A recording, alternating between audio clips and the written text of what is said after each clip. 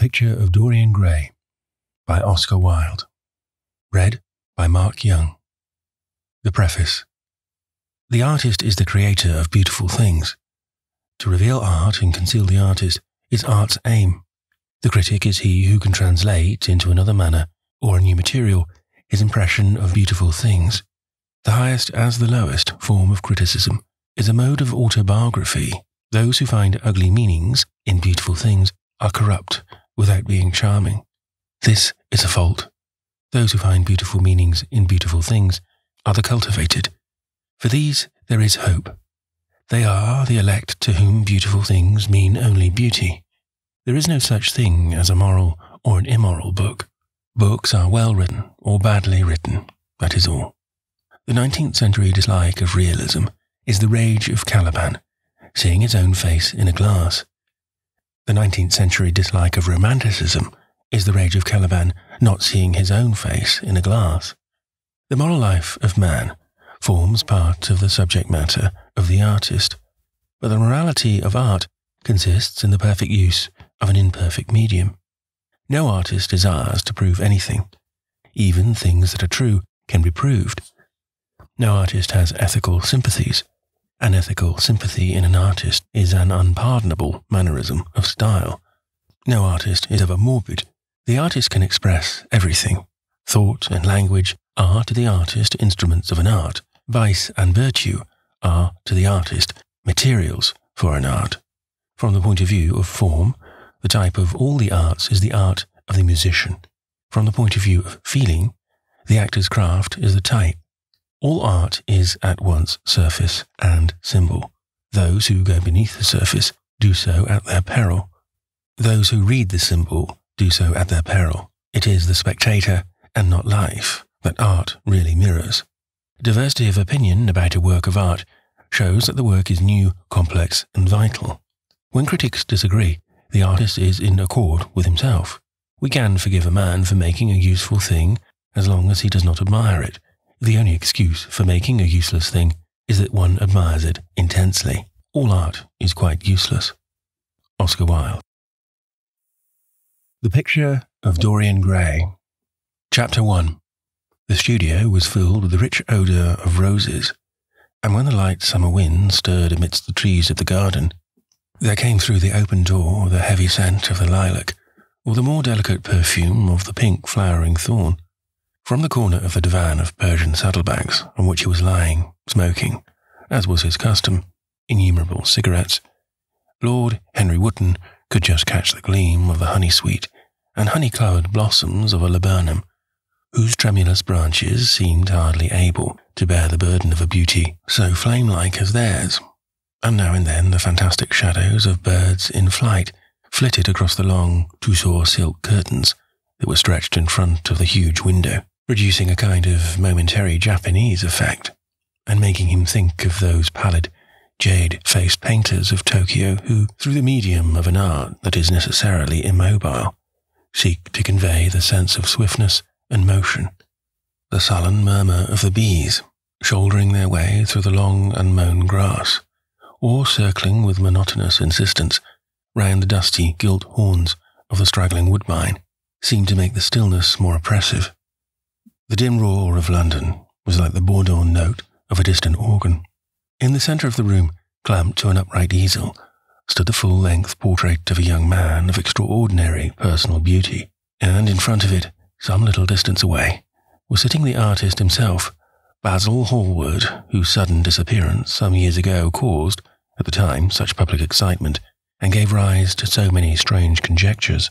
As the painter looked at the gracious and comely form he had so skilfully mirrored in his art, a smile of pleasure passed across his face, and seemed to linger there.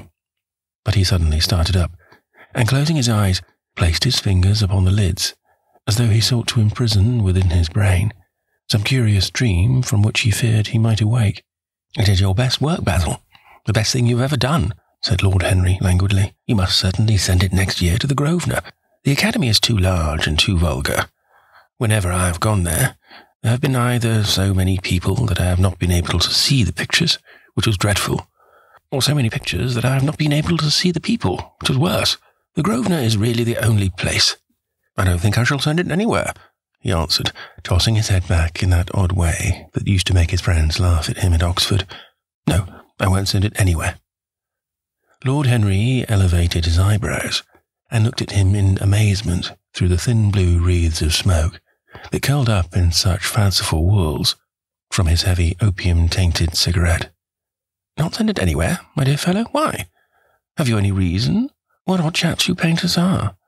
You do anything in the world to gain a reputation. As soon as you have one, you seem to want to throw it away.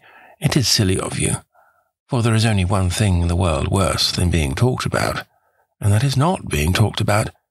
A portrait like this would set you far above all the young men in England, and make the old men quite jealous, if old men are ever capable of any emotion. I know you will laugh at me, he replied, but I really can't exhibit it. I have put too much of myself into it. Lord Henry stretched himself out on the divan and laughed. Yes, I know you would, but it is quite true all the same. Too much of yourself in it. Upon my word, Basil, I didn't know you were so vain, and I really can't see any resemblance between you, with your rugged, strong face and your coal-black hair, and this young Adonis, who looks as if he was made out of ivory and rose-leaves. Why, my dear Basil, he is a Narcissus, and you, well, of course, you have an intellectual expression, and all that, but beauty, real beauty, ends where an intellectual expression begins. Intellect is in itself a mode of exaggeration, and destroys the harmony of any face. The moment one sits down to think, one becomes all nose or all forehead, or something horrid. Look at the successful men in any of the learned professions, how perfectly hideous they are, except, of course, in the church. But then in the church they don't think. A bishop keeps on saying at the age of 80 what he was told to say when he was a boy of 18. And as a natural consequence, he always looks absolutely delightful. Your mysterious young friend, whose name you have never told me, but whose picture really fascinates me, never thinks. I feel quite sure of that. He is some brainless, beautiful creature, who should be always here in winter when we have no flowers to look at, and always here in summer when we want something to chill our intelligence. Don't flatter yourself, Basil. You are not in the least like him. You don't understand me, Harry, answered the artist. Of course I am not like him. I know that perfectly well. Indeed, I should be sorry to look like him. You shrug your shoulders? I am telling you the truth. There is a fatality about all physical and intellectual distinction, the sort of fatality that seems to dog through history the faltering steps of kings. It is better not to be different from one's fellows. The ugly and the stupid have the best of it in this world. They can sit at their ease and gape at the play. If they know nothing of victory, they are at least spared the knowledge of defeat. They live as we all should live, undisturbed, indifferent, and without disquiet. They neither bring ruin upon others nor ever receive it from alien hands. Your rank and wealth, Harry, my brains, such as they are, my art, whatever it may be worth. Dorian Gray's good looks. We shall all suffer for what the gods have given us, suffer terribly. Dorian Gray, is that his name? Asked Lord Henry, walking across the studio towards Basil Hallward. Yes, that is his name. I didn't intend to tell it to you. But why not? Oh, I can't explain. When I like people immensely, I never tell their names to anyone. It is like surrendering part of them. I have grown to love secrecy. It seems to be the one thing that can make modern life mysterious or marvellous to us. The commonest thing is delightful if one only hides it. When I leave town now, I never tell my people where I'm going.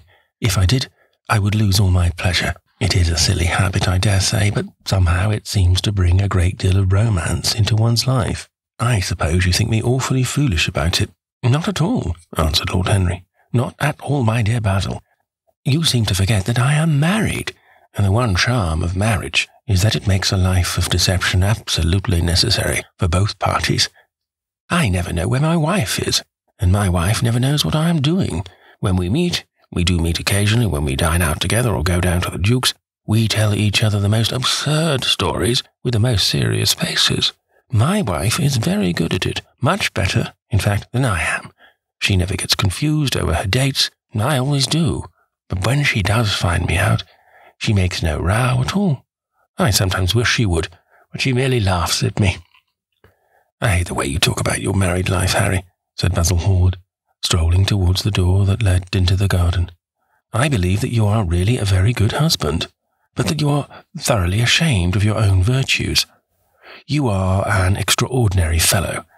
You never say a moral thing, and you never do a wrong thing. Your cynicism is simply a pose. Being natural is simply a pose, and the most irritating pose I know," cried Lord Henry, laughing. And the two young men went out into the garden together and ensconced themselves on a long bamboo seat that stood in the shade of a tall laurel bush. 2, 3, 4.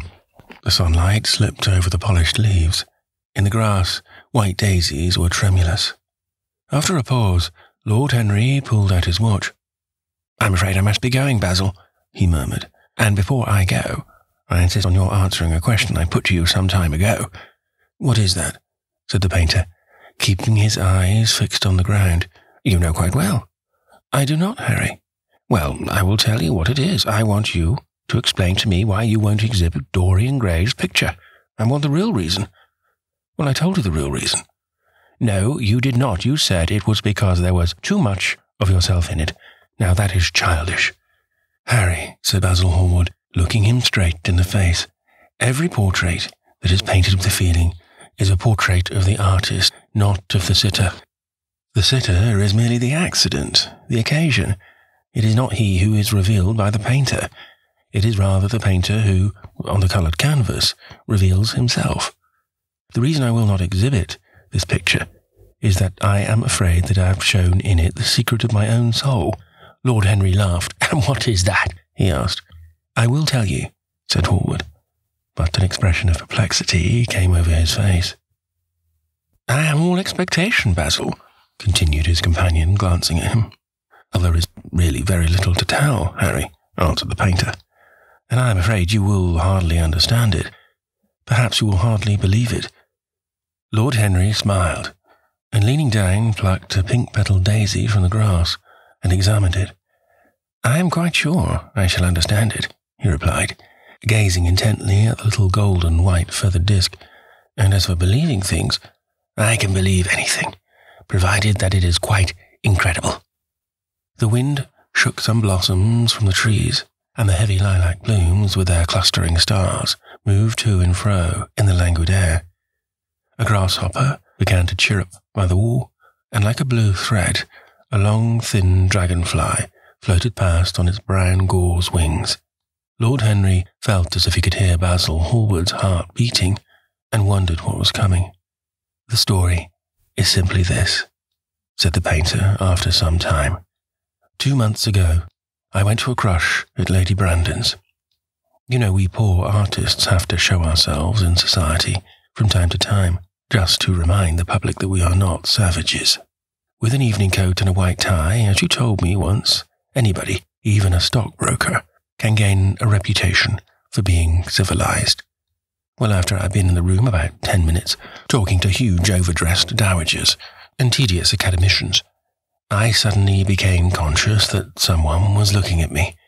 I turned halfway round and saw Dorian Gray for the first time. When our eyes met, I felt I was growing pale.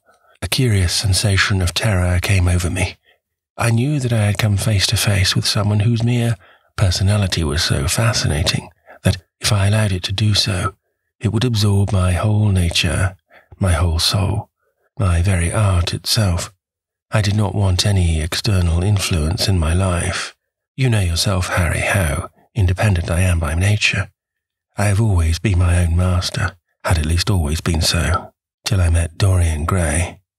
Then, but I don't know how to explain it to you, something seemed to tell me that I was on the verge of terrible crisis in my life. I had a strange feeling that fate had in store for me exquisite joys and exquisite sorrows.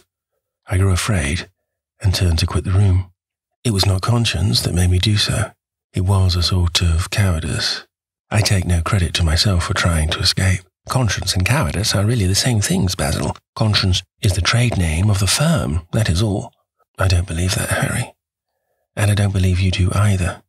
However, whatever was my motive, and it may have been pride, for I used to be very proud, I certainly struggled to the door. There, of course, I stumbled against Lady Brandon. "You're not going to run away so soon, Mr. Hallward?"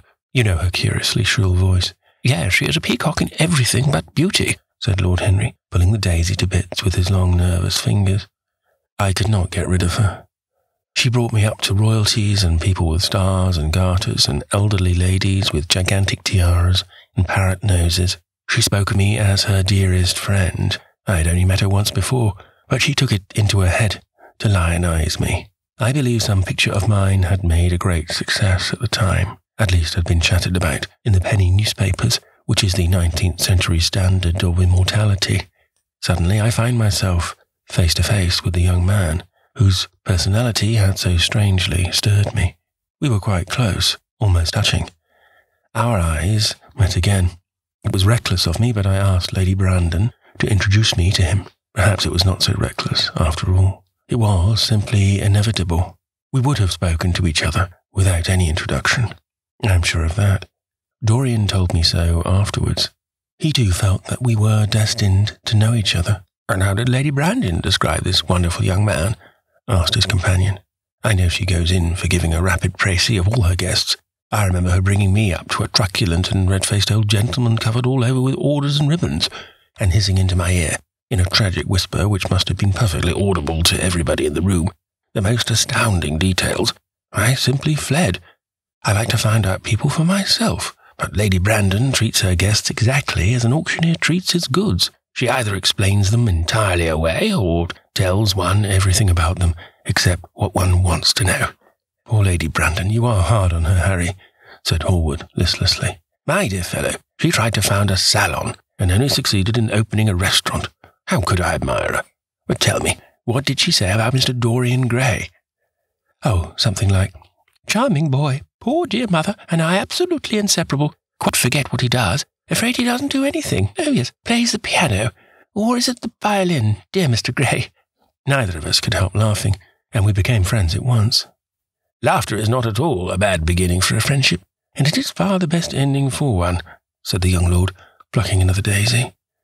You don't understand what friendship is, Harry, he murmured, or what enmity is, for that matter.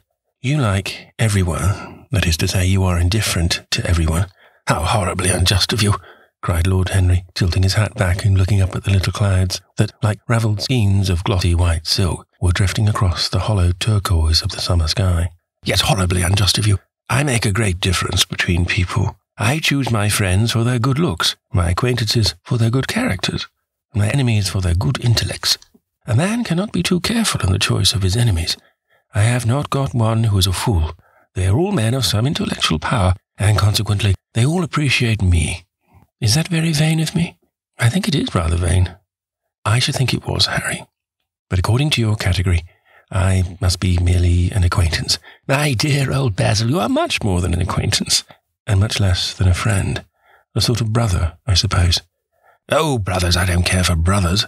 My elder brother won't die, and my younger brothers seem never to do anything else. Harry, exclaimed Hallward, frowning. Oh, my dear fellow, I'm not quite serious, but I can't help detesting my relations. I suppose it comes from the fact that none of us can stand other people having the same faults as ourselves. I quite sympathize with the rage of the English democracy against what they call the vices of the upper orders. The masses feel that drunkenness, stupidity, and immorality should be their own special property, and that if any one of us makes an ass of himself, he is poaching on their preserves. When poor Southwark got into the divorce court, their indignation was quite magnificent, and yet I don't suppose that 10% of the proletariat live correctly. I don't agree with a single word that you have said, and what is more, Harry, I feel sure you don't either. Lord Henry stroked his brown, pointed beard, and tapped the toe of his patent leather boot with a tasselled ebony cane. How English you are, Basil. That is the second time you have made that observation. If one puts forward an idea to a true Englishman, always a rash thing to do, he never dreams of considering whether the idea is right or wrong. The only thing he considers of any importance is whether one believes it oneself. Now, the value of an idea has nothing whatsoever to do with the sincerity of the man who expresses it. Indeed, the probabilities are that the more insincere the man is, the more purely intellectual will the idea be. As in that case, It will not be coloured by either his wants, his desires, or his prejudices. However, I don't propose to discuss politics, sociology, or metaphysics with you. I like persons better than principles, and I like persons with no principles better than anything else in the world. Tell me more about Mr. Dorian Gray. How often do you see him? Every day. I couldn't be happy if I didn't see him every day. He is absolutely necessary to me. How extraordinary. I thought you would never care for anything but your art. He is all my art to me now, said the painter gravely. I sometimes think, Harry, that there are only two eras of any importance in the world's history. The first is the appearance of a new medium for art, and the second is the appearance of a new personality for art also. What the invention of oil painting was to the Venetians. The face of Antoninus was to late Greek sculpture, and the face of Dorian Gray will some day be to me. It is not merely that I paint from him, draw from him, sketch from him. Of course I have done all that, but he is much more to me than a model or a sitter. I won't tell you that I am satisfied with what I have done of him, or that his beauty is such that art cannot express it. There is nothing that art cannot express, and I know that the work I have done since I met Dorian Gray is good work, is the best work of my life. But in some curious way, I wonder, will you understand me? His personality has suggested to me an entirely new manner in art, an entirely new mode of style. I see things differently. I think of them differently. I can now recreate life in a way that was hidden from me before. A dream of form in days of thought. Who is it who says that? I forget. But it is what Dorian Gray has been to me, the merely visible presence of this lad, for he seems to me little more than a lad. Though he is really over 20, his merely visible presence. I wonder, can you realize all that that means? Unconsciously, he defines for me the lines of a fresh school, a school that is to have in it all the passion of the romantic spirit, all the perfection of the spirit that is Greek, the harmony of soul and body. How much that is! We, in our madness, have separated the two, and have invented a realism that is vulgar, an ideality that is void. Harry, if you only knew what Dorian Gray is to me. You remember that landscape of mine for which Agnew offered me such a huge price, but which I would not part with. It is one of the best things I have ever done. And why is it so? Because while I was painting it, Dorian Gray sat beside me. Some subtle influence passed from him to me, and for the first time in my life, I saw in the plain woodland the wonder I had always looked for and always missed. Basil, this is extraordinary. I must see Dorian Gray. Hallward got up from the seats and walked up and down the garden. After some time he came back. Harry, he said, Dorian Gray is to me simply a motive in art. You might see nothing in him. I see everything in him. He is never more present in my work than when no image of him is there. He is a suggestion, as I have said, of a new manner. I find in him the curves of certain lines, in the loveliness and subtleties of certain colours. That is all. Then why won't you exhibit his portrait? Asked Lord Henry. Because without intending it, I have put into it some expression of all this curious artistic idolatry, of which, of course, I have never cared to speak to him. He knows nothing about it. He shall never know anything about it, but the world might guess it, and I will not bare my soul to their shallow, prying eyes. My heart shall never be put under their microscope. There is too much of myself in the thing, Harry, too much of myself. Poets are not so scrupulous as you are. They know how useful passion is for publication. Nowadays, a broken heart will run to many editions. I hate them for it, cried Hallward. An artist should create beautiful things, but should put nothing of his own life into them. We live in an age when men treat art as if it were meant to be a form of autobiography. We have lost the abstract sense of beauty. Some day I will show the world what it is, and for that reason the world shall never see my portrait of Dorian Gray. I think you are wrong, Basil, but I won't argue with you. It is only the intellectually lost who ever argue. Tell me, is Dorian Gray very fond of you? The painter considered for a few moments. He likes me, he answered after a pause. I know he likes me. Of course I flatter him dreadfully. I find a strange pleasure in saying things to him that I know I shall be sorry for having said. As a rule, he is charming to me, and we sit in the studio and talk of 1,000 things. Now and then, however, he is horribly thoughtless and seems to take a real delight in giving me pain. Then I feel, Harry, that I have given away my whole soul to someone who treats it as if it were a flower to put in his coat, a bit of decoration to charm his vanity, an ornament for a summer's day. Days in summer, Basil, are apt to linger, murmured Lord Henry. Perhaps you will tire sooner than he will. It is a sad thing to think of, but there is no doubt that genius lasts longer than beauty. That accounts for the fact that we all take such pains to over-educate ourselves. In the wild struggle for existence, we want to have something that endures, and so we fill our minds with rubbish and facts in the silly hope of keeping our place. The thoroughly well-informed man, that is the modern ideal, and the mind of the thoroughly well-informed man is a dreadful thing. It is like a bric-a-brac shop, all monsters and dust, with everything priced above its proper value. I think you will tire first, all the same. Some day you will look at your friend, and he will seem to you to be a little out of drawing, or you won't like his tone of colour, or something. You will bitterly reproach him in your heart, and seriously think that he has behaved very badly to you. The next time he calls, you will be perfectly cold and indifferent. It will be a great pity, for it will alter you. What you have told me is quite a romance of art, one might call it. And the worst of having a romance of any kind is that it leaves one so unromantic. Harry, don't talk like that. As long as I live, the personality of Dorian Gray will dominate me. You can't feel what I feel. You change too often. Those who are faithful know only the trivial side of love. It is the faithless who know love's tragedies. And Lord Henry struck a light on a dainty silver case, and began to smoke a cigarette with a self-conscious and satisfied air, as if he had summed up the world in a phrase. There was a rustle of chirruping sparrows in the green lacquer leaves of the ivy, and the blue cloud shadows chased themselves across the grass like swallows. How pleasant it was in the garden, and how delightful other people's emotions were. Much more delightful than their ideas, it seemed to him. One's own soul, and the passions of one's friends, those were the fascinating things in life. He pictured to himself with silent amusement the tedious luncheon that he had missed by staying so long with Basil Hallward. Had he gone to his aunt's, he would have been sure to have met Lord Goodbody there, and the whole conversation would have been about the feeding of the poor and the necessity for model lodging-houses. Each class would have preached the importance of those virtues, for whose exercise there was no necessity in their own lives.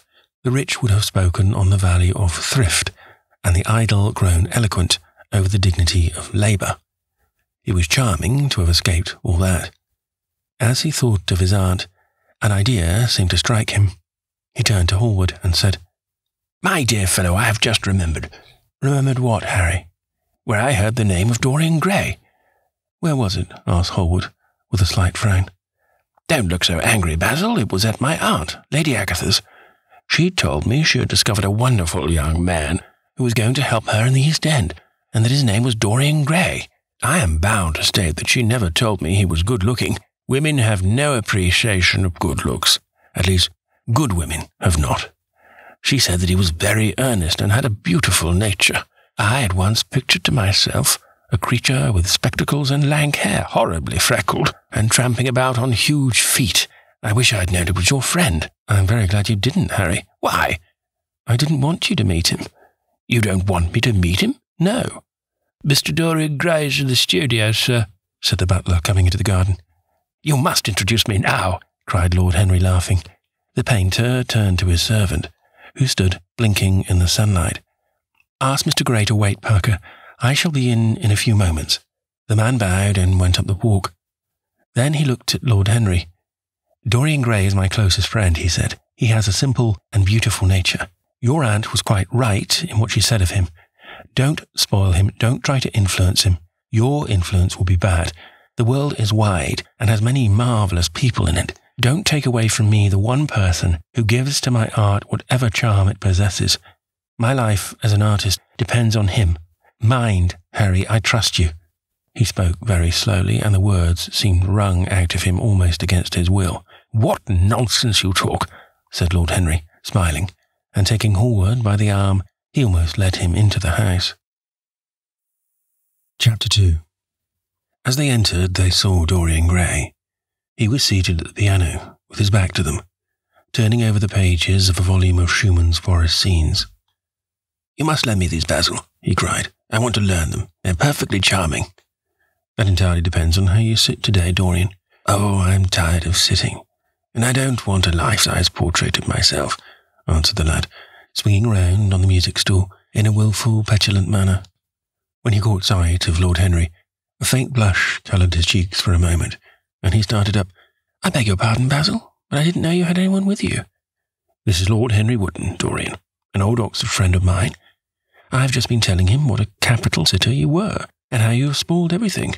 "You have not spoiled my pleasure in meeting you, Mr. Gray," said Lord Henry, stepping forward and extending his hand. "My aunt has often spoken to me about you. You are one of her favourites, and I am afraid one of her victims also." "I'm in Lady Agatha's black books at present," answered Dorian, with a funny look of penitence. "I promised to go to a club in Whitechapel with her last Tuesday, and I really forgot all about it. We were to have played a duet together, 3 duets, I believe. I don't know what she will say to me. I'm far too frightened to call." "Oh, I will make your peace with my aunt. She is quite devoted to you, and I don't think it really matters about your not being there. The audience probably thought it was a duet. When Aunt Agatha sits down to the piano, she makes quite enough noise for 2 people." "That is very horrid to her, and not very nice to me," answered Dorian, laughing. Lord Henry looked at him. Yes, he was certainly wonderfully handsome, with his finely curved scarlet lips, his frank blue eyes, his crisp gold hair. There was something in his face that made one trust him at once. All the candour of youth was there as well as all youth's passionate purity. One felt that he had kept himself unspotted from the world. No wonder Basil Hallward worshipped him. "You are far too charming to go in for philanthropy, Mr. Gray. Far too charming." And Lord Henry flung himself down on the divan and opened his cigarette case. The painter had been mixing his colours and getting his brushes ready. He was looking worried, and when he heard Lord Henry's last remark, he glanced at him, hesitated for a moment, and then said, "Harry, I want to finish this picture today. Would you think it awfully rude of me if I asked you to go away?" Lord Henry smiled and looked at Dorian Gray. "Am I to go, Mr. Gray?" he asked. "Oh, please don't, Lord Henry. I say that Basil is in one of his sulky moods, and I can't bear him when he sulks. Besides, I want you to tell me why I should not go in for philanthropy." "I don't know that I shall tell you that, Mr. Gray. It is so tedious a subject that one would have to talk seriously about it. But I certainly shall not run away now that you have asked me to stop. You don't really mind, Basil, do you? You've often told me that you liked your sitters to have someone to chat to." Hallward bit his lip. "If Dorian wishes it, of course you must stay. Dorian's whims are laws to everybody except himself." Lord Henry took up his hat and gloves. "You are very pressing, Basil, but I am afraid I must go. I have promised to meet a man at the Orleans. Goodbye, Mr. Gray. Come and see me some afternoon in Curzon Street. I am nearly always at home at 5 o'clock. Write to me when you are coming, or I shall be sorry to miss you." "Basil," cried Dorian Gray, "if Lord Henry Wotton goes, I shall go too. You never open your lips while you are painting, and it is horribly dull standing on a platform and trying to look pleasant. Ask him to stay, I insist upon it." "Stay, Harry, to oblige Dorian and to oblige me," said Hallward, gazing intently at his picture. "It is quite true I never talk when I am working, and never listen either, and it must be dreadfully tedious for my unfortunate sitters. I beg you to stay." "But what about my man at the Orleans?" The painter laughed. "I don't think there will be any difficulty about that. Sit down again, Harry. And now, Dorian, get up on the platform and don't move about too much, or pay any attention to what Lord Henry says. He has a very bad influence over all his friends, with the single exception of myself." Dorian Gray stepped up on the dais with the air of a young Greek martyr, and made a little moue of discontent to Lord Henry, to whom he had rather taken a fancy. He was so unlike Basil. They made a delightful contrast, and he had such a beautiful voice. After a few moments he said to him, "Have you really a very bad influence, Lord Henry, as bad as Basil says?" "There is no such thing as a good influence, Mr. Gray. All influence is immoral from the scientific point of view." "Why?" "Because to influence a person is to give him one's own soul. He does not think his natural thoughts, or burn with his natural passions. His virtues are not real to him. His sins, if there are such things as sins, are borrowed. He becomes an echo of someone else's music, an actor of a part that has not been written for him. The aim of life is self-development. To realize one's nature perfectly, that is what each of us is here for. People are afraid of themselves nowadays. They have forgotten the highest of all duties, the duty that one owes to oneself. Of course, they are charitable, they feed the hungry and clothe the beggar, but their own souls starve and are naked. Courage has gone out of our race. Perhaps we never really had it. The terror of society, which is the basis of morals, the terror of God, which is the secret of religion, these are the two things that govern us, and yet— "Just turn your head a little more to the right, Dorian, like a good boy," said the painter, deep in his work, and conscious only that a look had come into the lad's face that he had never seen there before. "And yet," continued Lord Henry, in his low, musical voice, and with that graceful wave of the hand that was always so characteristic of him, and that he had even in his Eton days, "I believe that if one man were to live out his life fully and completely, were to give form to every feeling, expression to every thought, reality to every dream, I believe that the world would gain such a fresh impulse of joy that we would forget all the maladies of medievalism and return to Hellenic ideal, to something finer, richer than the Hellenic ideal it may be. But the bravest man amongst us is afraid of himself. The mutilation of the savage has its tragic survival in the self-denial that mars our lives. We are punished for our refusals. Every impulse that we strive to strangle broods in the mind and poisons us. The body sins once, and has done with its sin, for action is a mode of purification. Nothing remains then but the recollection of a pleasure, or the luxury of a regret. The only way to get rid of temptation is to yield to it. Resist it, and your soul grows sick with longing for the things it has forbidden to itself, with desire for what its monstrous laws have made monstrous and unlawful. It has been said, the great events of the world take place in the brain. It is in the brain, and the brain only, that the great sins of the world take place also. You, Mr. Gray, you yourself, with your rose-red youth and your rose-white boyhood, you have had passions that have made you afraid, thoughts that have filled you with terror, daydreams and sleeping dreams, whose mere memory might stain your cheek with shame. "Stop," faltered Dorian Gray. "Stop. You bewilder me. I don't know what to say. There is some answer to you, but I cannot find it. Don't speak. Let me think, or rather, let me try to think." For nearly 10 minutes he stood there, motionless, with parted lips and eyes strangely bright. He was dimly conscious that entirely fresh influences were at work within him. Yet they seemed to him to have come really from himself. The few words that Basil's friend had said to him, words spoken by chance, no doubt, and with wilful paradox in them, had touched some secret chord that had never been touched before, but that he felt was now vibrating and throbbing to curious pulses. Music had stirred him like that. Music had troubled him many times, but music was not articulate. It was not a new world, but rather another chaos that it created in us. Words, mere words. How terrible they were, how clear and vivid and cruel. One could not escape from them, and yet what a subtle magic there was in them. They seemed to be able to give a plastic form to formless things, and to have a music of their own as sweet as that of viola or of lute. Mere words. Was there anything so real as words? Yes, there had been things in his boyhood that he had not understood. He understood them now. Life suddenly became fiery-coloured to him. It seemed to him that he had been walking in fire. Why had he not known it? With his subtle smile, Lord Henry watched him. He knew the precise psychological moment when to say nothing. He felt intensely interested. He was amazed at the sudden impression that his words had produced, and remembering a book that he had read when he was 16, a book which had revealed to him much that he had not known before, he wondered whether Dorian Gray was passing through a similar experience. He had merely shot an arrow into the air. Had it hit the mark? How fascinating the lad was.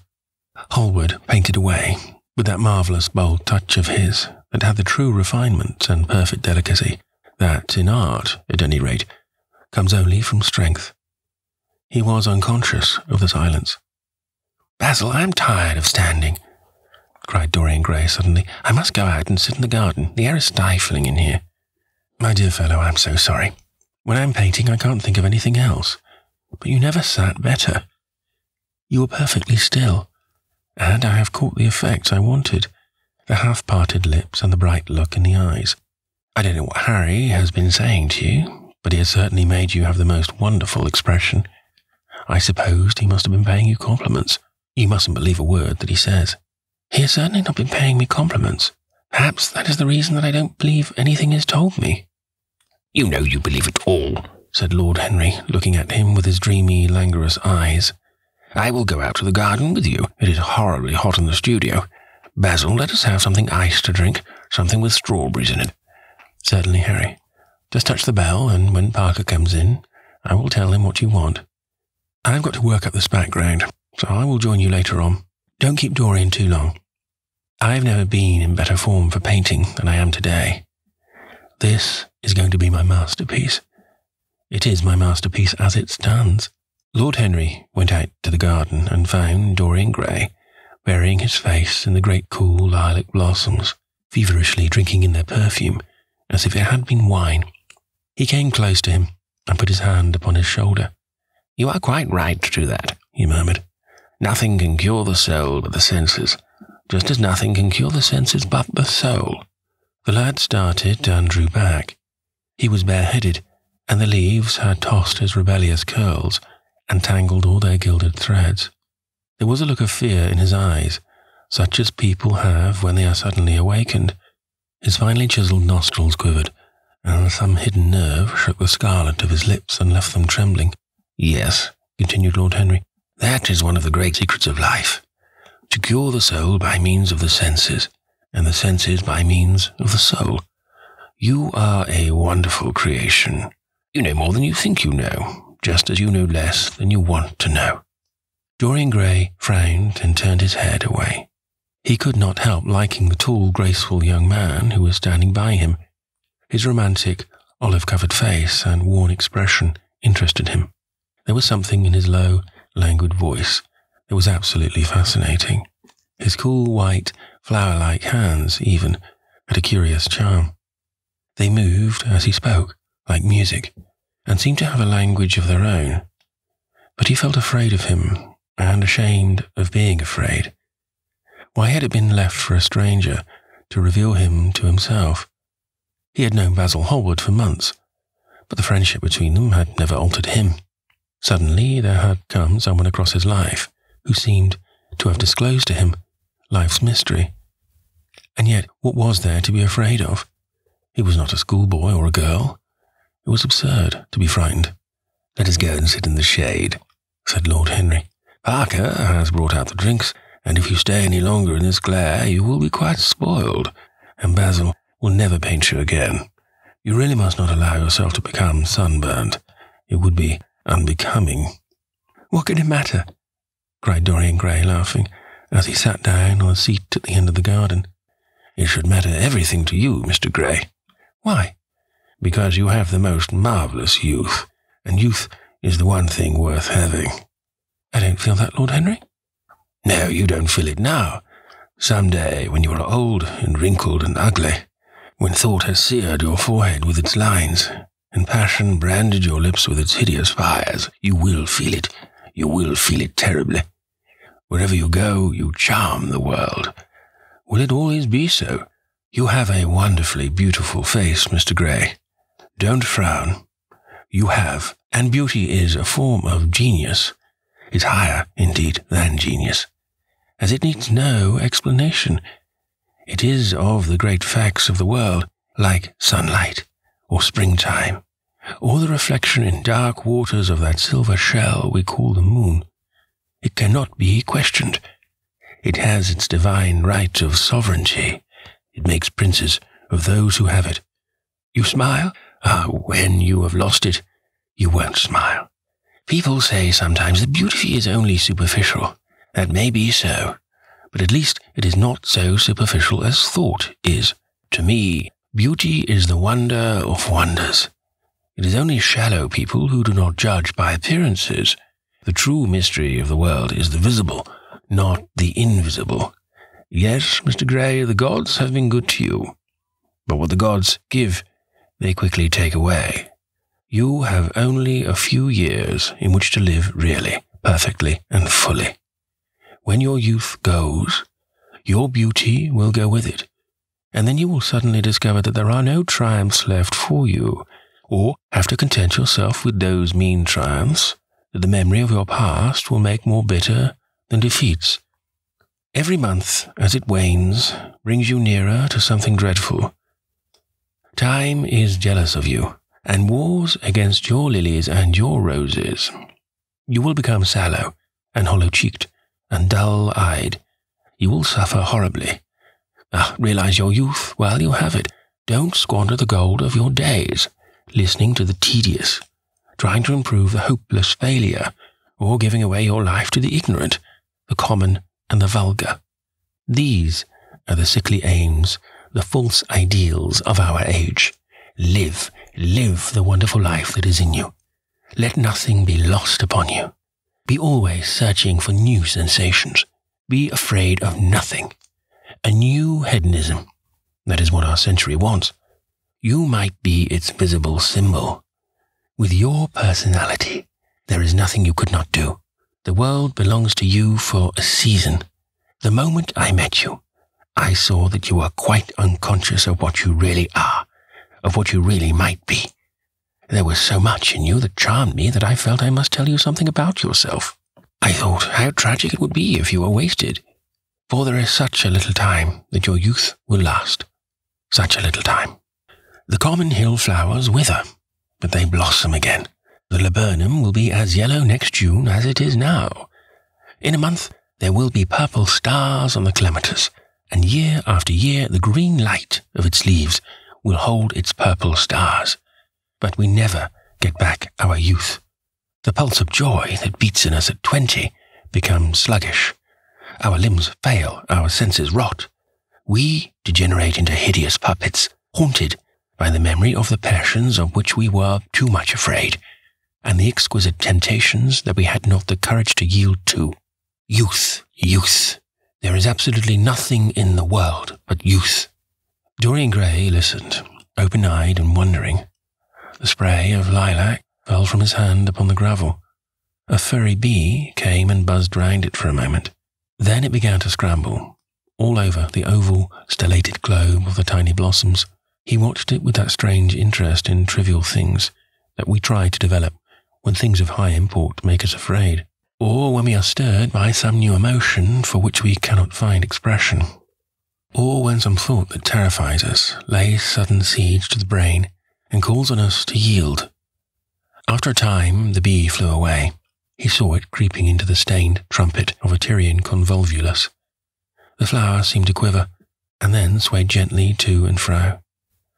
Suddenly the painter appeared at the door of the studio, and made staccato signs for them to come in. They turned to each other and smiled. "I'm waiting," he cried. "Do come in. The light is quite perfect, and you can bring your drinks." They rose up and sauntered down the walk together. 2 green and white butterflies fluttered past them, and in the pear tree at the corner of the garden, a thrush began to sing. "You are glad you have met me, Mr. Gray," said Lord Henry, looking at him. "Yes, I am glad now. I wonder shall I always be glad?" "Always. That is a dreadful word. It makes me shudder when I hear it. Women are so fond of using it. They spoil every romance by trying to make it last forever. It is a meaningless word, too. The only difference between a caprice and a lifelong passion is that the caprice lasts a little longer." As they entered the studio, Dorian Gray put his hand upon Lord Henry's arm. "In that case, let our friendship be a caprice," he murmured, flushing at his own boldness, then stepped up on the platform and resumed his pose. Lord Henry flung himself into a large wicker armchair and watched him. The sweep and dash of the brush on the canvas made the only sound that broke the stillness, except when, now and then, Hallward stepped back to look at his work from a distance. In the slanting beams that streamed through the open doorway, The dust danced and was golden. The heavy scent of the roses seemed to brood over everything. After about a quarter of an hour, Hallward stopped painting, looked for a long time at Dorian Gray, and then for a long time at the picture, biting the end of one of his huge brushes and frowning. "It is quite finished," he cried at last, and stooping down, he wrote his name in long vermilion letters on the left-hand corner of the canvas. Lord Henry came over and examined the picture. It was certainly a wonderful work of art, and a wonderful likeness as well. "My dear fellow, I congratulate you most warmly," he said. "It is the finest portrait of modern times, Mr. Gray. Come over and look at it yourself." The lad started, as if awakened from some dream. "Is it really finished?" he murmured, stepping down from the platform. "Quite finished," said the painter. "And you have sat splendidly today. I am awfully obliged to you." "That is entirely due to me," broke in Lord Henry, "isn't it, Mr. Gray?" Dorian made no answer, but passed listlessly in front of his picture and turned towards it. When he saw it, he drew back, and his cheeks flushed for a moment with pleasure. A look of joy came into his eyes, as if he had recognized himself for the first time. He stood there, motionless, and in wonder, dimly conscious that Hallward was speaking to him, but not catching the meaning of his words. The sense of his own beauty came on him like a revelation. He had never felt it before. Basil Hallward's compliments had seemed to him to be merely the charming exaggerations of friendship. He had listened to them, laughed at them, forgotten them. They had not influenced his nature. Then had come Lord Henry Wotton, with his strange panegyric on youth, his terrible warning of its brevity. That had stirred him at the time. And now, as he stood gazing at the shadow of his own loveliness, the full reality of the description flashed across him.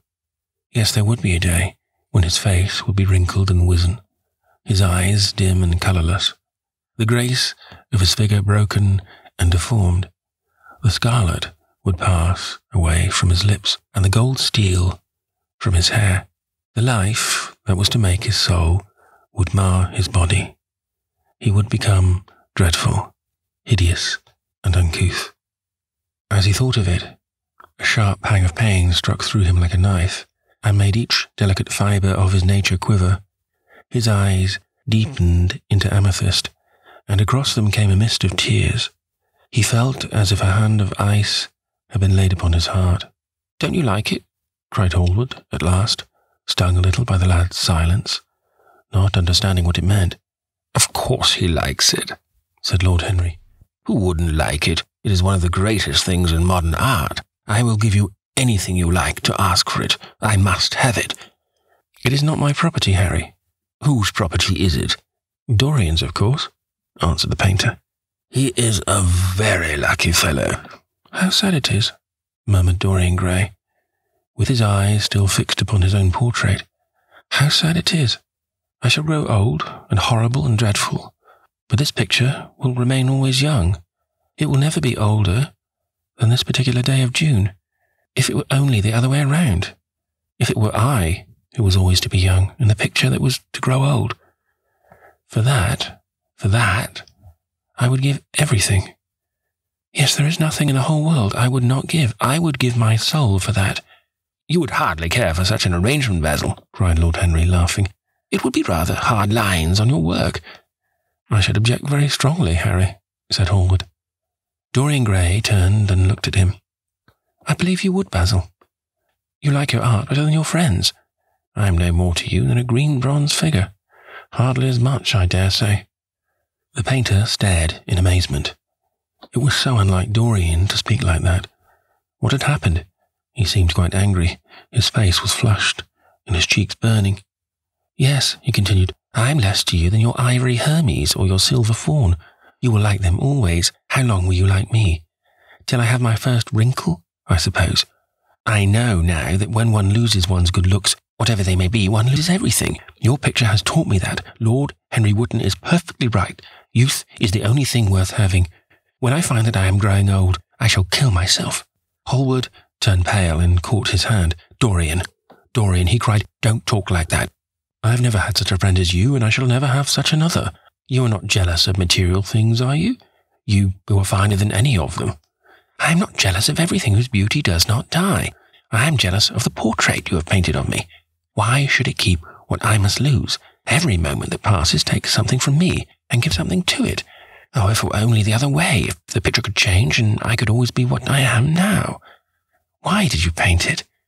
It will mock me some day, mock me horribly. The hot tears welled into his eyes. He tore his hand away, and flinging himself on the divan, he buried his face in the cushions, as though he was praying. This is your doing, Harry, said the painter bitterly. Lord Henry shrugged his shoulders. It is the real Dorian Gray, that is all. It is not. If it is not, what have I to do with it? You should have gone away when I asked you, he muttered. I stayed when you asked me, was Lord Henry's answer. Harry, I can't quarrel with my two best friends at once, but between you both, you have made me hate the finest piece of work I have ever done, and I will destroy it. What is it but canvas and colour? I will not let it come across our 3 lives and mar them. Dorian Gray lifted his golden head from the pillow, and with pallid face and tear-stained eyes looked at him as he walked over to the deal painting table that was set beneath the high-curtained window. What was he doing there? His fingers were straying about among the litter of tin tubes and dry brushes, seeking for something. Yes, it was for the long palette knife, with its thin blade of lithe steel. He had found it at last. He was going to rip up the canvas. With a stifled sob, the lad leaped from the couch and, rushing over to Hallward, tore the knife out of his hand and flung it to the end of the studio. Don't, Basil, don't, he cried. It will be murder. I'm glad you appreciate my work at last, Dorian, said the painter coldly, when he had recovered from his surprise. I never thought you would. Appreciate it? I'm in love with it, Basil. It is a part of myself, I feel that. Well, as soon as you are dry, you shall be varnished and framed and sent home. Then you can do what you like with yourself. And he walked across the room and rang the bell for tea. You will have tea, of course, Dorian? And so will you, Harry? Or do you object to such simple pleasures? You will have tea, of course, Dorian? And so will you, Harry? Or do you object to such simple pleasures? I adore simple pleasures, said Lord Henry. They are the last great refuge of the complex. But I don't like scones, except on the stage. What absurd fellows you are, both of you. I wonder who it was defined man as a rational animal. It was the most premature definition ever given. Man is many things, but he is not rational. I am glad he is not, after all, though I wish you chaps would not squabble over the picture. You had much better let me have it, Basil. This silly boy doesn't really want it, and I really do. If you let anyone have it but me, Basil, I shall never forgive you, said Dorian Gray, and I don't allow people to call me a silly boy. You know the picture is yours, Dorian, and I gave it to you before it existed. And you know you have been a little silly, Mr. Gray, and that you don't really object to being reminded that you are extremely young. I should have objected very strongly this morning, Lord Henry. Ah, this morning. You have lived since then. There came a knock at the door, and the butler entered with a laden tea tray and set it down upon a small Japanese table. There was a rattle of cups and saucers, and the hissing of a fluted Georgian urn. 2 globe-shaped china dishes were brought in by a page. Dorian Gray went over and poured out the tea. The 2 men sauntered languidly to the table and examined what was under the covers. Let us go to the theatre tonight, said Lord Henry. There is sure to be something on somewhere. I promised to dine at White's, but it is only with an old friend, so I can send him a wire to say that I am ill or that I am prevented from coming in consequence of a subsequent engagement. I think that would be a rather nice excuse. It would have all the surprise of candour. It is such a bore putting on one's dress clothes, muttered Hallward, and when one has them on, they are so horrid. Yes, answered Lord Henry dreamily. The costume of the 19th century is detestable. It is so sombre, so depressing. Sin is the only real colour element left in modern life. You really must not say things like that before Dorian, Harry. Before which Dorian? The one who is pouring out tea for us, or the one in the picture? Before either. I should like to come to the theatre with you, Lord Henry, said the lad. Then you shall come. And you will come too, Basil, won't you? I can't really. I would sooner not. I have a lot of work to do. Well then, you and I will go alone, Mr. Gray. I should like that awfully. The painter bit his lip and walked over, cup in hand, to the picture. I shall stay with the real Dorian, he said sadly. Is it the real Dorian? Cried the original of the portrait, strolling across to him. Am I really like that? Yes, you are like that. How wonderful, Basil. At least you are like it in appearance, but it will never alter, sighed Hallward. That is something. What a fuss people make about fidelity, exclaimed Lord Henry. Why, even in love, it is purely a question for physiology. It has nothing to do with your own will. Young men want to be faithful and are not. Old men want to be faithless and cannot. That is all one can say. Don't go to the theatre tonight, Dorian, said Hallward. Stop and dine with me. I can't, Basil. Why? Because I have promised Lord Henry Wotton to go with him. He won't like you the better for keeping your promises. He always breaks his own. I beg you not to go. Dorian Gray laughed and shook his head. I entreat you. The lad hesitated and looked over at Lord Henry, who was watching them from the tea-table with an amused smile. I must go, Basil, he answered. Very well, said Hallward, and he went over and laid down his cup on the tray. It is rather late, and as you have to dress, you had better lose no time. Goodbye, Harry. Goodbye, Dorian. Come and see me soon. Come tomorrow. Certainly. You won't forget? No, of course, cried Dorian. And Harry. Yes, Basil. Remember what I asked you when we were in the garden this morning? I have forgotten it. I trust you. I wish I could trust myself, said Lord Henry, laughing. Come, Mr. Gray, my hansom is outside, and I can drop you at your own place. Goodbye, Basil. It has been a most interesting afternoon. As the door closed behind them, the painter flung himself down on a sofa, and a look of pain came into his face. Chapter 3. At 12:30 next day, Lord Henry Wotton strolled from Curzon Street over to the Albany to call on his uncle, Lord Fermor, a genial, if somewhat rough-mannered old bachelor, whom the outside world called selfish because it derived no particular benefit from him, but who was considered generous by society, as he fed the people who amused him. His father had been our ambassador at Madrid when Isabella was young and prim unthought of, but had retired from the diplomatic service in a capricious moment of annoyance at not being offered the embassy at Paris, a post to which he considered that he was fully entitled by reason of his birth, his indolence, the good English of his dispatches, and his inordinate passion for pleasure. The son, who had been his father's secretary, had resigned along with his chief, somewhat foolishly, as was thought at the time, and on succeeding some months later to the title, had set himself to the serious study of the great aristocratic art of doing absolutely nothing. He had 2 large town houses, but preferred to live in chambers, as it was less trouble, and took most of his meals at his club. He paid some attention to the management of his collieries in the Midland counties, excusing himself for this taint of industry, on the ground that the one advantage of having coal was that it enabled a gentleman to afford the decency of burning wood on his own hearth. In politics, he was a Tory, except when the Tories were in office, during which period he roundly abused them for being a pack of radicals. He was a hero to his valet, who bullied him, and a terror to most of his relations, whom he bullied in turn. Only England could have produced him, and he always said that the country was going to the dogs. His principles were out of date, but there was a good deal to be said for his prejudices.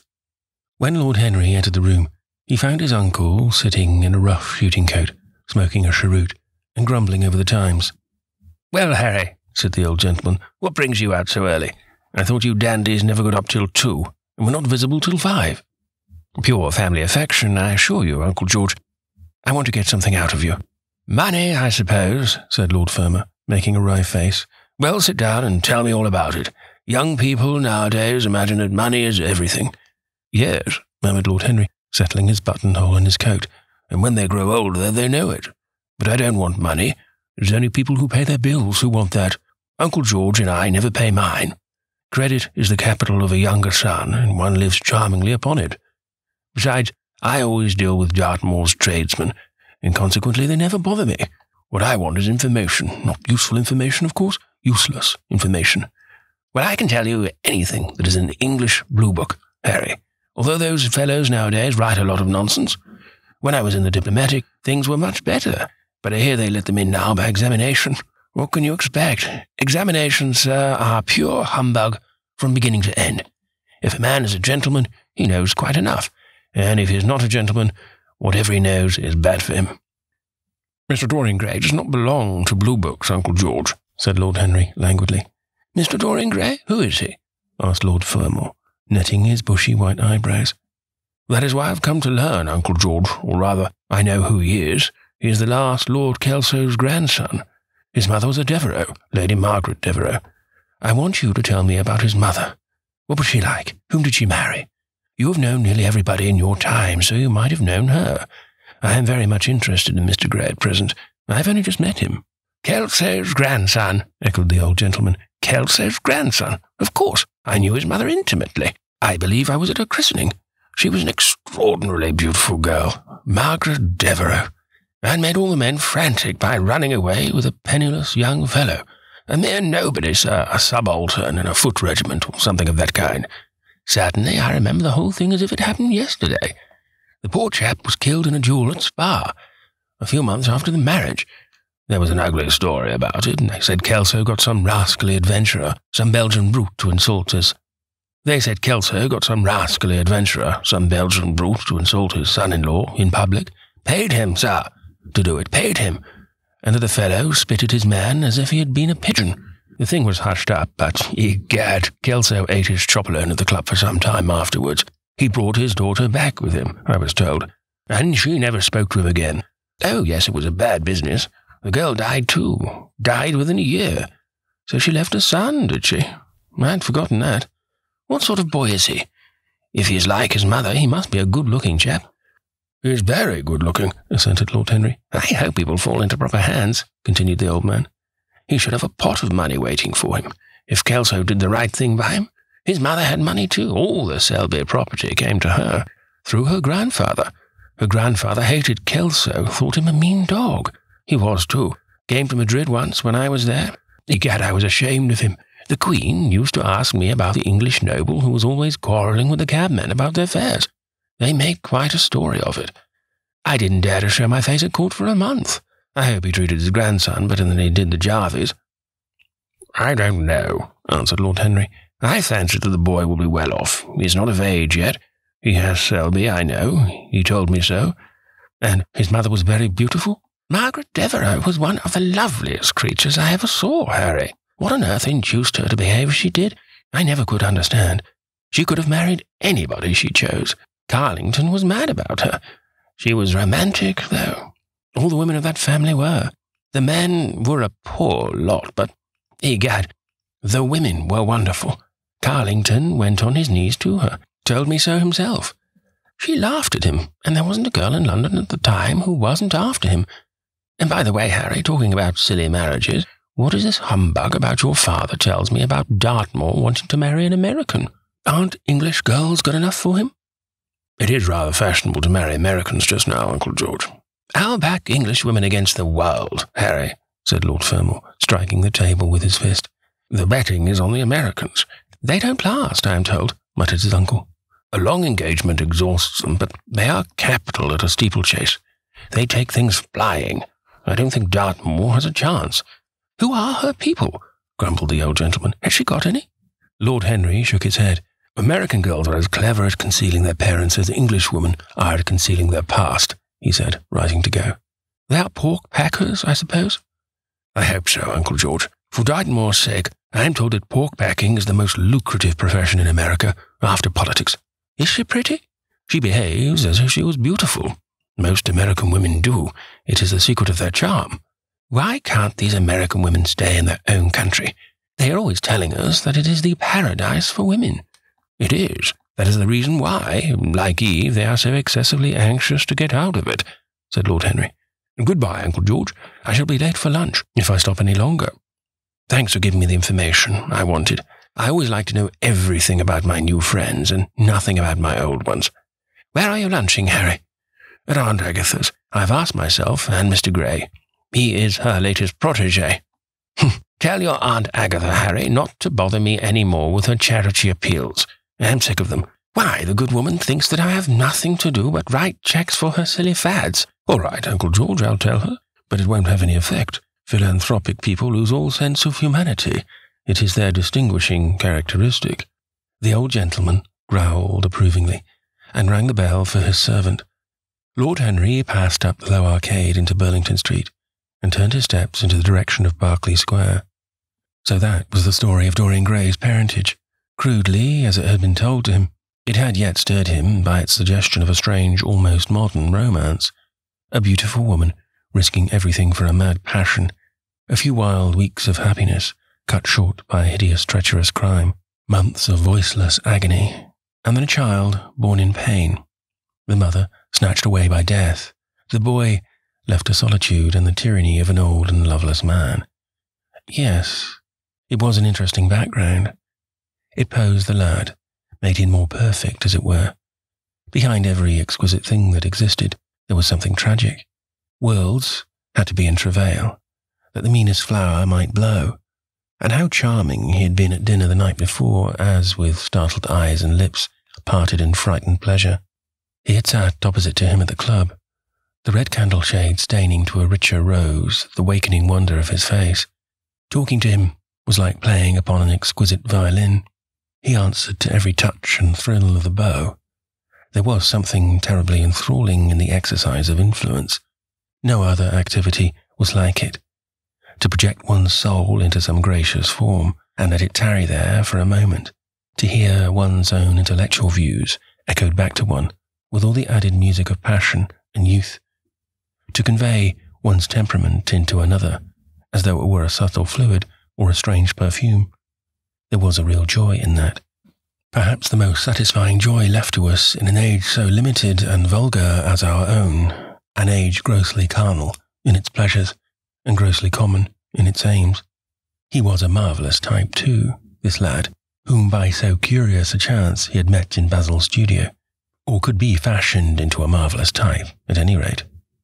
Grace was his, and the white purity of boyhood, and beauty such as old Greek marbles kept for us. There was nothing that one could not do with him.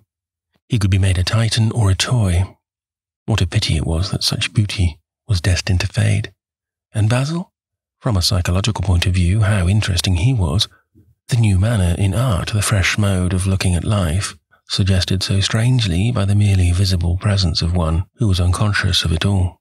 The silent spirit that dwelt in dim woodland and walked unseen in open field, suddenly showing herself, dryad-like and not afraid, because in his soul, who sought for her, there had been awakened that wonderful vision to which alone are wonderful things revealed, the mere shapes and patterns of things becoming, as it were, refined, and gaining a kind of symbolical value, as though they were themselves patterns of some other and more perfect form, whose shadow they made real. How strange it all was. He remembered something like it in history. Was it not Plato, that artist in thought, who had first analysed it? Was it not Buonarroti who had carved it in the coloured marbles of a sonnet sequence? But in our own country it was strange. Yes, he would try to be to Dorian Gray what, without knowing it, the lad was to the painter who had fashioned the wonderful portrait. He would seek to dominate him, had already indeed half done so. He would make that wonderful spirit his own. There was something fascinating in this sun of love and death. Suddenly, he stopped and glanced up at the houses. He found that he had passed his aunt some distance, and smiling to himself, turned back. When he entered the somewhat sombre hall, the butler told him that they had gone in to lunch. He gave one of the footmen his hat and stick, and passed into the dining room. "Late as usual, Harry," cried his aunt, shaking her head at him. He invented a facile excuse, and, having taken a vacant seat next to her, looked round to see who was there. Dorian bowed to him shyly from the end of the table, a flush of pleasure stealing into his cheek. Opposite was the Duchess of Harley, a lady of admirable good nature and good temper, much liked by everyone who knew her, and of those ample architectural proportions that, in women who are not duchesses, are described by contemporary historians as stoutness. Next to her sat, on her right, Sir Thomas Burden, a radical member of Parliament who followed his leader in public life, and, in private life, followed the best cooks, dining with the Tories and thinking with the Liberals, in accordance with a wise and well-known rule. The post on her left was occupied by Mr. Erskine of Treadley, an old gentleman of considerable charm and culture who had fallen, however, into bad habits of silence, having, as he explained once to Lady Agatha, said everything that he had to say before he was 30. His own neighbour was Mrs. Vandeleur, one of his aunt's oldest friends, a perfect saint amongst women, but so dreadfully dowdy that she reminded one of a badly bound hymn book. Fortunately for him, she had, on the other side, Lord Fordell, a most intelligent middle-aged mediocrity, as bald as a ministerial statement in the House of Commons, with whom she was conversing in that intensely earnest manner, which is the one unpardonable error, as he remarked once himself, that all really good people fall into, and from which none of them ever quite escape. "We are talking about poor Lord Dartmoor, Lord Henry," cried the Duchess, nodding pleasantly to him across the table. "Do you think he will merely marry this fascinating young person?" "I believe she has made up her mind to propose to him, Duchess." "How dreadful!" exclaimed Lady Agatha. "Really, someone should interfere." "I am told on excellent authority that her father keeps an American dry goods store," said Sir Thomas Burton, looking supercilious. "My uncle has already suggested pork packing, Sir Thomas." "Dry goods? What are American dry goods?" asked the Duchess, raising her large hands in wonder and accentuating the verb. "American novels," answered Lord Henry, helping himself to some quail. The Duchess looked puzzled. "Don't mind him, my dear," whispered Lord Agatha. "He never means anything that he says." "When America was discovered," said the Radical member, and he began to give some wearisome facts. Like all people who try to exhaust a subject, he exhausted his listeners. The Duchess sighed and exercised her privilege of interruption. "I wish to goodness it never had been discovered at all," she exclaimed. "Really, our girls have no chance nowadays. It is most unfair." "Perhaps, after all, America never has been discovered," said Mr. Erskine. "I myself would say that it had merely been detected." "Oh, but I have seen specimens of the inhabitants," answered the Duchess vaguely. "I must confess that most of them are extremely pretty, and they dress well, too. They get all their dresses in Paris. I wish I could afford to do the same." "They say that when a good Americans die, they go to Paris," chuckled Sir Thomas, who had a large wardrobe of Humour's cast-off clothes. "Really? And where do bad Americans go to when they die?" inquired the Duchess. "They go to America," murmured Lord Henry. Sir Thomas frowned. "I'm afraid that your nephew is prejudiced against that great country," he said to Lady Agatha. "I have travelled all over it, in cars provided by the directors who, in such matters, are extremely civil. I assure you that it is an education to visit it." "But must we really see Chicago in order to be educated?" asked Mr. Erskine plaintively. "I don't feel up to the journey." Sir Thomas waved his hand. "Mr. Erskine of Treadley has the world on his shelves. We practical men like to see things, not to read about them. The Americans are an extremely interesting people. They are absolutely reasonable. I think that is their distinguishing characteristic. Yes, Mr. Erskine, an absolutely reasonable people. I assure you there is no nonsense about the Americans." "How dreadful!" cried Lord Henry. "I can stand brute force, but brute reason is quite unbearable. There is something unfair about its use. It is hitting below the intellect." "I do not understand you," said Sir Thomas, growing rather red. "I do, Lord Henry," murmured Mr. Erskine with a smile. "Paradoxes are all very well in their way," rejoined the baronet. "Was that a paradox?" asked Mr. Erskine. "I did not think so. Perhaps it was. Well, the way of paradoxes is the way of truth. To test reality, we must see it on the tightrope. When the verities become acrobats, we can judge them." "Dear me," said Lady Agatha. "How you men argue! I'm sure I can never make out what you're talking about. Oh, Harry, I'm quite vexed with you. Why do you try to persuade our nice Mr. Dorian Gray to give up the East End? I assure you he will be quite invaluable. They would love his playing." "I want him to play me," cried Lord Henry, smiling, and he looked down the table and caught a bright answering glance. "But they are so unhappy in Whitechapel," continued Lady Agatha. "I can sympathize with everything except suffering," said Lord Henry, shrugging his shoulders. "I cannot sympathize with that. It is too ugly, too horrible, too distressing. There is something terribly morbid in the modern sympathy with pain. One should sympathize with the colour, the beauty, the joy of life. The less said about life's source, the better." "Still, the East End is a very important problem," remarked Sir Thomas, with a grave shake of his head. "Quite so," answered the young lord. "It is the problem of slavery, and we try to solve it by amusing the slaves." The politician looked at him keenly. "What change do you propose, then?" he asked. Lord Henry laughed. "I don't desire to change anything in England, except the weather," he answered. "I am quite intent with philosophic contemplation, but as the 19th century has gone bankrupt through an over-expenditure of sympathy, I would suggest that we should appeal to science to put us straight." The advantage of the emotions is that they lead us astray, and the advantage of science is that it is not emotional." "But we have such grave responsibilities," ventured Mrs. Vandeleur timidly. "Terribly grave," echoed Lady Agatha. Lord Henry looked over at Mr. Erskine. "Humanity takes itself too seriously. It is the world's original sin. If the cavemen had known how to laugh, history would have been different." "You are really very comforting," warbled the Duchess. "I have always felt rather guilty when I came to see your dear aunt, for I take no interest at all in the East End. For the future, I shall be able to look her in the face without a blush." "A blush is very becoming, Duchess," remarked Lord Henry. "Only when one is young," she answered. "When an old woman like myself blushes, it is a very bad sign. Ah, Lord Henry, I wish you would tell me how to become young again." He thought for a moment. "Can you remember any great error that you committed in your early days, Duchess?" he asked, looking at her across the table. "A great many, I fear," she cried. "Then commit them over again," he said gravely. "To get back one's youth, one has merely to repeat one's follies." "A delightful theory," she exclaimed. "I must put it into practice." "A dangerous theory," came from Sir Thomas's tight lips.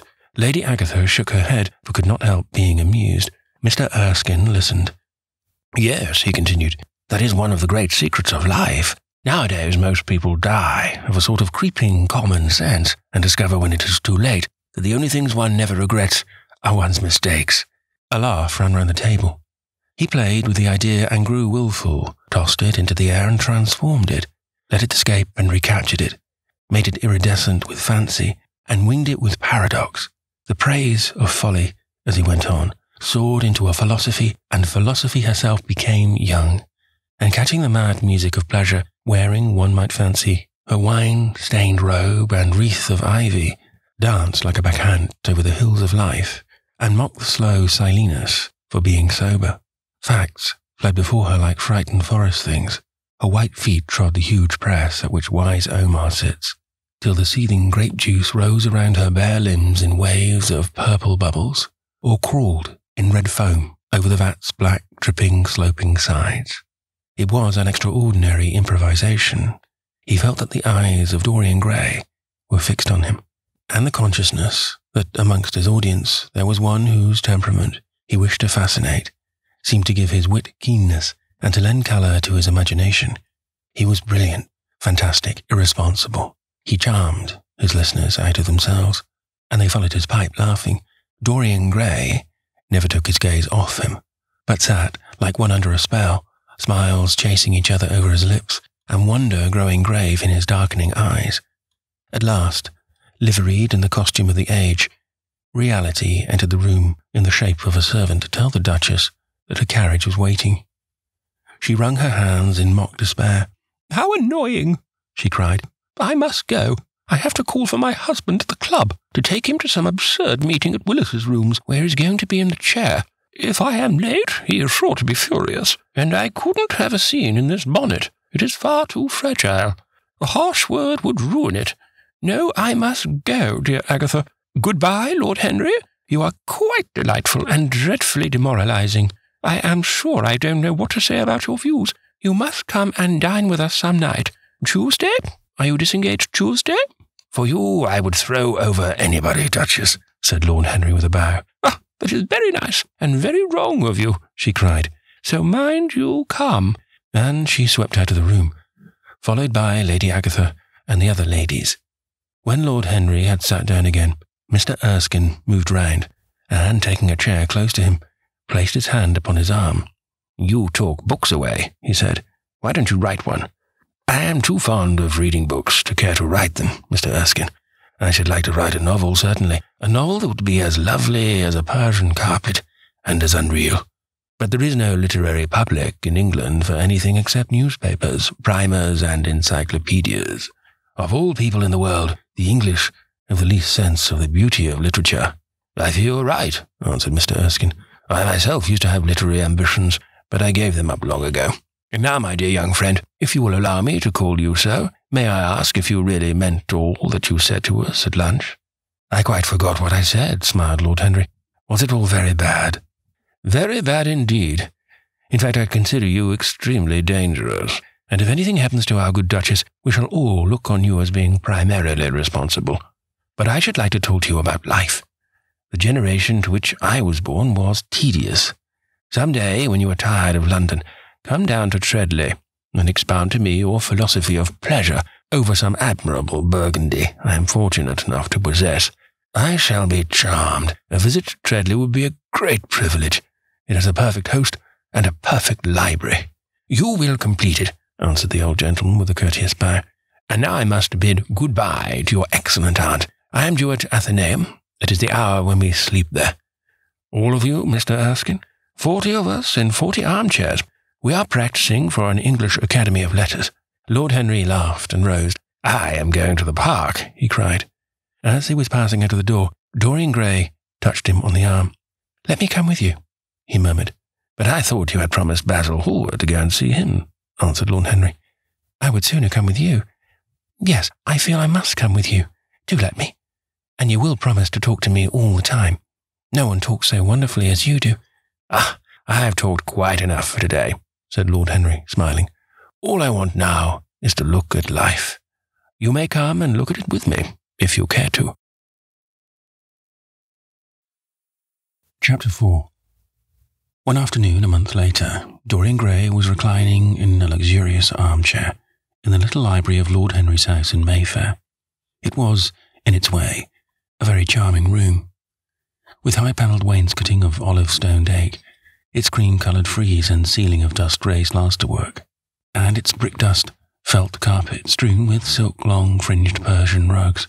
On a tiny stainwood table stood a statuette by Clodion, and beside it lay a copy of Les Cent Nouvelles, bound for Margaret de Valois by Clovis Eve, and powdered with the gilt daisies that Queen had selected for her device.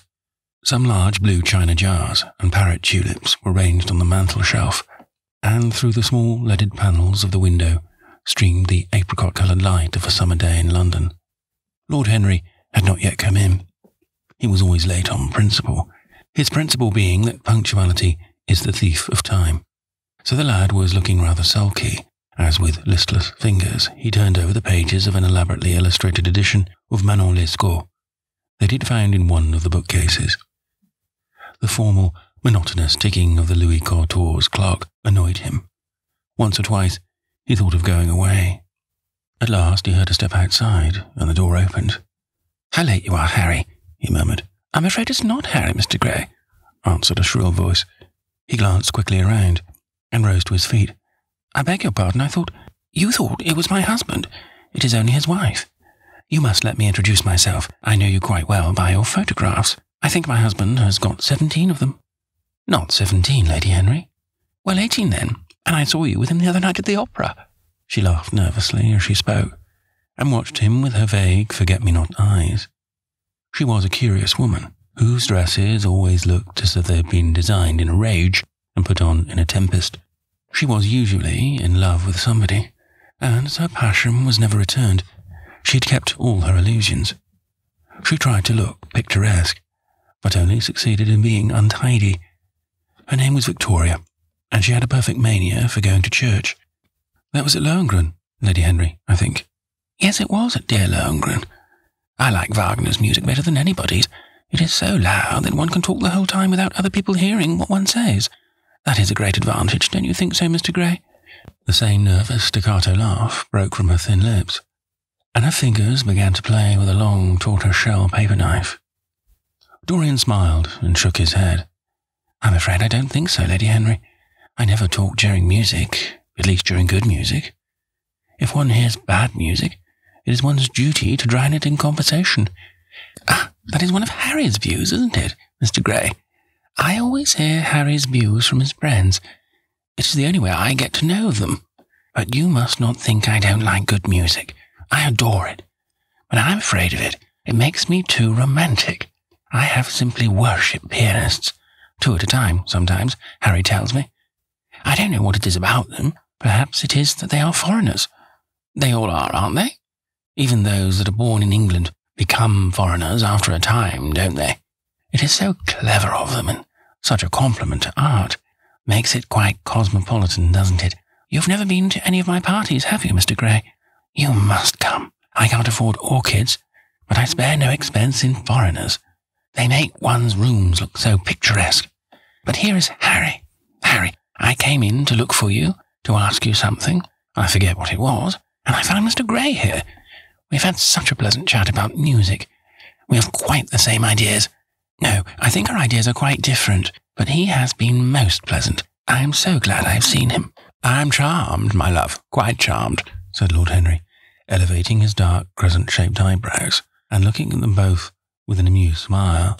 So sorry I'm late, Dorian. I went to look after a piece of old brocade in Wardour Street and had to bargain for hours for it. Nowadays, people know the price of everything and the value of nothing. I'm afraid I must be going, exclaimed Lady Henry, breaking an awkward silence with her silly, sudden laugh. I have promised to drive with the Duchess. Goodbye, Mr. Gray. Goodbye, Harry. You are dining out, I suppose? So am I. Perhaps I shall see you at Lady Thornbury's. I dare say, my dear, said Lord Henry, shutting the door behind her as looking like a bird of paradise that had been out all night in the rain. She flitted out of the room, leaving a faint odour of frangipani. Then he lit a cigarette and flung himself down on the sofa. Never marry a woman with straw-coloured hair, Dorian, he said after a few puffs. Why, Harry? Because they are so sentimental. But I like sentimental people. Never marry at all, Dorian. Men marry because they are tired. Women because they are cautious. Both are disappointed. I don't think I'm likely to marry, Henry. I'm too much in love. That is one of your aphorisms.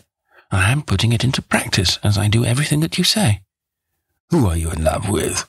Asked Lord Henry after a pause. With an actress, said Dorian Gray, blushing. Lord Henry shrugged his shoulders. That is a rather commonplace debut. You would not say it if you saw her, Harry. Who is she? Her name is Sybil Vane. Never heard of her. No one has. People will some day. However, she is a genius. My dear boy, no woman is a genius. Women are a decorative sex. They never have anything to say, but they say it charmingly. Women represent the triumph of matter over mind, just as men represent the triumph of mind over morals. Harry, how can you? My dear Dorian, it is quite true. I am analysing women at the present, so I ought to know. The subject is not so abstruse as I thought it was. I find that ultimately there are only two kinds of women, the plain and the coloured. The plain women are very useful if you want to gain a reputation for respectability. You have merely to take them down to supper. The other women are very charming. They commit one mistake, however. They paint in order to try and look young. Our grandmothers painted in order to try and talk brilliantly. Rouge and esprit used to go together. That is all over now. As long as a woman can look 10 years younger than her own daughter, she is perfectly satisfied. As for conversation, there are only 5 women in London worth talking to, and 2 of these can't be admitted into decent society. However, tell me about your genius. How long have you known her? Oh, Harry, your views terrify me. Never mind that. How long have you known her? About 3 weeks. And where did you come across her? I will tell you, Harry, but you mustn't be unsympathetic about it. After all, it never would have happened if I had not met you. You filled me with a wild desire to know everything about life. For days after I met you, something seemed to throb in my veins as I lounged in the park or strolled down Piccadilly. I used to look at everyone who passed by me and wonder, with a mad curiosity, what sort of lives they led. Some of them fascinated me, others filled me with terror. There was an exquisite poison in the air. I had a passion for sensations. Well, one evening about 7 o'clock I determined to go out in search of some adventure. I felt that this grey, monstrous London of ours, with its myriads of people, its sordid sinners, and its splendid sins, as you once phrased it, must have something in store for me. I fancied 1,000 things. The mere danger gave me a sense of delight. I remember what you had said to me on that wonderful evening when we first dined together, about the search for beauty being the real secret of life. I don't know what I expected, but I went out and wandered eastward, soon losing my way in a labyrinth of grimy streets and black, grassless squares. About 8:30 I passed by an absurd little theatre with great flaring gas jets and gaudy playbills. A hideous Jew, in the most amazing waistcoat I ever beheld in my life, was standing at the entrance, smoking a vile cigar. He had greasy ringlets, and enormous diamond blazed in the centre of a soiled shirt. "Have a box, my lord," he said, when he saw me, and he took off his hat with an air of gorgeous civility. There was something about him, Harry, that amused me. He was such a monster. You will laugh at me, I know, but I really went in and paid a whole guinea for the stage box. To the present day, I can't make out why I did so. And yet if I hadn't, my dear Harry, if I hadn't, I should have missed the greatest romance of my life. I see you are laughing. It is horrid of you." "I am not laughing, Dorian. At least I am not laughing at you. But you should not say the greatest romance of your life. You should say the first romance of your life. You will always be loved, and you will always be in love with love. A grande passion is the privilege of people who have nothing to do. That is the one use of the idle classes of a country. Don't be afraid. There are exquisite things in store for you. This is merely the beginning." "Do you think my nature is so shallow?" cried Dorian Gray angrily. "No, I think your nature is so deep." "How do you mean?" "My dear boy, the people who love only once in their lives are really the shallow people. What they call their loyalty and their fidelity, I call either the lethargy of custom or their lack of imagination. Faithfulness is to the emotional life what consistency is to the life of the intellect, simply a confession of failures. Faithfulness. I must analyze it some day. The passion for property is in it. There are many things that we would throw away if we were not afraid that others might pick them up. But I don't want to interrupt you. Go on with your story." "Well, I found myself seated in a horrid little private box, with a vulgar, drop scene staring me in the face. I looked out from behind the curtain and surveyed the house. It was a tawdry affair, all cupids and cornucopias, like a third-rate wedding cake. The gallery and pit were fairly small, but the 2 rows of dingy stalls were quite empty, and there was hardly a person in what I suppose they call the dress circle. Women went about with oranges and ginger beer, and there was a terrible consumption of nuts going on." "It must have been just like the palmy days of the British drama." "Just like, I should fancy, and very depressing. I began to wonder what on earth I should do, when I caught sight of the playbill. What do you think the play was, Harry?" "I should think the Idiot Boy, or Dumb but Innocent. Our fathers used to like that sort of piece, I believe. The longer I live, Dorian, the more keenly I feel that whatever was good enough for our fathers is not good enough for us. In art, as in politics, les grands-pères ont toujours tort." "This play was good enough for us, Harry. It was Romeo and Juliet. I must admit that I was rather annoyed at the idea of seeing Shakespeare done in such a wretched hole of a place. Still, I felt interested in a sort of way. At any rate, I determined to wait for the first act. There was a dreadful orchestra, presided over by a young Hebrew who sat at a cracked piano. That nearly drove me away, but at last the drop scene was drawn up, and the play began. Romeo was a stout, elderly gentleman with corked eyebrows, a husky tragedy voice, and a figure like a beer barrel. Mercutio was almost as bad. He was played by the low comedian who had introduced gags of his own, and was on almost friendly terms with the pit. They were both as grotesque as the scenery, and that looked as if it had come out of a country booth. But Juliet, Harry, imagine a girl hardly 17 years of age, with a little flower-like face, a small Greek head with plaited coils of dark brown hair, eyes that were violet wells of passion, lips that were like the petals of a rose. She was the loveliest thing I had ever seen in my life.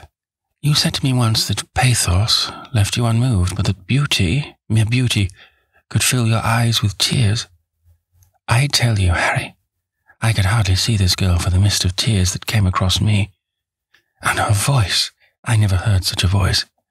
It was very low at first, with deep, mellow notes that seemed to fall singly upon one's ear. Then it became a little louder and sounded like a flute or a distant hautboy. In the garden scene, it had all the tremulous ecstasy that one hears just before dawn when nightingales are singing. There were moments later on when it had the wild passion of violins.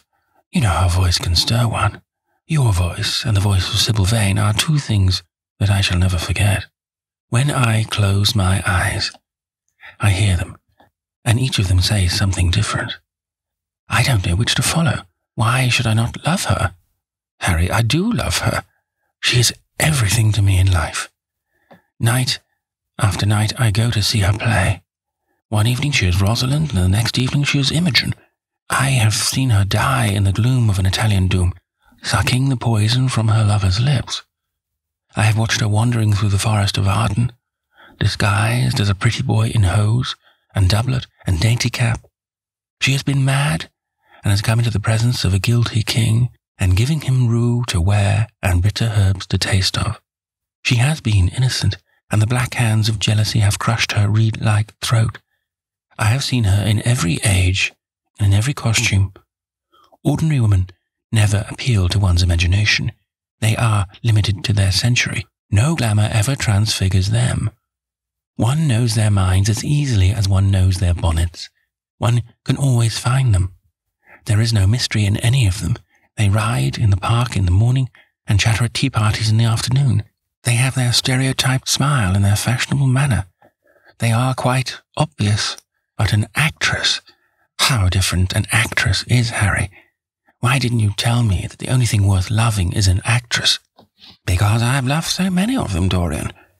Ah, yes, horrid people with dyed hair and painted faces. Don't run down dyed hair and painted faces. There is an extraordinary charm in them sometimes, said Lord Henry. I wish now I had not told you about Sybil Vane. You could not have helped telling me, Dorian. All through your life you will tell me everything you do. Yes, Harry. I believe that is true. I cannot help telling you things. You have a curious influence over me. If I ever did a crime, I would come and confess it to you. You would understand me. People like you, the willful sunbeams of life, don't commit crimes, Dorian. But I am much obliged for the compliment, all the same. And now tell me, reach me the matches like a good boy. Thanks. What are your actual relations with Sybil Vane? Dorian Gray leaped to his feet, with flushed cheeks and burning eyes. Harry, Sybil Vane is sacred. It is only the sacred things that are worth touching, Dorian, said Lord Henry, with a strained touch of pathos in his voice. But why should you be annoyed? I suppose she will belong to you some day. When one is in love, one always begins by deceiving oneself, and one always ends by deceiving others. That is what the world calls a romance. You know her, at any rate, I suppose? Of course I know her. On the first night I was at the theatre. The horrid old Jew came round to the box after the performance was over, and offered to take me behind the scenes and introduce me to her. I was furious with him, and told him that Juliet had been dead for hundreds of years, and that her body was lying in a marble tomb in Verona. I think from his blank look of amazement that he was under the impression they had taken too much champagne or something. I am not surprised. Then he asked me if I wrote for any of the newspapers. I told him I never even read them. He seemed terribly disappointed at that, and confided to me that all the dramatic critics were in a conspiracy against him, and that they were every one of them to be bought. I should not wonder if he was quite right there, but on the other hand, judging from their appearance, most of them cannot be at all expensive. Well, he seemed to think that they were beyond his means, laughed Dorian. By this time, however, the lights were being put on in the theatre, and I had to go. He wanted me to try some cigars that he strongly recommended. I declined. The next night, of course, I arrived at the place again. When he saw me, he made a low bow and assured me that I was a munificent patron of art. He was a most offensive brute, though he had an extraordinary passion for Shakespeare. He told me once, with an air of pride, that his 5 bankruptcies were entirely due to the bard, as he insisted on calling him. He seemed to think it a distinction. It was a distinction, my dear Dorian, a great distinction. Most people become bankrupt through having invested too heavily in the prose of life. To have ruined oneself over poetry is an honour. But when did you first speak to Miss Sybil Vane? The third night. She had been playing Rosalind. I could not help going round. I had thrown her some flowers, and she had looked at me. At least I fancied that she had. The old Jew was persistent. He seemed determined to take me behind, so I consented. It was curious, my not wanting to know her, wasn't it? No, I don't think so. My dear Harry, why? I will tell you some other time. Now I still want to know about the girl. Sybil? Oh, she was so shy and so gentle. There is something of a child about her. Her eyes opened wide in exquisite wonder when I told her what I thought of her performance, and she seemed quite unconscious of her power. The old Jew stood grinning at the doorway of the dusty green room, making elaborate speeches about us both. While we stood looking at each other like children, he would insist on calling me my lord, so I had to assure Sybil that it was not anything of the kind. She said quite simply to me, You look more like a prince. I must call you Prince Charming." "Upon my word, Dorian, Miss Sybil knows how to pay compliments." "You don't understand her, Harry. She regarded me merely as a person in a play. She knows nothing of life. She lives with her mother, a faded, tired woman who played Lady Capulet in a sort of magenta dressing wrapper on the first night, and looks as if she had seen better days." "I know that look. It depresses me," murmured Lord Henry, examining his rings. "The Jew wanted to tell me her history, but I said it did not interest me." "You were quite right. There is always something infinitely mean about other people's tragedies." "Sybil is the only thing I care about. What is it to me where she came from? From a little head to a little feet. She's absolutely and entirely divine. Every night of my life I go to see her act, and every night she is more marvellous." "That is the reason, I suppose, that you never dine with me now. I thought you must have some curious romance on hand. You have, but it is not quite what I expected." "My dear Harry, we either lunch or sup together every day, and I have been to the opera with you several times," said Dorian, opening his blue eyes in wonder. "You always come dreadfully late." "Well, I can't help going to see Sybil play," he cried, "even if it is only for a single act. I get hungry for her presence, and when I think of the wonderful soul that is hidden away in that little ivory body, I am filled with awe." "You can dine with me tonight, Dorian, can't you?" He shook his head. "Tonight she is Imogen," he answered, "and tomorrow night she will be Juliet." "When is she Sybil Vane?" "Never." "I congratulate you." "How horrid you are. She is all the great heroines of the world in one. She is more than an individual. You laugh, but I tell you she has genius. I love her, and I must make her love me. You, who know all the secrets of life, tell me how to charm Sybil Vane to love me. I want to make Romeo jealous. I want the dead lovers of the world to hear her laughter and grow sad. I want a breath of her passion to stir their dust into consciousness, to wake their ashes into pain. My God, Harry, how I worship her." He was walking up and down the room as he spoke. Hectic spots of red burned on his cheeks. He was terribly excited. Lord Henry watched him with a subtle sense of pleasure. How different he was now from the shy, frightened boy he had met in Basil Hallward's studio.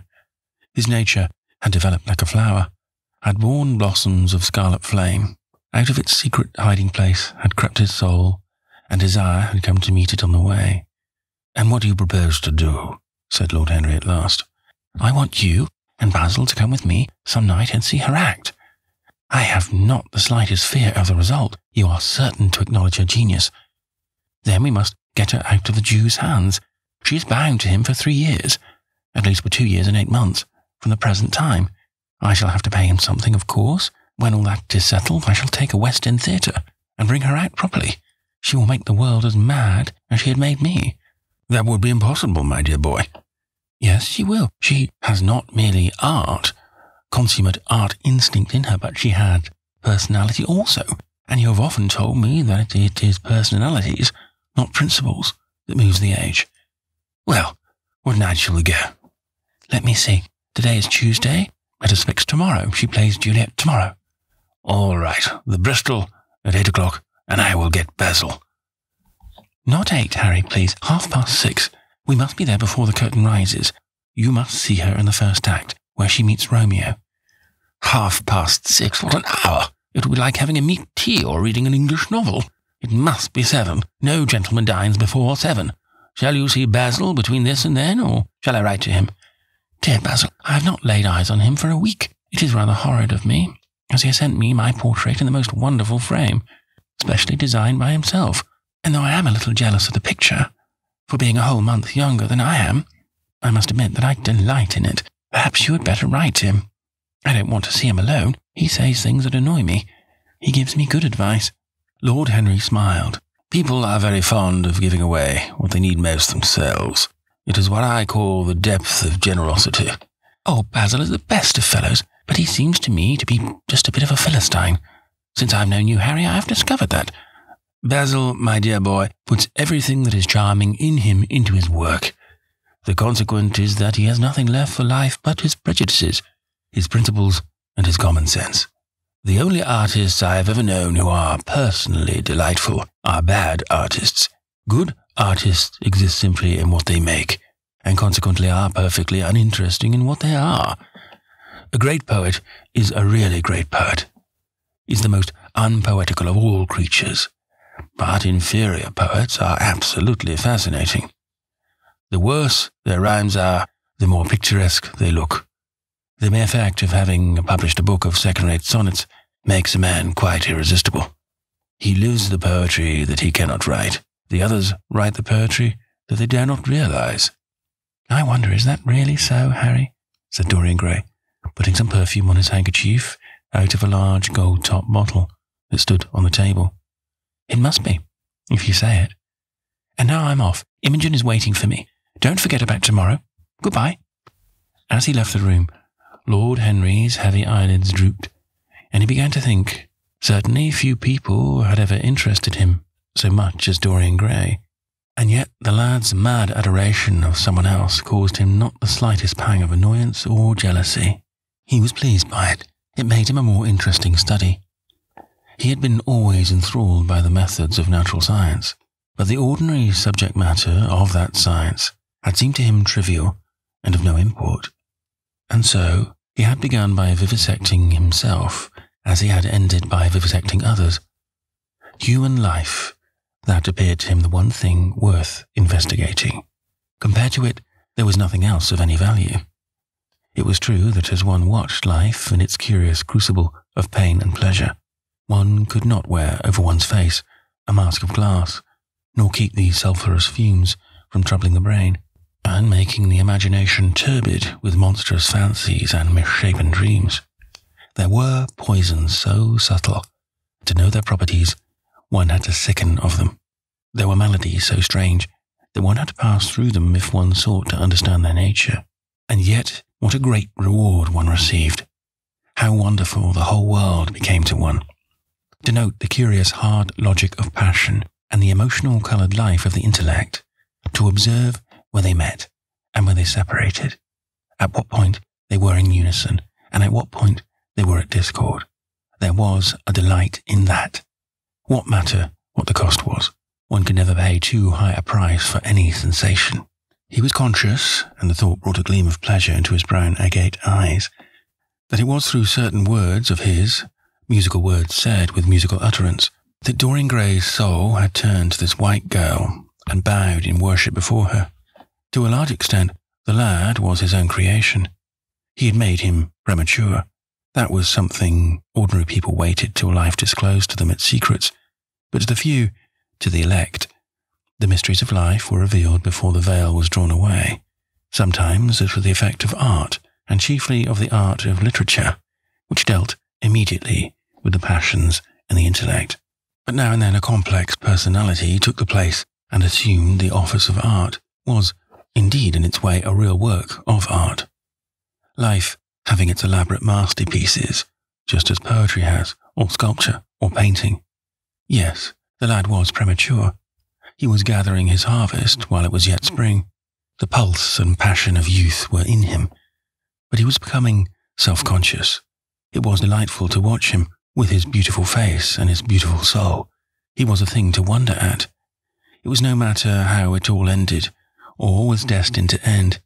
He was like one of those gracious figures in a pageant or a play, whose joys seem to be remote from one, but whose sorrows stir one's sense of beauty, and whose wounds are like red roses. Soul and body, body and soul. How mysterious they were. There was animalism in the soul, and the body had its moments of spirituality. The senses could refine and the intellect could degrade. Who could say whether the fleshy impulse ceased or the physical impulse began? How shallow were the arbitrary definitions of ordinary psychologists, and yet how difficult to decide between the claims of the various schools. Was the soul a shadow seated in the house of sin, or was the body really in the soul, as Giordano Bruno thought? The separation of spirit from matter was a mystery, and the union of spirit with matter was a mystery also. He began to wonder whether we could ever make psychology so absolute a science that each little spring of life would be revealed to us. As it was, we always misunderstood ourselves, and rarely understood others. Experience was of no ethical value. It was merely the name men gave to their mistakes. Moralists had, as a rule, regarded it as a mode of warning, had claimed for it a certain ethical efficacy in the formation of character, had praised it as something that taught us what to follow and showed us what to avoid, but there was no motive power in experience. It was as little of an active cause as conscience itself. All that it really demonstrated was that our future would be the same as our past, and that the sin we had done once, and with loathing, we would do many times, and with joy.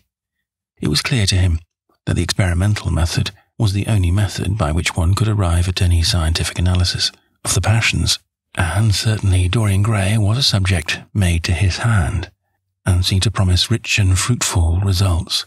His sudden mad love for Sybil Vane was a psychological phenomenon of no small interest.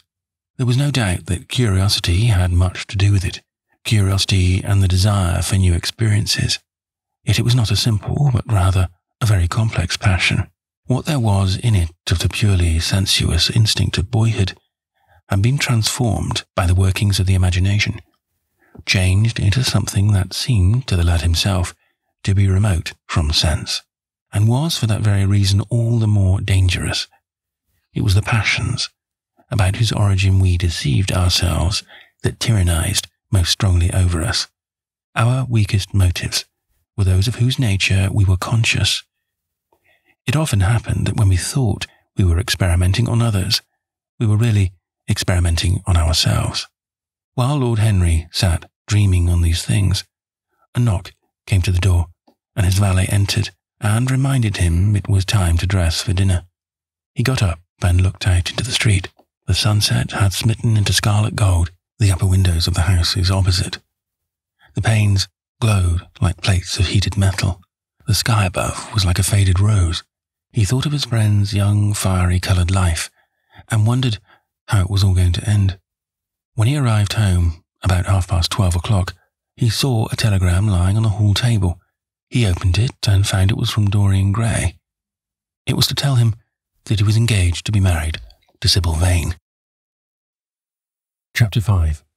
Mother, I am so happy, whispered the girl, burying her face in the lap of the faded, tired-looking woman, who, with back turned to the shrill, intrusive light, was sitting in the one armchair that their dingy sitting-room contained. I'm so happy, she repeated, and you must be happy too. Mrs. Vane winced, and put her thin, bismuth-whitened hands on her daughter's head. Happy, she echoed. I am only happy, Sybil, when I see you act. You must not think of anything but your acting. Mr. Isaacs has been very good to us, and we owe him money. The girl looked up and pouted. Money, Mother? She cried. What does money matter? Love is more than money. Mr. Isaacs has advanced us £50 to pay off our debts, and to get a proper outfit for James. You must not forget that, Sybil. £50 is a very large sum. Mr. Isaacs has been most considerate. He is not a gentleman, Mother, and I hate the way he talks to me, said the girl, rising to her feet and going over to the window. I don't know how we could manage without him, answered the elder woman querulously. Sybil Vane tossed her head and laughed. We don't want him any more, Mother. Prince Charming rules life for us now. Then she paused. A rose shook in her blood and shadowed her cheeks. Quick breath parted the petals of her lips. They trembled. Some southern wind of passion swept over her and stirred the dainty folds of her dress. I love him, she said simply. Foolish child, was the parrot phrase flung in answer. The waving of crooked, false-jewelled fingers gave grotesqueness to the words. The girl laughed again. The joy of a caged bird was in her voice. Her eyes caught the melody and echoed it in radiance, then closed for a moment, as though to hide their secret.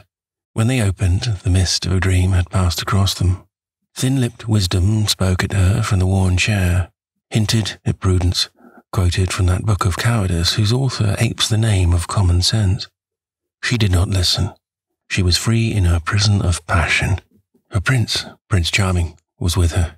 She had called on memory to remake her. She had sent her soul to search for him, and it had brought him back. His kiss burned again upon her mouth. Her eyelids were warm with his breath. Then wisdom altered its method and spoke of espial and discovery. This young man might be rich. If so, marriage should be thought of. Against the shell of her ear broke the waves of worldly cunning. The arrows of craft shot by her. She saw the thin lips moving and smiled.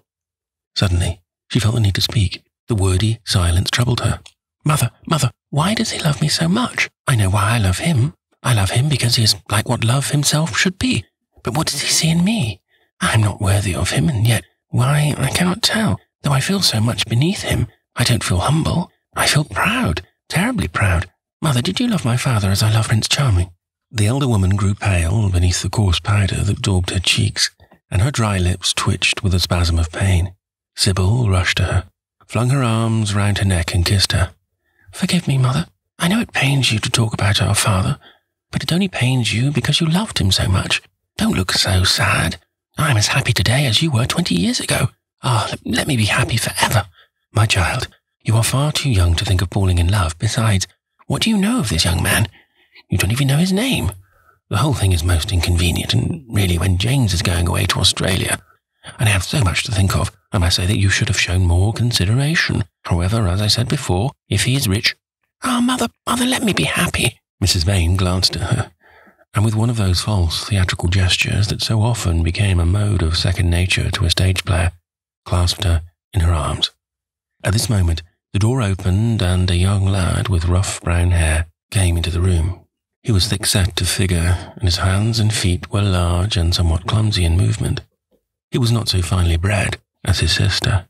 One would hardly have guessed the close relationship that existed between them. Mrs. Vane fixed her eyes on him and intensified the smile. She mentally elevated her son to the dignity of an audience. She felt sure that the tableau was interesting. You might keep some of your kisses for me, Sybil, I think, said the lad with a good-natured grumble. But you don't like being kissed, Jim, she cried. You're a dreadful old bear, and she ran across the room and hugged him. James Vane looked into his sister's face with tenderness. I want you to come out with me for a walk, Sybil. I don't suppose I shall ever see this horrid London again. I'm sure I don't want to. My son, don't say such dreadful things, murmured Mrs. Vane, taking up her tawdry theatrical dress with a sigh and beginning to patch it. She felt a little disappointed that he had not joined the group. It would have increased the theatrical picturesqueness of the situation. Why not, Mother? I mean it. You pain me, son. I trust you will return from Australia in a position of affluence. I believe there is no society of any kind in the colonies, nothing that I would call society. So when you have made your fortune, you must come back and assert yourself in London. Society? Muttered the lad. I don't want to know anything about it. I should like to make some money to take you and Sybil off the stage. I hate it. Oh, Jim, said Sybil, laughing. How unkind of you.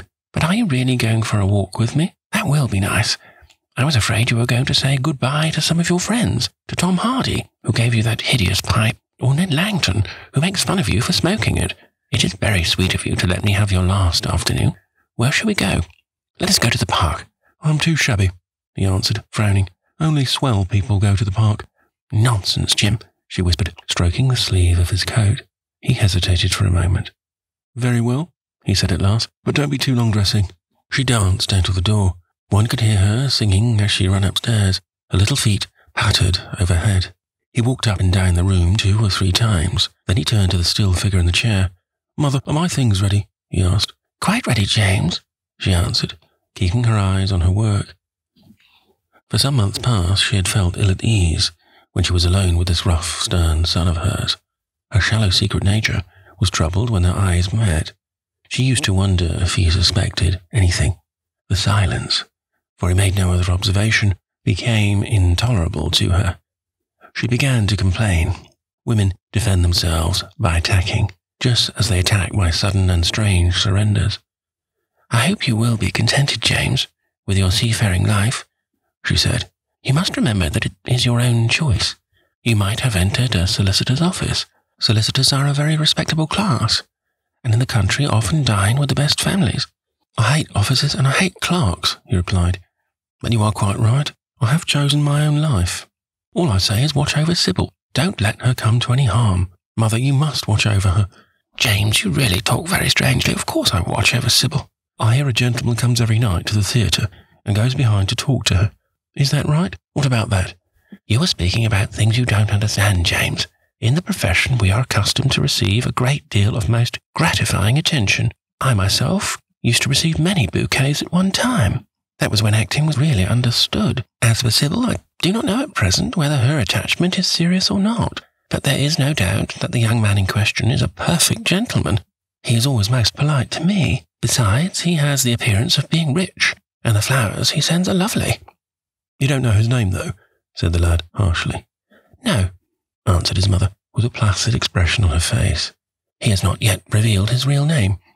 I think it is quite romantic of him. He is probably a member of the aristocracy." James Vane bit his lip. "Watch over Sybil, mother," he cried. "Watch over her." "My son, you distress me very much. Sybil is always my special care. Of course, if this gentleman is wealthy, there is no reason why she should not contract an alliance with him.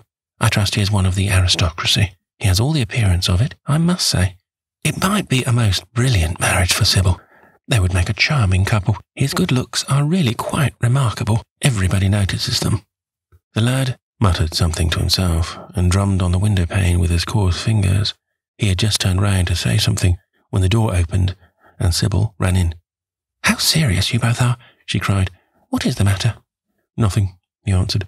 "I suppose one must be serious sometimes. Goodbye, mother. I will have my dinner at 5 o'clock. Everything is packed, except my shirts, so you need not trouble." "Goodbye, my son," she answered, with a bow of strained stateliness. She was extremely annoyed at the tone he had adopted with her, and there was something in his look that had made her feel afraid. "Kiss me, mother," said the girl. Her flower-like lips touched the withered cheek and warmed its frost. "My child, cried Mrs. Vane, looking up to the ceiling in search of an imaginary gallery. "Come, Sybil," said her brother, impatiently. He hated his mother's affectations. They went out into the flickering, wind-blown sunlight and strolled down the dreary Euston Road. The passers-by glanced in wonder at the sullen, heavy youth, who, in coarse, ill-fitting clothes, was in the company of such a graceful, refined-looking girl. He was like a common gardener walking with a rose. Jim frowned from time to time when he caught the inquisitive glance of some stranger. He had that dislike of being stared at which comes on geniuses late in life and never leaves the commonplace. Sybil, however, was quite unconscious of the effect she was producing. Her love was trembling in laughter on her lips. She was thinking of Prince Charming, and that she might think of him all the more. She did not talk of him, but prattled on about the ship in which Jim was going to sail, about the gold he was certain to find, about the wonderful heiress whose life he was to save from the wicked, red-shirted bushrangers, for he was not to remain a sailor or a supercargo, or whatever he was going to be. Oh no, a sailor's existence was dreadful. Fancy being cooped up in a horrid ship, with the hoarse, humpbacked waves trying to get in, and a black wind blowing the masts down and tearing the sails into long, screaming ribbons. He was to leave the vessel at Melbourne, bid a polite goodbye to the captain, and go off at once to the goldfields. Before a week was over, he was to come across a large nugget of pure gold, the largest nugget that had ever been discovered, and bring it down to the coast in a wagon guarded by 6 mounted policemen. The bushrangers were to attack them 3 times and be defeated with immense slaughter. Or, no, he was not to go to the goldfields at all. They were horrid places, where men got intoxicated and shot each other in bar-rooms and used bad language. He was to be a nice sheep farmer, and one evening, as he was riding home, he was to see the beautiful heiress being carried off by a robber on a black horse and give chase and rescue her. Of course, she would fall in love with him, and he with her, and they would get married and come home and live in an immense house in London. Yes, there were delightful things in store for him, but he must be very good and not lose his temper or spend his money foolishly. She was only a year older than he was, but she knew so much more of life. He must be sure also to write to her by every mail and to say his prayers each night before he went to sleep. God was very good and would watch over him. She would pray for him too, and in a few years he would come back quite rich and happy. The lad listened sulkily to her and made no answer. He was heartsick at leaving home. Yet it was not this alone that made him gloomy and morose. Inexperienced though he was, he had still a strong sense of the danger of Sybil's position. This young dandy, who was making love to her, could mean her no good. He was a gentleman, and he hated him for that, hated him through some curious race instinct for which he could not account, and which for that reason was all the more dominant within him. He was conscious also of the shallowness and vanity of his mother's nature, and in that saw infinite peril for Sybil and Sybil's happiness. Children begin by loving their parents. As they grow older, they judge them. Sometimes they forgive them. His mother. He had something on his mind to ask of her, something that he had brooded on for many months of silence. A chance phrase that he had heard at the theatre, a whispered sneer that had reached his ears one night as he waited at the stage door, had set loose a train of horrible thoughts. He remembered it as if it had been the lash of a hunting crop across his face. His brows knit together into a wedge-like furrow, and with a twitch of pain he bit his underlip. "You are not listening to a word I am saying, Jim," cried Sybil, "and I am making the most delightful plans for your future. Do say something." "What do you want me to say?" "Oh, that you'll be a good boy and not forget us," she answered, smiling at him. He shrugged his shoulders. "You're more likely to forget me than I am to forget you, Sybil." She flushed. "What do you mean, Jim?" she asked. "You have a new friend, I hear. Who is he? Why have you not told me about him? He means you no good."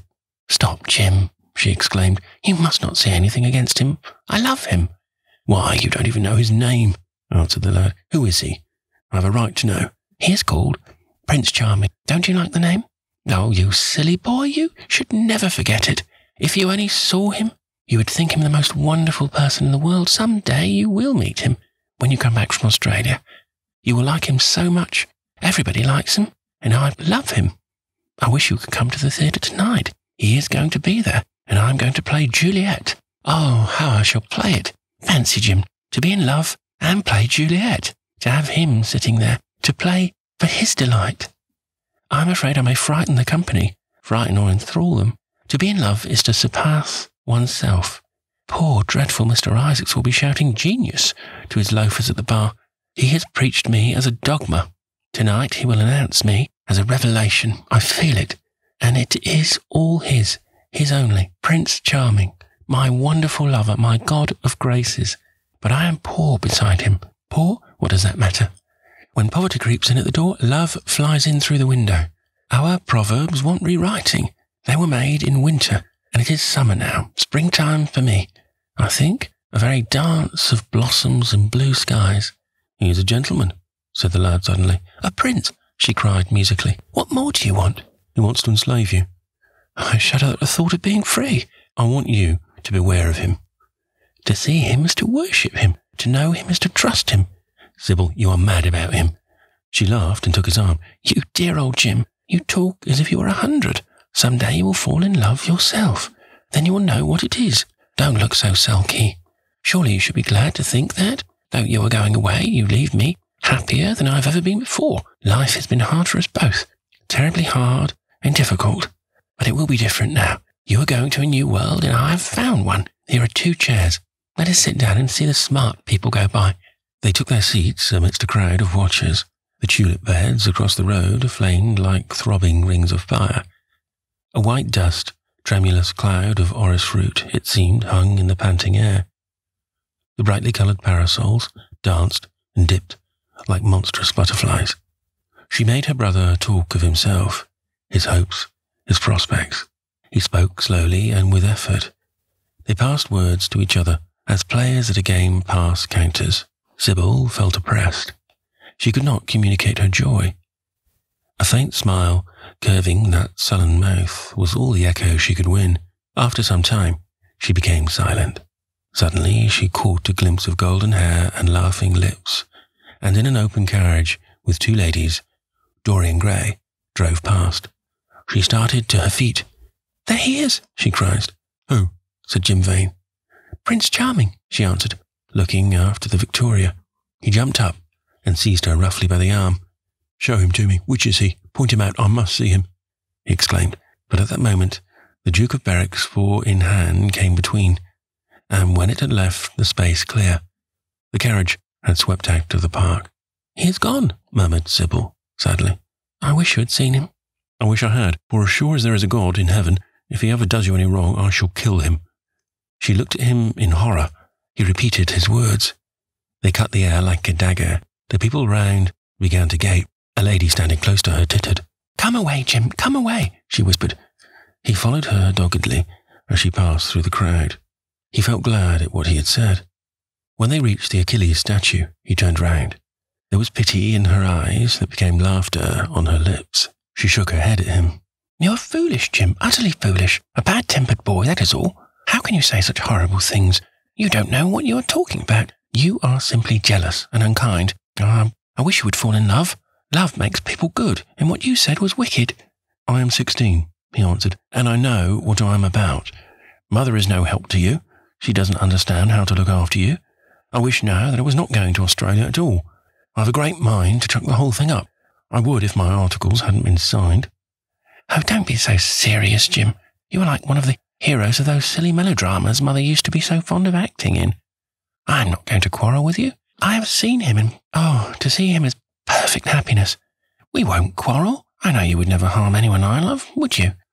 "Not as long as you love him, I suppose," was the sullen answer. "I shall love him forever," she cried. "And he?" "Forever too." "You'd better."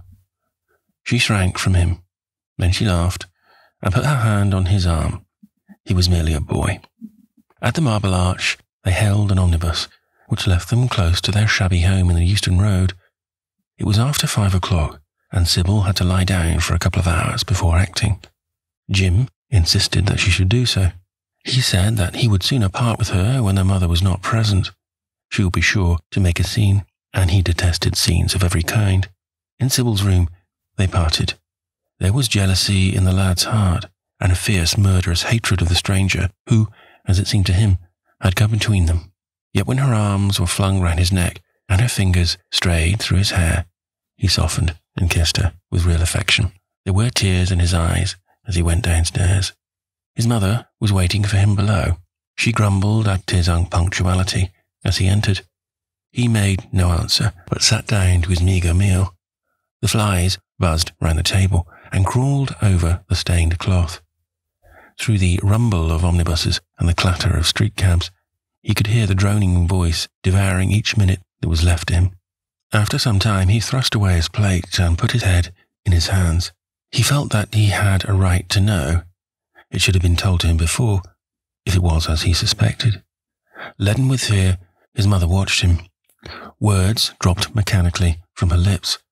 A tattered lace handkerchief twitched in her fingers. When the clock struck 6, he got up and went to the door. Then he turned back and looked at her. Their eyes met. In hers, he saw a wild appeal for mercy. It enraged him. "Mother, I have something to ask you," he said. Her eyes wandered vaguely about the room. She made no answer. "Tell me the truth. I have a right to know. Were you married to my father?" She heaved a deep sigh. It was a sigh of relief. The terrible moment, the moment that night and day for weeks and months she had dreaded, had come at last, and yet she felt no terror. Indeed, in some measure, it was a disappointment to her.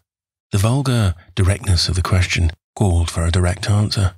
The situation had not been gradually led up to. It was crude. It reminded her of a bad rehearsal. "No," she answered, wondering at the harsh simplicity of life. "My father was a scoundrel then," cried the lad, clenching his fists. She shook her head. "I knew he was not free. We loved each other very much. If he had lived, he would have made provision for us. Don't speak against him, my son. He was your father and a gentleman. Indeed, he was highly connected." An oath broke from his lips. "I don't care for myself," he exclaimed, "but don't let Sybil—" "It is a gentleman, isn't it, who is in love with her, or says he is? Highly connected too, I suppose." For a moment, a hideous sense of humiliation came over the woman. Her head drooped. She wiped her eyes with shaking hands. "Sybil has a mother," she murmured. "I had none." The lad was touched. He went towards her, and stooping down, he kissed her. "I'm sorry if I have pained you by asking about my father," he said, "but I could not help it. I must go now. Goodbye. Don't forget that you will only have one child now to look after. And believe me that if this man wrongs my sister, I will find out who he is, track him down, and kill him like a dog. I swear it." The exaggerated folly of the threat, the passionate gesture that accompanied it, the mad, melodramatic words made life seem more vivid to her. She was familiar with the atmosphere. She breathed more freely, and for the first time for many months, she really admired her son. She would have liked to have continued the scene on the same emotional scale, but he cut her short. Trunks had to be carried down and mufflers looked for. The lodging-house drudge bustled in and out. There was the bargaining with the cabman. The moment was lost in vulgar details. It was with a renewed feeling of disappointment as she waved the tattered lace handkerchief from the window as her son drove away. She was conscious that a great opportunity had been wasted. She consoled herself by telling Sybil how desolate she felt her life would be, now that she had only one child to look after. She remembered the phrase. It had pleased her. Of the threat, she said nothing. It was vividly and dramatically expressed. She felt that they would all laugh at it some day. Chapter 6. "I suppose you have heard the news, Basil," said Lord Henry that evening, as Hallward was shown into a little private room at the Bristol where dinner had been laid for 3. "No, Harry," answered the artist, giving his hat and coat to the bowing waiter. "What is it? Nothing but politics, I hope? They don't interest me. There is hardly a single person in the House of Commons worth painting, though many of them will be better for a little whitewashing." "Dorian Gray is engaged to be married," said Lord Henry, watching him as he spoke. Hallward started and then frowned. "Dorian engaged to be married?" he cried. "Impossible. It is perfectly true." "To whom? To some little actress or other? I can't believe it. Dorian is far too sensible." "Dorian is far too wise not to do foolish things now and then, my dear Basil." "Marriage is hardly a thing that one can do now and then, Harry." "Except in America," rejoined Lord Henry, languidly. "But I didn't say he was married. I said he was engaged to be married. There is a great difference. I have a distinct remembrance of being married, but I have no recollection at all of being engaged.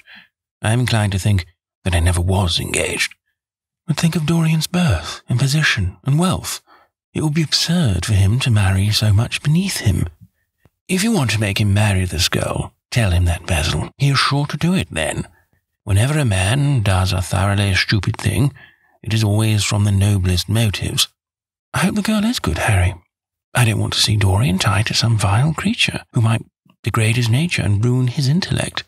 "Oh, she is better than good. She is beautiful," murmured Lord Henry, sipping a glass of vermouth and orange bitters. "Dorian says she is beautiful, and he is not often wrong about things of that kind. Your portrait of him has quickened his appreciation of the personal appearance of other people. It has had that excellent effect, amongst others. We are to see her tonight, if that boy doesn't forget his appointment." "Are you serious?" "Quite serious, Basil. I should be miserable if I thought I should ever be more serious than I am at the present moment." "But do you approve of it, Harry?" asked the painter, walking up and down the room and biting his lip. "You can't approve of it, possibly. It is some silly infatuation." "I never approve or disapprove of anything now. It is an absurd attitude to take towards life. We are not sent into the world to air our moral prejudices. I never take any notice of what common people say, and I never interfere with what charming people do. If a personality fascinates me, whatever mode of expression that personality selects is absolutely delightful to me. Dorian Gray falls in love with a beautiful girl who acts Juliet and proposes to marry her. Why not? If he wedded Messalina, he will be none the less interesting. You know I am not a champion of marriage. The real drawback to marriage is that it makes one unselfish, and unselfish people are colourless. They lack individuality. Still, there are certain temperaments that marriage makes more complex. They retain their egotism and add to it many other egos. They are forced to have more than one life. They become highly organized, and to be highly organized is, I should fancy, the object of man's existence. Besides, every experience is of value, and whatever one may say against marriage, it is certainly an experience. I hope that Dorian Gray will make this girl his wife, passionately adore her for 6 months, and then suddenly become fascinated by someone else. He would be a wonderful study. You don't mean a single word of all that, Harry. You know you don't. If Dorian Gray's life was spoiled, no one would be sorrier than yourself. You are much better than you pretend to be. Lord Henry laughed. The reason we all like to think so well of others is that we are all afraid of ourselves. The basis of optimism is sheer terror. We think that we are generous because we credit our neighbour with the possession of those virtues that are likely to be a benefit to us. We praise the banker that we may overdraw our account, and find good qualities in the highwayman in the hope that he may spare our pockets. I mean everything that I have said. I have the greatest contempt for optimism. As for a spoiled life, no life is spoiled but one whose growth is arrested. If you want to mar a nature, you have merely to reform it. As for marriage, of course that would be silly, for there are other and more interesting bonds between men and women. I will certainly encourage them. They have the charm of being fashionable. But here is Dorian himself. He will tell you more than I can. My dear Harry, my dear Basil, you must both congratulate me, said the lad, throwing off his evening cape with its satin-lined wings, and shaking each of his friends by the hand in turn. I've never been so happy. Of course it is sudden. All really delightful things are, and yet it seems to me to be the one thing I've been looking for all my life. He was flushed with excitement and pleasure, and looked extraordinarily handsome. I hope you will always be very happy, Dorian, said Hallward, but I don't quite forgive you for not having let me know of your engagement. You let Harry know. And I don't forgive you for being late for dinner, broke in Lord Henry, putting his hand on the lad's shoulder, and smiling as he spoke. Come, let us sit down and try what the new chef here is like, and then you will tell us how it all came about. There is really not much to tell, cried Dorian, as they took their seats at the small round table. What happened was simply this. After I left you yesterday evening, Harry, I dressed, had some dinner at that little Italian restaurant in Rupert Street you introduced me to, and went down at 8 o'clock to the theatre. Sybil was playing Rosalind. Of course the scenery was dreadful, and the Orlando absurd. But Sybil, you should have seen her. When she came on in her boy's clothes, she was perfectly wonderful. She wore a moss-coloured velvet jerkin with cinnamon sleeves, slim brown, cross-gartered hose, a dainty little green cap with a hawk's feather called a jewel, and a hooded cloak lined with dull red. She had never seemed to me to be more exquisite. She had all the delicate grace of that Tanagra figurine that you have in your studio, Basil. Her hair clustered round her face like dark leaves round a pale rose. As for her acting, well, you shall see her tonight. She is simply a born artist. I sat in the dingy box, absolutely enthralled. I forgot that I was in London and the 19th century. I was away with my love in a forest that no man had ever seen. After the performance was over, I went behind and spoke to her.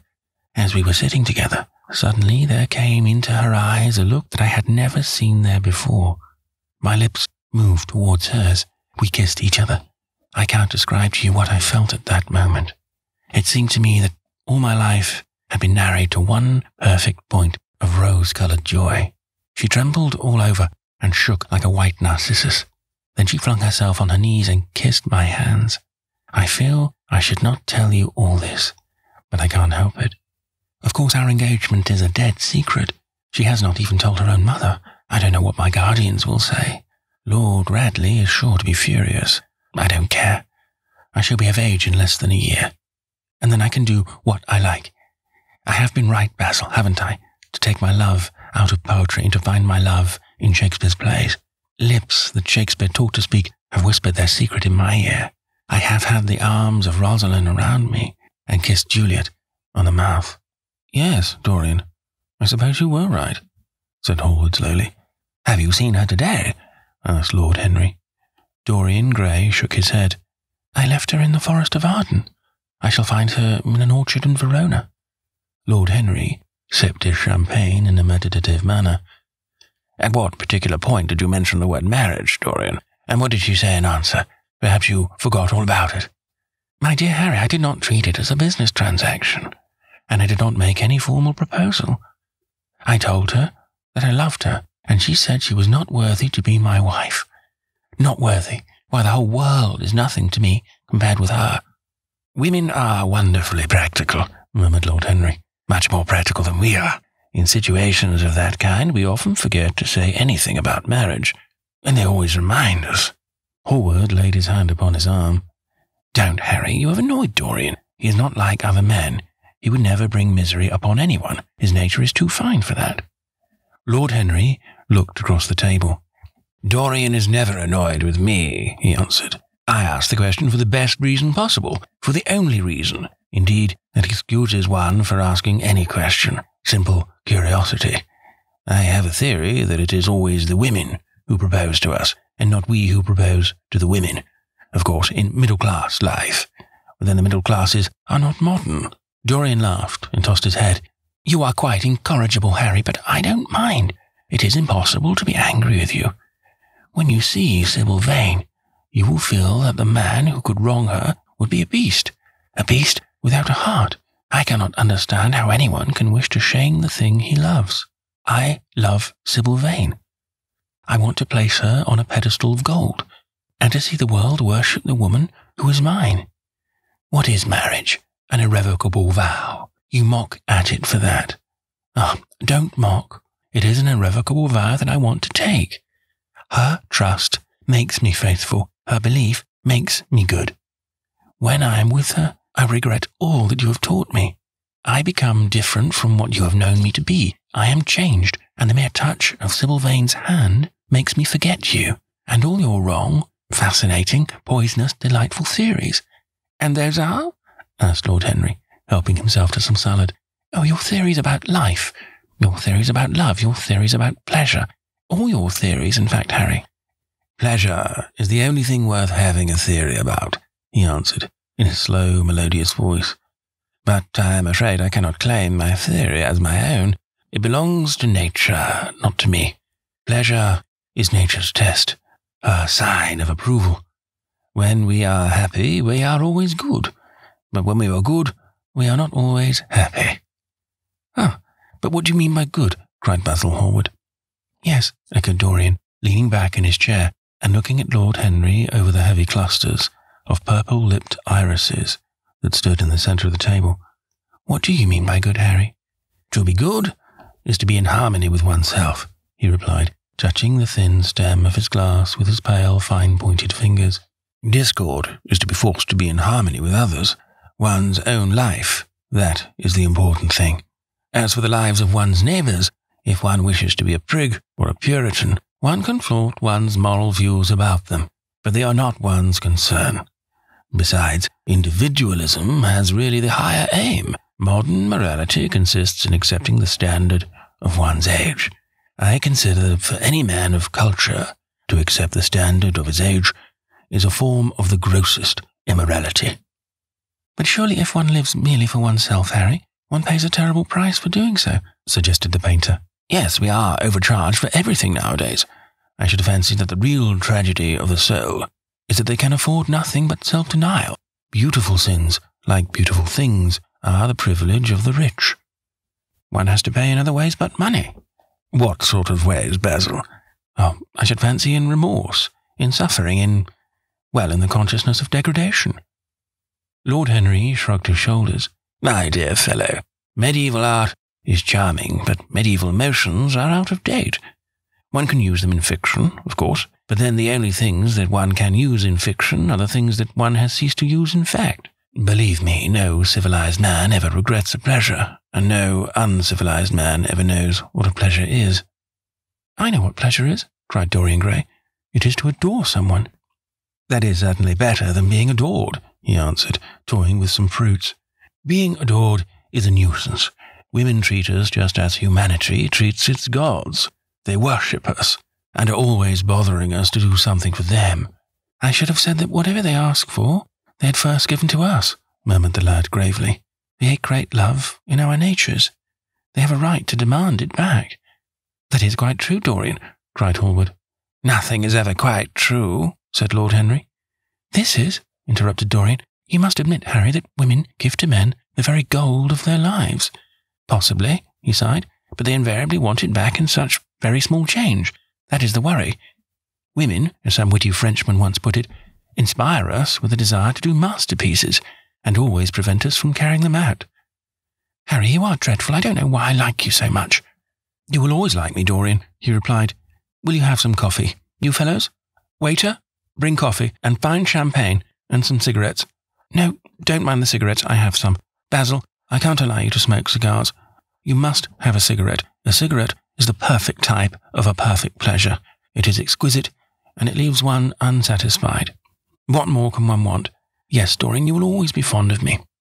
I represent to you all the sins you have never had the courage to commit." "What nonsense you talk, Harry," cried the lad, taking a light from a fire-breathing silver dragon that the waiter had placed on the table. "Let us go down to the theatre when Sybil comes on the stage, and you will have a new ideal of life. She will represent something to you that you have never known." "I have known everything," said Lord Henry, with a tired look in his eyes. "But I am always ready for a new emotion. I am afraid, however, that for me, at any rate, there is no such thing. Still, your wonderful girl may thrill me. I love acting. It is so much more real than life. Let us go, Dorian. You will come with me." "I am so sorry, Basil, but there is only room for two in the brougham. You must follow us in a hansom." They got up and put on their coats, sipping their coffee standing. The painter was silent and preoccupied. There was a gloom over him. He could not bear this marriage, and yet it seemed to him to be better than many other things that might have happened. After a few minutes, they all passed downstairs. He drove off by himself, as had been arranged, and watched the flashing lights of the little brougham in front of him. A strange sense of loss came over him. He felt that Dorian Gray would never again be to him all that he had been in the past. Life had come between them. His eyes darkened, and the crowded, flaring streets became blurred to his eyes. When the cab drew up at the theatre, it seemed to him that he had grown years older. Chapter 7. For some reason or other, the house was crowded that night, and the fat Jew manager who had met them at the door was beaming from ear to ear with an oily, tremulous smile. He escorted them to their box with a sort of pompous humility, waving his fat, jewelled hands and talking at the top of his voice. Dorian Gray loathed him more than ever. He felt as if he had come to look for Miranda and had been met by Caliban. Lord Henry, upon the other hand, rather liked him. At least he declared he did, and insisted on shaking him by the hand and assuring him that he was proud to meet a man who had discovered a real genius and gone bankrupt over a poet. Hallward amused himself with watching the faces in the pit. The heat was terribly oppressive, and the huge sunlight flamed like a monstrous dahlia with petals of yellow fire. The youths in the gallery had taken off their coats and waistcoats and hung them over the side. They talked to each other across the theatre and shared their oranges with the tawdry girls who sat beside them. Some women were laughing in the pit. Their voices were horribly shrill and discordant. The sound of the poppings of corks came from the bar. "What a fine place to find one's divinity in," said Lord Henry. "Yes," said Dorian Gray. "I was here, I found her, and she is divine beyond all living things. When she acts, you will forget everything. These common, rough people, with their coarse faces and brutal gestures, become quite different when she is on stage. They sit silently and watch her. They weep and laugh as she wills them to do. She makes them as responsive as a violin. She spiritualizes them, and one feels that they are of the same flesh and blood as oneself."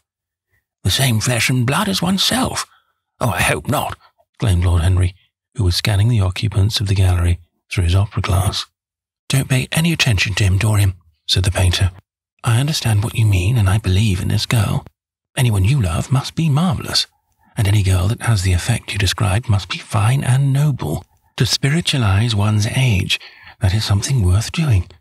If this girl can give a soul to those who have lived without one, if she can create the sense of beauty in people whose lives have been sordid and ugly, if she can strip them of their selfishness and lend them tears for sorrows that are not their own, she is worthy of all your adoration, worthy of the adoration of the world. This marriage is quite right. I did not think so at first, but I admit it now. The gods made Sybil Vane for you. Without her, you would have been incomplete." "Thanks, Basil," answered Dorian Gray, pressing his hand. "I knew that you would understand me. Harry is so cynical, he terrifies me. But here is the orchestra. It is quite dreadful, but it only lasts for about 5 minutes. Then the curtain rises, and you will see the girl to whom I am going to give all my life, to whom I have given everything that is good in me." A quarter of an hour afterwards, amidst an extraordinary turmoil of applause, Sybil Vane stepped onto the stage. Yes, she was certainly lovely to look at, one of the loveliest creatures, Lord Henry thought, that he had ever seen. There was something of the fawn in her shy grace and startled eyes. A faint blush, like the shadow of a rose in a mirror of silver, came to her cheeks as she glanced at the crowded, enthusiastic house. She stepped back a few paces, and her lips seemed to tremble. Basil Hallward leaped to his feet and began to applaud, motionless, and as one in a dream sat Dorian Gray, gazing at her. Lord Henry peered through his glasses, murmuring, "Charming, charming." The scene was the hall of Capulet's house, and Romeo, in his pilgrim's dress, had entered with Mercutio and his other friends. The band, such as it was, struck up a few bars of music, and the dance began. Through the crowd of ungainly, shabbily dressed actors, Sybil Vane moved like a creature from a finer world. Her body swayed while she danced, as a plant sways in the water. The curves of her throat were the curves of a white lily. Her hands seemed to be made of cool ivory. Yet she was curiously listless. She showed no sign of joy when her eyes rested on Romeo. The few words she had to speak, "Good pilgrim, you do wrong your hand too much," which manly devotion shows in this, for saints have hands that pilgrims' hands do touch, and palm to palm is holy Palmer's kiss. With the brief dialogue that follows, was spoken in a thoroughly artificial manner. The voice was exquisite, but from the point of view of tone, it was absolutely false. It was wrong in colour. It took away all the life from the verse. It made the passion unreal. Dorian Gray grew pale as he watched her. He was puzzled and anxious. Neither of his friends dared to say anything to him. She seemed to them to be absolutely incompetent. They were horribly disappointed. Yet they felt that the true test of any Juliet is the balcony scene of the second act. They waited for that. If she failed there was nothing in her. She looked charming as she came out in the moonlight. That could not be denied. The staginess of her acting was unbearable, and grew worse as she went on. Her gestures became absurdly artificial. She overemphasized everything that she had to say. The beautiful passage, "Thou knowest the mask of night is on my face, else would a maiden blush bepaint my cheek, for that which thou hast heard me speak tonight," was declaimed with the painful precision of a schoolgirl who has been taught to recite by some second-rate professor of elocution. When she leaned over the balcony and came to those wonderful lines, "Although I joy in thee, I have no joy of this contract tonight. It is too rash, too unadvised, too sudden, too like the lightning which doth cease to be, ere one can say, it lightens. Sweet good night. This bud of love by summer's ripening breath may prove a beauteous flower when next we meet." She spoke the words as though they conveyed no meaning to her. It was not nervousness. Indeed, so far from being nervous, she was absolutely self-contained. It was simply bad art. She was a complete failure. Even the common, uneducated audience of the pit and gallery lost their interest in the play. They got restless and began to talk loudly and to whistle. The Jew manager, who was standing at the back of the dress circle, stamped and swore with rage. The only person unmoved was the girl herself.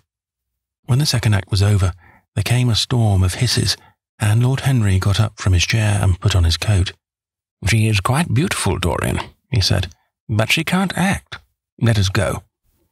"I am going to see the play through," answered the lad, in a hard, bitter voice. "I am awfully sorry that I have made you waste an evening, Harry. I apologize to you both." "My dear Dorian, I should think Miss Vane was ill," interrupted Hallward. "We will come some other night." "I wish she were ill," he rejoined, "but she seems to me to be simply callous and cold. She is entirely altered. Last night she was a great artist. This evening she is merely a commonplace, mediocre actress." "Don't talk like that about anyone you love, Dorian. Love is a more wonderful thing than art." "They are both simply forms of imitation," remarked Lord Henry. "But do let us go, Dorian. You must not stay here any longer. It is not good for one's morals to see bad acting. Besides, I don't suppose you will want your wife to act. So what does it matter if she plays Juliet like a wooden doll? She is very lovely, and if she knows as little about life as she does about acting, she will be a delightful experience. There are only two kinds of people who are really fascinating: people who know absolutely everything, and people who know absolutely nothing. Good heavens, my dear boy, don't look so tragic. The secret of remaining young is never to have an emotion that is unbecoming. Come to the club with Basil and myself. We will smoke cigarettes and drink to the beauty of Sybil Vane. She is beautiful. What more can you want?" "Go away, Harry," cried the lad. "I want to be alone. Basil, you must go. Can't you see that my heart is breaking?" The hot tears came to his eyes. His lips trembled, and rushing to the back of the box, he leaned up against the wall, hiding his face in his hands. "Let us go, Basil," said Lord Henry with a strange tenderness in his voice, and the two young men passed out together. A few moments afterwards, the footlights flared up and the curtain rose on the third act. Dorian Gray went back to his seat. He looked pale and proud and indifferent. The play dragged on and seemed interminable. Half of the audience went out, tramping in heavy boots and laughing. The whole thing was a fiasco. The last act was played to almost empty benches. The curtain went down on a titter and some groans. As soon as it was over, Dorian Gray rushed behind the scenes into the green room. The girl was standing there alone, with a look of triumph on her face. Her eyes were lit with an exquisite fire. There was a radiance about her. Her parted lips were smiling over some secret of their own. When he entered, she looked at him. An expression of infinite joy came over her. "How badly I acted tonight, Dorian," she cried. "Horribly," he answered, gazing at her in amazement. "Horribly. It was dreadful. Are you ill? You have no idea what it was. You have no idea what I suffered." The girl smiled. "Dorian," she answered, lingering over his name with long-drawn music in her voice, as though it were sweeter than honey to the pale red petals of her mouth. "Dorian, you should have understood. But you understand now, don't you?" "Understand what?" he asked angrily. "Why I was so bad tonight. Why I shall always be bad. Why I shall never act well again." He shrugged his shoulders. "You are ill, I suppose. When you are ill, you shouldn't act. You make yourself ridiculous. My friends were bored. I was bored." She seemed not to listen to him. She was transfigured with joy. An ecstasy of happiness dominated her. "Dorian, Dorian," she cried. "Before I knew you, acting was the one reality in my life. It was only in the theatre that I lived. I thought that it was all true. I was Rosalind one night and Portia the other. The joy of Beatrice was my joy, and the sorrows of Cordelia were mine also. I believed in everything.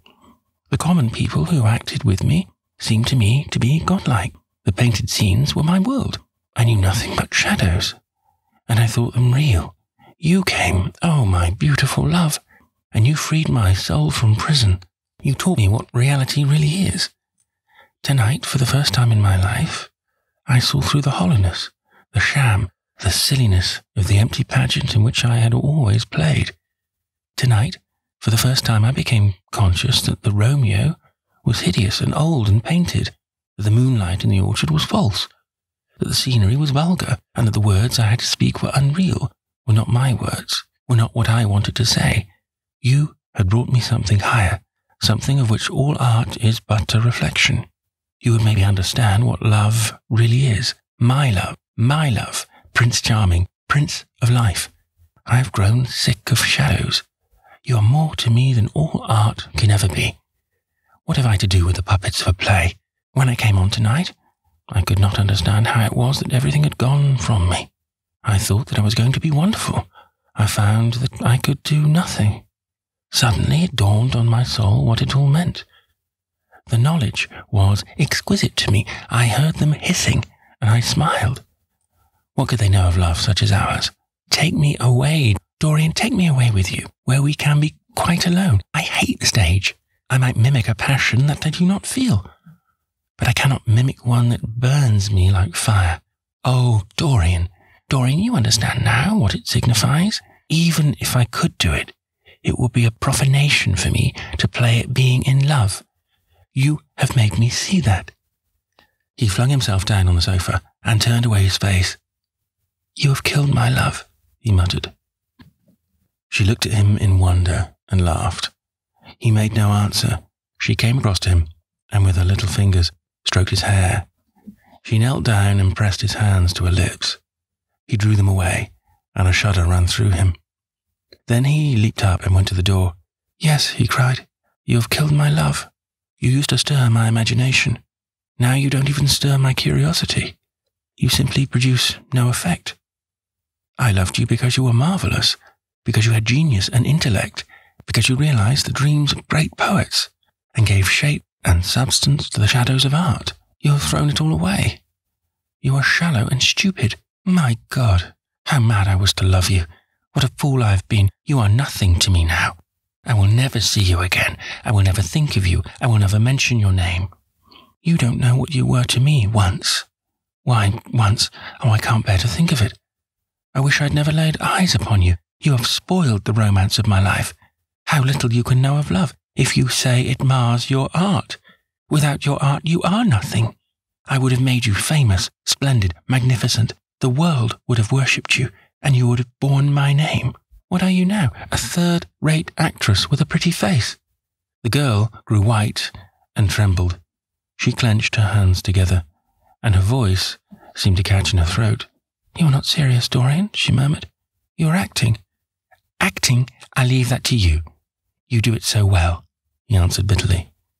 She rose from her knees and, with a piteous expression of pain in her face, came across the room to him. She put her hand upon his arm and looked into his eyes. He thrust her back. Don't touch me, he cried. A low moan broke from her, and she flung herself at his feet and lay there like a trampled flower. Dorian, don't leave me, she whispered. I am so sorry I didn't act well. I was thinking of you all the time. But I will try, indeed, I will try. It came so suddenly across me, my love for you. I think I should never have known it if you had not kissed me, if we had not kissed each other. Kiss me again, my love.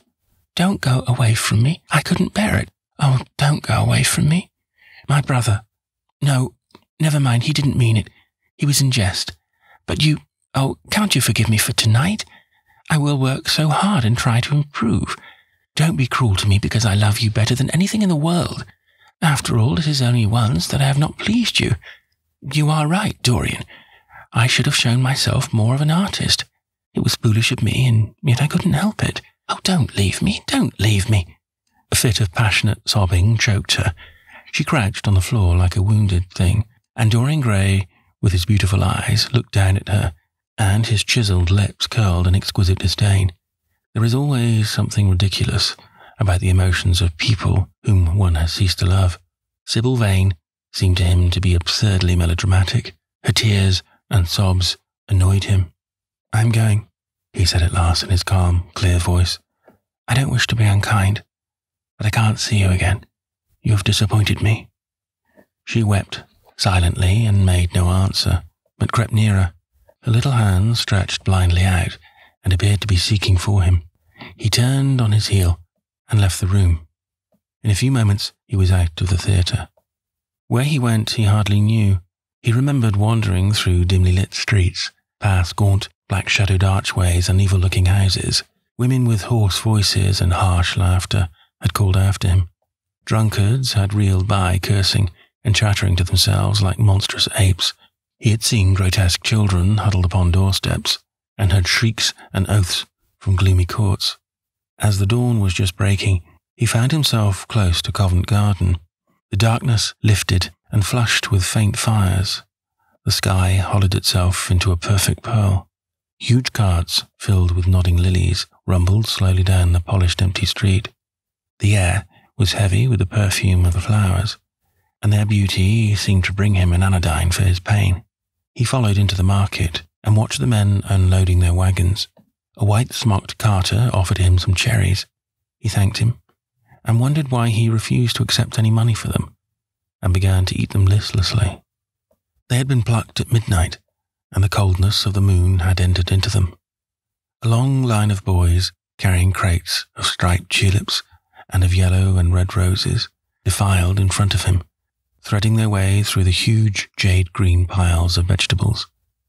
Under the portico, with its grey, sun-bleached pillars, loitered a troop of draggled, bare-headed girls, waiting for the auction to be over. Others crowded round the swinging doors of the coffee-house and the piazza. The heavy cart horses slipped and stamped upon the rough stones, shaking their bells and trappings. Some of the drivers were lying asleep on a pile of sacks, iris-necked and pink-footed. The pigeons ran about picking up seeds. After a while, he hailed a hansom and drove home. For a few moments he loitered upon the doorstep, looking round at the silent square, with its blank, close-shuttered windows and its staring blinds. The sky was pure opal now, and the roofs of the house glistened like silver against it. From some chimney opposite, a thin wreath of smoke was rising. It curled, a violent riband, through the nacre-coloured air. In a huge gilt Venetian lantern, spoil of some doge's barge that hung from the ceiling of the great oak-panelled hall of entrance, lights were still burning from 3 flickering jets. Thin blue petals of flame they seemed, rimmed with white fire. He turned them out, and, having thrown his hat and cape on the table, passed through the library towards the door of his bedroom, a large octagonal chamber on the ground floor that, in his newborn feeling for luxury, he had just had decorated for himself, and hung with some curious Renaissance tapestries that had been discovered stored in a disused attic at Selby Royal. As he was turning the handle of the door, his eye fell upon the portrait Basil Hallward had painted of him. He started back as if in surprise. Then he went into his own room, looking somewhat puzzled. After he had taken the buttonhole out of his coat, he seemed to hesitate. Finally he came back, went over to the picture, and examined it. In the dim, arrested light that struggled through the cream-coloured silk blinds, the face appeared to him to be a little changed. The expression looked different. One would have said that there was a touch of cruelty in the mouth. It was certainly strange. He turned round, and walking to the window, drew up the blind. The bright dawn flooded the room, and swept the fantastic shadows into dusky corners, where they lay shuddering. But the strange expression that he had noticed in the face of the portrait seemed to linger there, to be more intensified even. The quivering, ardent sunlight showed him the lines of cruelty around the mouth, as clearly as if he had been looking into a mirror after he had done some dreadful thing. He winced, and taking up from the table an oval glass framed in ivory cupids, one of Lord Henry's many presents to him, glanced hurriedly into its polished depths. No line like that warped his red lips. What did it mean? He rubbed his eyes, and came close to the picture and examined it again. There were no signs of any change when he looked into the actual painting, and yet there was no doubt that the whole expression had altered. It was not a mere fancy of his own. The thing was horribly apparent. He threw himself into a chair and began to think.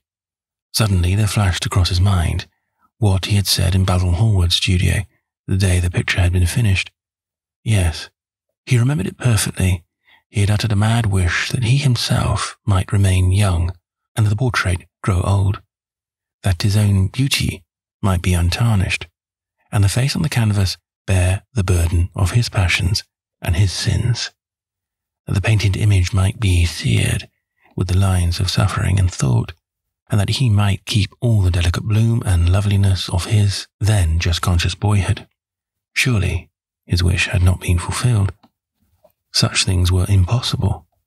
It seemed monstrous even to think of them, and yet there was the picture before him, with touch of cruelty in the mouth. Cruelty. Had he been cruel? It was the girl's fault, not his. He had dreamed of her as a great artist, had given his love to her, because he had thought her great. Then she had disappointed him. She had been shallow and unworthy, and yet a feeling of infinite regret came over him as he thought of her lying at his feet, sobbing like a little child. He remembered with what callousness he had watched her. Why had he been made like that? Why had such a soul been given to him? But he had suffered also. During the 3 terrible hours that the play had lasted, he had lived centuries of pain, aeon upon aeon of torture. His life was well worth hers. She had married him for a moment if he had wounded her for an age. Besides, women were better suited to bear sorrow than men. They lived on their emotions. They only thought of their emotions. When they took lovers, it was merely to have someone with whom they could have scenes. Lord Henry had told him that, and Lord Henry knew what women were. Why should he trouble about Sybil Vane? She was nothing to him now. The picture. What was he to say of that? It held the secret of his life and told his story. It had taught him to love his own beauty. Would it teach him to loathe his own soul? Would he ever look at it again? No. It was merely an illusion wrought on the troubled senses. The horrible nights that he had passed had left phantoms behind it. Suddenly, there had fallen upon his brain that tiny scarlet speck that makes men mad. The picture had not changed. It was folly to think so. Yet it was watching him, with its beautiful, marred face and its cruel smile. Its bright hair gleamed in the early sunlight. Its blue eyes met his own. A sense of infinite pity, not for himself, came over him. It had altered already, and would alter more. Its gold would wither into grey. Its red and white roses would die. For every sin that he committed, a stain would fleck and wreck its fairness. But he would not sin. The picture, changed or unchanged, would be to him the visible emblem of conscience. He would resist temptation. He would not see Lord Henry any more, would not at any rate listen to those subtle poisonous theories that in Basil Hallward's garden had first stirred within him the passion for impossible things. He would go back to Sybil Vane, make her amends, marry her, try to love her again. Yes, it was his duty to do so. She must have suffered more than he had. Poor child! He had been selfish and cruel to her. The fascination that she had exercised over him would return. They would be happy together. His life with her would be beautiful and pure. He got up from his chair and drew a large screen right in front of the portrait, shuddering as he glanced at it. "How horrible," he muttered to himself, and he walked across to the window and opened it. When he stepped out onto the grass, he drew a deep breath. The fresh morning air seemed to drive away all his sombre passions. He thought only of Sybil. A faint echo of his love came back to him. He repeated her name over and over again. The birds that were singing in the dew-drenched garden seemed to be telling the flowers about her. Chapter 8. It was long past noon when he awoke. His valet had crept several times on tiptoe into the room to see if he was stirring, and had wondered what made his young master sleep so late. Finally, his bell sounded, and Victor came softly in with a cup of tea and a pile of letters on a small tray of old Sèvres china, and drew back the olive satin curtains with their shimmering blue lining that hung in front of the 3 tall windows. "Monsieur has slept well this morning?" he said, smiling. "What o'clock is it, Victor?" asked Dorian Gray drowsily. 1 hour and a quarter, monsieur." How late it was. He sat up and, having sipped some tea, turned over his letters. One of them was from Lord Henry, and had been brought by hand that morning. He hesitated for a moment, and then put it aside. The others he opened listlessly. They contained the usual collection of cards, invitations to dinner, tickets for private views, programs of charity concerts and the like, that are showered on fashionable young men every morning during the season.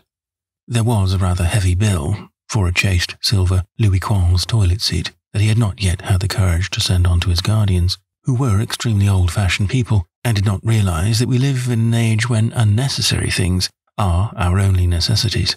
And there were several very courteously worded communications from Jermyn Street moneylenders, offering to advance any sum of money at a moment's notice, and at the most reasonable rates of interest. After about 10 minutes, he got up, and throwing on an elaborate dressing gown of silk-embroidered cashmere wool, passed into the onyx-paved bathroom. The cool water refreshed him after his long sleep. He seemed to have forgotten all that he had gone through. A dim sense of having taken part in some strange tragedy came to him once or twice, but there was the unreality of a dream about it. As soon as he was dressed, he went into the library and sat down to a light French breakfast that had been laid out for him on a small round table close to the open window. It was an exquisite day. The warm air seemed laden with spices. A bee flew in and buzzed around the blue dragon bowl that, filled with sulphur-yellow roses, stood before him. He felt perfectly happy. Suddenly his eye fell on the screen that he had placed in front of the portrait, and he started. "Too cold for monsieur?" asked his valet, putting an omelette on the table.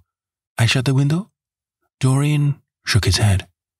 "I am not cold," he murmured. Was it all true? Had the portrait really changed? Or had it been simply his own imagination that had made him see a look of evil where there had been a look of joy? Surely a painted canvas could not alter. The thing was absurd. It would serve as a tale to tell Basil some day. It would make him smile. And yet, how vivid was his recollection of the whole thing. First, in the dim twilight, and then in the bright dawn, he had seen the touch of cruelty round the warped lips. He almost dreaded his valet leaving the room. He knew that when he was alone, he would have to examine the portrait. He was afraid of certainty. When the coffee and cigarettes had been brought and the man turned to go, he felt a wild desire to tell him to remain. As the door was closing behind him, he called back. The man stood waiting for his orders. Dorian looked at him for a moment. "I'm not at home to anyone, Victor," he said with a sigh. The man bowed and retired. Then he rose from the table, lit a cigarette, and flung himself down on a luxuriously cushioned couch that stood facing the screen. The screen was an old one, of gilt Spanish leather, stamped and wrought with a rather florid Louis XIV pattern. He scanned it curiously, wondering if ever before it had concealed the secret of a man's life. Should he move it aside, after all? Why not let it stay there? What was the use of knowing? If the thing was true, it was terrible. If it was not true, why trouble about it? But what if, by some fate or deadlier chance, eyes other than his had spied behind and saw the horrible change? What should he do if Basil Hallward came and asked to look at his own picture? Basil would be sure to do that. No, the thing had to be examined, and at once. Anything would be better than this dreadful state of doubt. He got up and locked both doors. At least he would be alone when he looked upon the mask of his shame. Then he drew the screen aside and saw himself face to face. It was perfectly true. The portrait had altered. As he often remembered afterwards, and always with no small wonder, he found himself at first gazing at the portrait with a feeling of almost scientific interest. That such a change should have taken place was incredible to him, and yet it was a fact. Was there some subtle affinity between the chemical atoms that shaped themselves into form and colour on the canvas, and the soul that was within him? Could it be that what that soul thought, they realised, that what it dreamed, they made true? Or was there some other, more terrible reason? He shuddered and felt afraid, and going back to the couch, lay there, gazing at the picture in sickened horror. One thing, however, he felt that it had done for him. It had made him conscious how unjust, how cruel he had been to Sybil Vane. It was not too late to make reparation for that. She could still be his wife. His unreal and selfish love would yield to some higher influence, would be transformed into some nobler passion, and the portrait that Basil Hallward had painted of him would be a guide to him through life, would be to him what holiness is to some, and conscience to others, and the fear of God to us all. There were opiates for remorse, drugs that could lull the moral sense to sleep, but here was a visible symbol of the degradation of sin. Here was an ever-present sign of the ruin men brought upon their souls. 3 o'clock struck, and 4, and the half-hour rang its double chime, but Dorian Gray did not stir.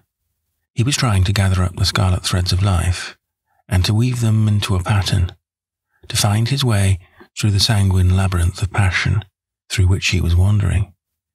He did not know what to do, or what to think.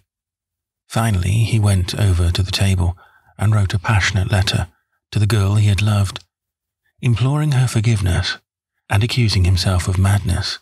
He covered page after page with wild words of sorrow and wilder words of pain. There is a luxury in self-reproach. When we blame ourselves, we feel that no one else has a right to blame us. It is the confession, not the priest, that gives us absolution. When Dorian had finished the letter, he felt that he had been forgiven. Suddenly there came a knock to the door, and he heard Lord Henry's voice outside. "My dear boy, I must see you. Let me in at once. I can't bear your shutting yourself up like this." He made no answer at first, but remained quite ill.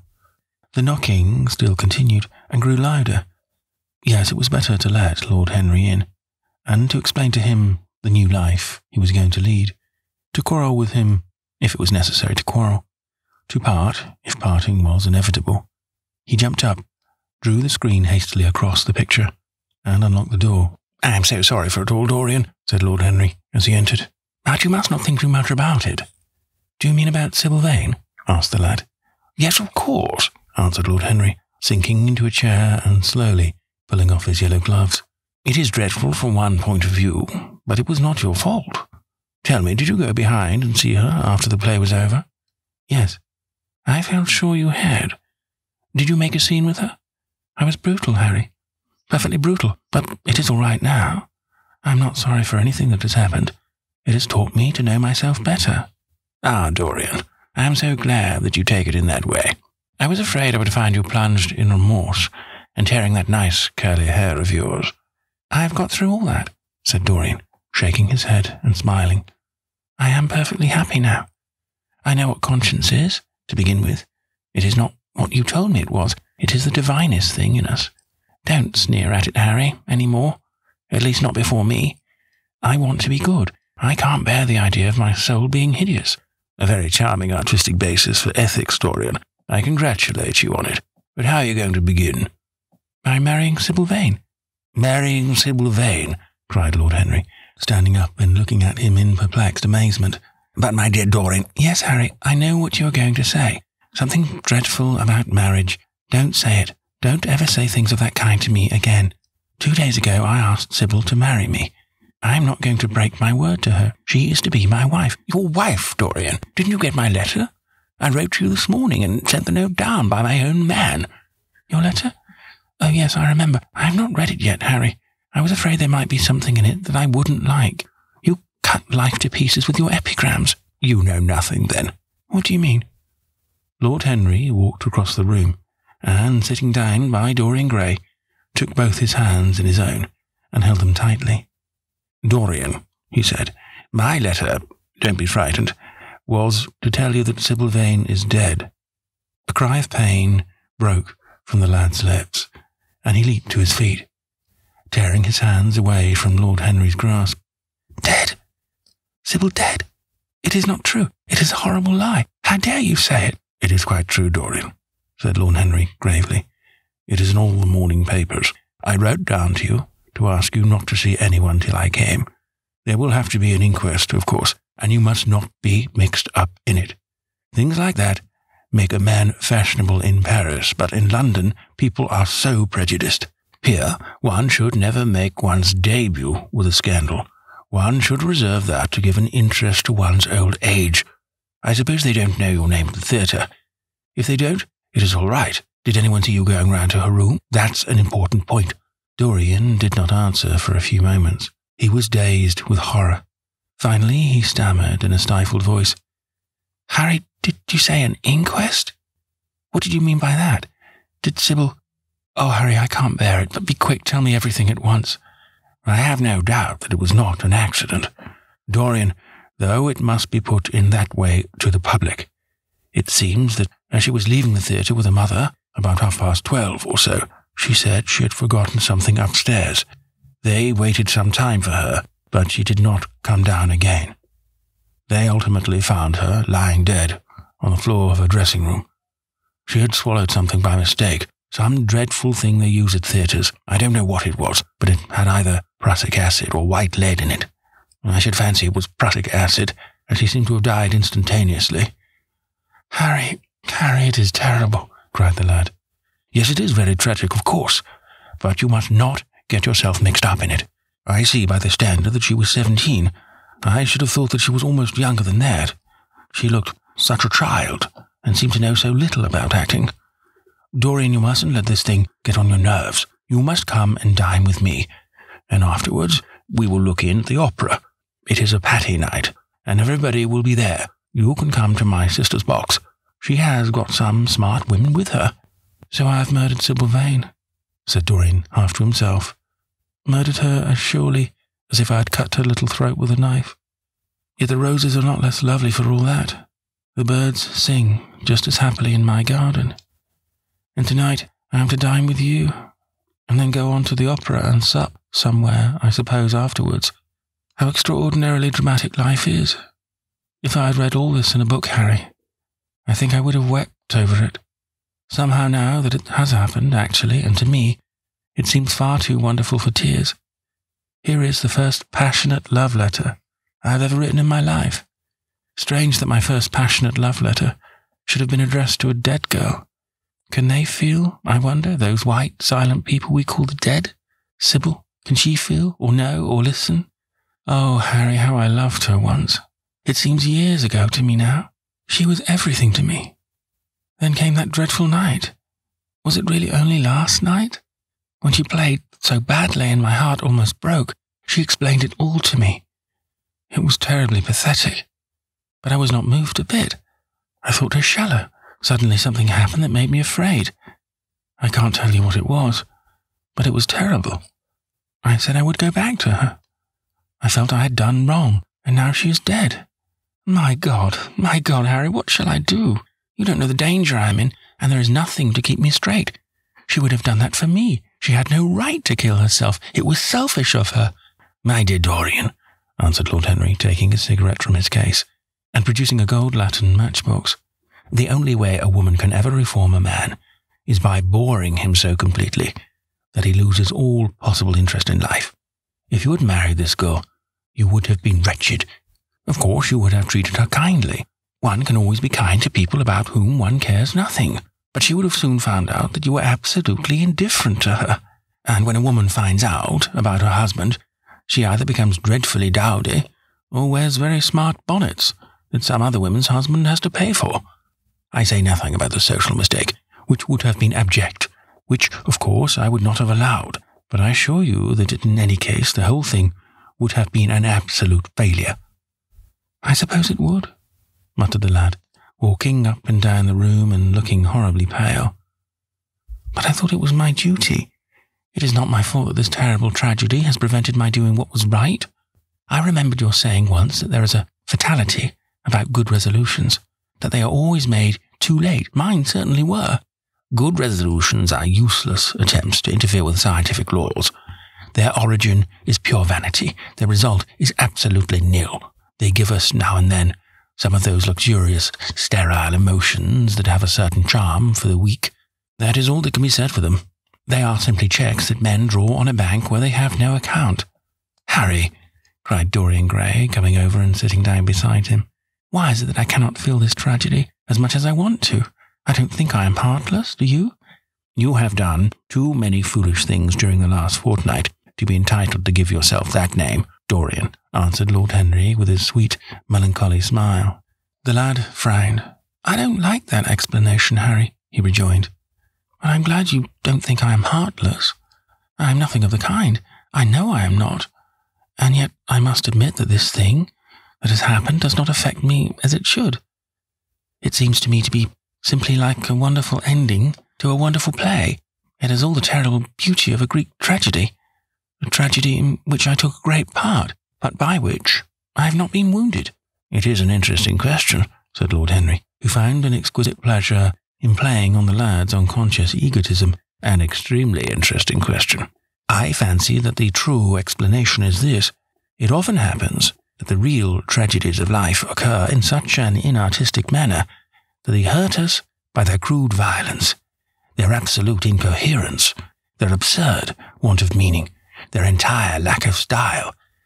They affect us just as vulgarity affects us. They give us an impression of sheer brute force, and we revolt against that. Sometimes, however, a tragedy that possesses artistic elements of beauty crosses our lives.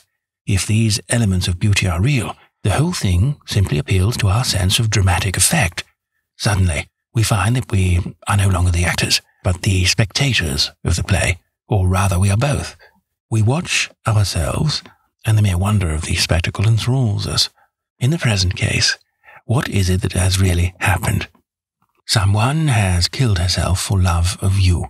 I wish that I had ever had such an experience. It would have made me in love with love for the rest of my life. The people who have adored me, there have not been very many, but there have been some, have always insisted on living on long after I had ceased to care for them, or they to care for me. They have become stout and tedious, and when I meet them, they go in at once for reminiscences. That awful memory of woman, what a fearful thing it is, and what an utter intellectual stagnation it reveals. One should absorb the colour of life, but one should never remember its details. Details are always vulgar. I must sow poppies in my garden, sighed Dorian. There is no necessity, rejoined his companion. Life has always poppies in her hands. Of course, now and then things linger. I once wore nothing but violets all through one season, as a form of artistic mourning for a romance that would not die. Ultimately, however, it did die. I forget what killed it. I think it was her proposing to sacrifice the whole world for me. That is always a dreadful moment. It fills one with the terror of eternity. Well, would you believe it?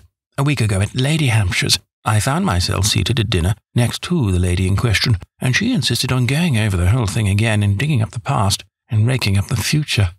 I had buried my romance in a bed of asphodel. She dragged it out again and assured me that I had spoiled her life. I am bound to state that she ate an enormous dinner. So I did not feel any anxiety. But what a lack of taste she showed. The one charm of the past is that it is the past. But women never know when the curtain has fallen. They always want a sixth act, and as soon as the interest of the play is entirely over, they propose to continue it. If they were allowed their own way, every comedy would have a tragic ending, and every tragedy would culminate in a farce. They are charmingly artificial, but they have no sense of art. You are more fortunate than I am, I assure you, Dorian, that not one of the women I have known would have done for me what Sybil Vane did for you. Ordinary women always console themselves. Some of them do it by going in for sentimental colours. Never trust a woman who wears mauve, whatever her age may be, or a woman over 35 who is fond of pink ribbons. It always means that they have a history. Others find a great consolation in suddenly discovering the good qualities of their husbands. They flaunt their conjugal felicity in one's face, as if it were the most fascinating of sins. Religion consoles some. Its mysteries have all the charm of a flirtation, a woman once told me. And I can quite understand it. Besides, nothing makes one so vain as being told that one is a sinner. Conscience makes egotists of us all. Yes, there is really no end to the consolations that women find in modern life. Indeed, I have not mentioned the most important one. What is that, Harry? Said the lad, listlessly. Oh, the obvious consolation. Taking someone else's admirer when one loses one's own. In good society, that always whitewashes a woman.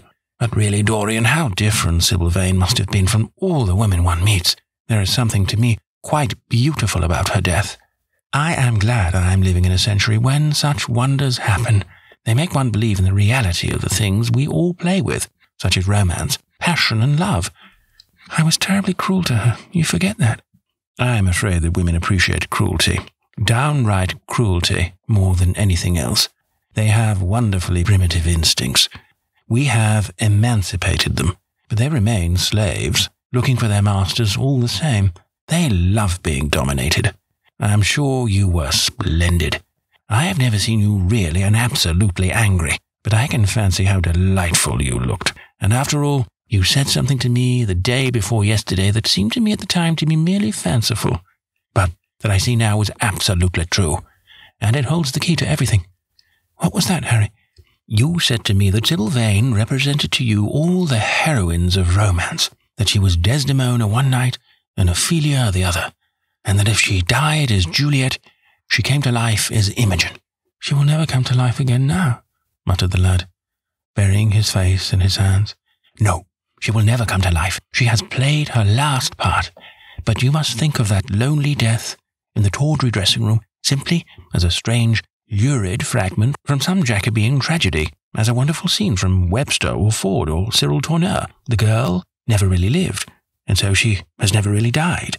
To you, at least, she was always a dream, a phantom that flitted through Shakespeare's plays and left them lovelier for its presence, a reed through which Shakespeare's music sounded richer and more full of joy. The moment she touched actual life, she marred it, and it marred her, and so she passed away.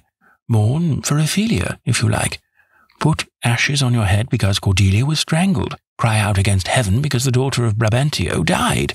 But don't waste your tears over Sybil Vane. She was less real than they are. There was silence. The evening darkened in the room.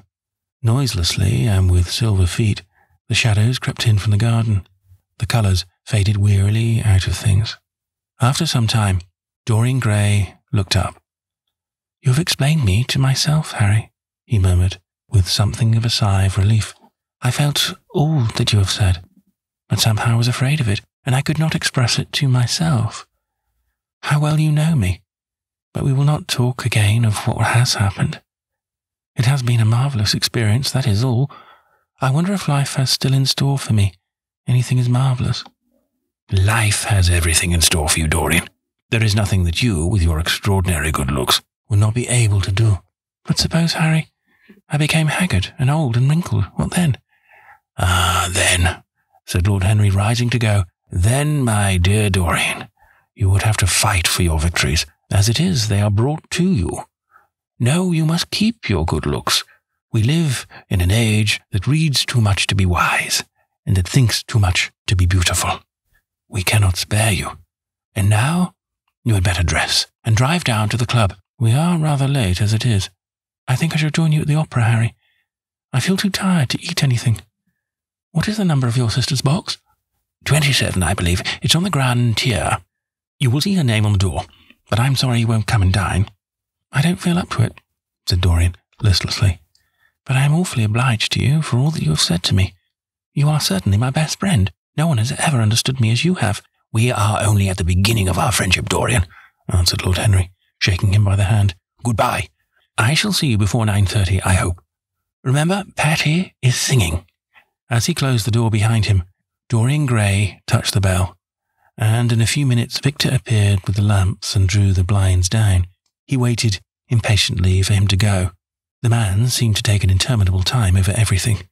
As soon as he had left, he rushed to the screen and drew it back. No, there was no further change in the picture. It had received the news of Sybil Vane's death before he had known it of himself. It was conscious of the events of life as they occurred. The vicious cruelty that marred the fine lines of the mouth had no doubt appeared at the very moment that the girl had drunk the poison, whatever it was. Or was it indifferent to results? Did it merely take cognizance of what passed within the soul? He wondered, and hoped that some day he would see the change taking place before his very eyes, shuddering as he hoped it. Poor Sybil, what a romance it had all been. She had often mimicked death on the stage. Then death himself had touched her and taken her with him. How had she played that dreadful last scene? Had she cursed him as she died? No. She had died for love of him, and love would always be a sacrament to him now. She had atoned for everything by the sacrifice she had made of her life. He would not think any more of what she had made him go through on that horrible night at the theatre. When he had thought of her, it would be as a wonderful tragic figure sent on to the world's stage to show the supreme reality of love. A wonderful tragic figure?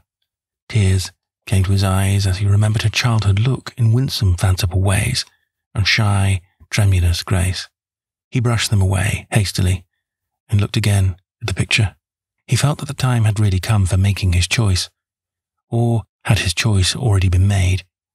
Yes, life had decided that for him, life, and his own infinite curiosity about life, eternal youth, infinite passion, pleasures subtle and secret, wild joys and wilder sins, he was to have all these things.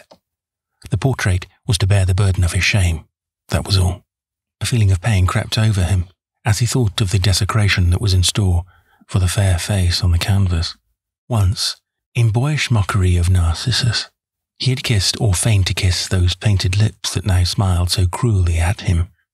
Morning after morning, he had sat before the portrait, wondering at its beauty, almost enamoured of it, as it seemed to him at times. Was it to alter now with every mood to which he yielded? Was it to become a monstrous and loathsome thing, to be hidden away in a locked room, to be shut out from the sunlight that had so often touched a brighter gold, the waving wonder of its hair? The pity of it. The pity of it. For a moment, he thought of praying that the horrible sympathy that existed between him and the picture might cease. It had changed in answer to a prayer.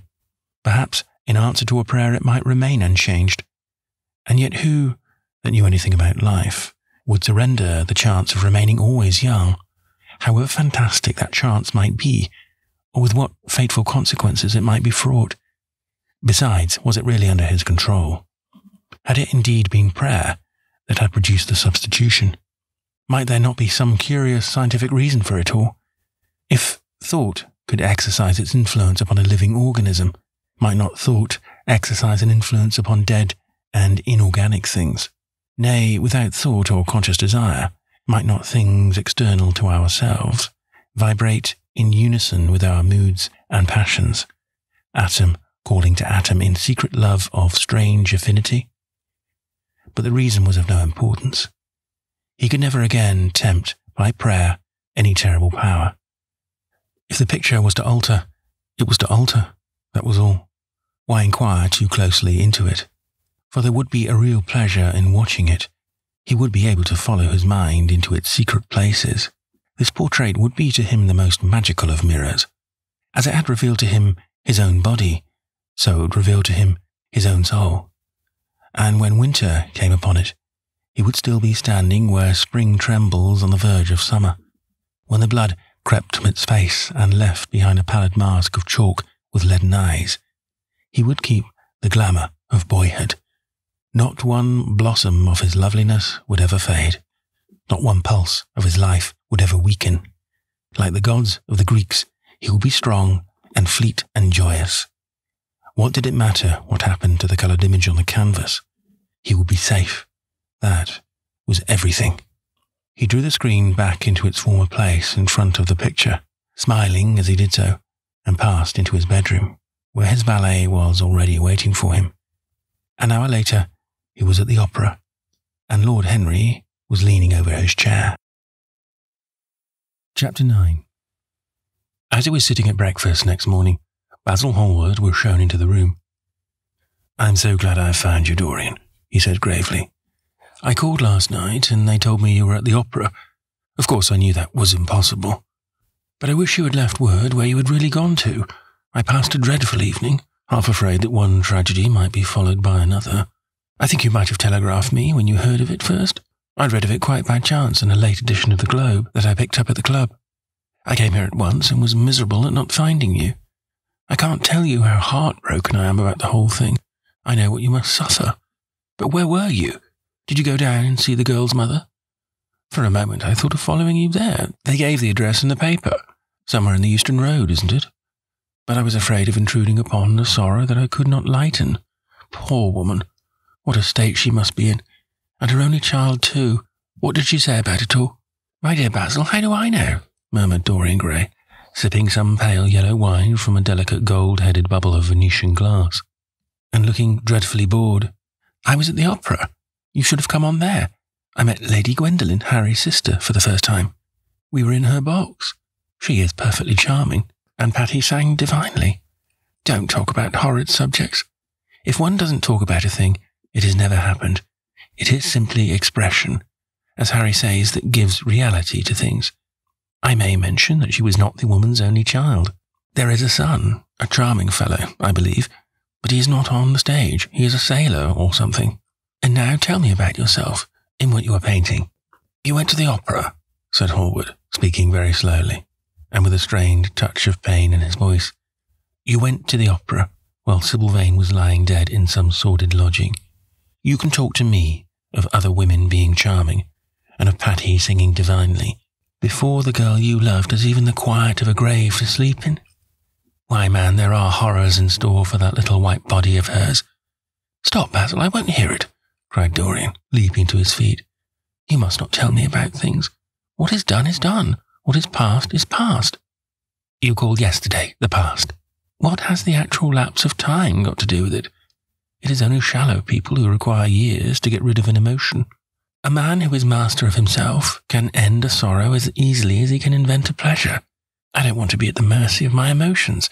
I want to use them, to enjoy them, and to dominate them. Dorian, this is horrible. Something has changed you completely. You look exactly the same wonderful boy who, day after day, used to come down to my studio to sit for his picture. But you were simple, natural, and affectionate then. You were the most unspoiled creature in the whole world. Now I don't know what has come over you. You talk as if you had no heart, no pity in you. It is all Harry's influence. I see that. The lad flushed up, and going to the window, looked out for a few moments on the green, flickering, sun-lashed garden. "I owe a great deal to Harry, Basil," he said at last. "More than I owe to you. You only taught me to be vain." "Well, I am punished for that, Dorian, or shall be some day." "I don't know what you mean, Basil," he exclaimed, turning around. "I don't know what you want. What do you want?" "I want the Dorian Gray I used to paint," said the artist sadly. "Basil," said the lad, going over to him and putting his hand on his shoulder, "you have come too late. Yesterday, when I heard that Sybil Vane had killed herself—" "Killed herself? Good heavens! Is there no doubt about that?" cried Hallward, looking up at him with an expression of horror. "My dear Basil, surely you don't think it was a vulgar accident? Of course she killed herself." The elder man buried his face in his hands. "How fearful," he muttered, and a shudder ran through him. "No," said Dorian Gray, "there is nothing fearful about it. It is one of the great romantic tragedies of the age. As a rule, people who act lead the most commonplace lives. They are good husbands, or faithful wives, or something tedious. You know what I mean, middle-class virtue, and all that kind of thing. How different Sybil was. She lived her finest tragedy. She was always a heroine. The last night she played, the night you saw her, she acted badly, because she had known the reality of love. When she knew its unreality, she died, as Juliet might have died. She passed again into the sphere of art. There is something of the martyr about her.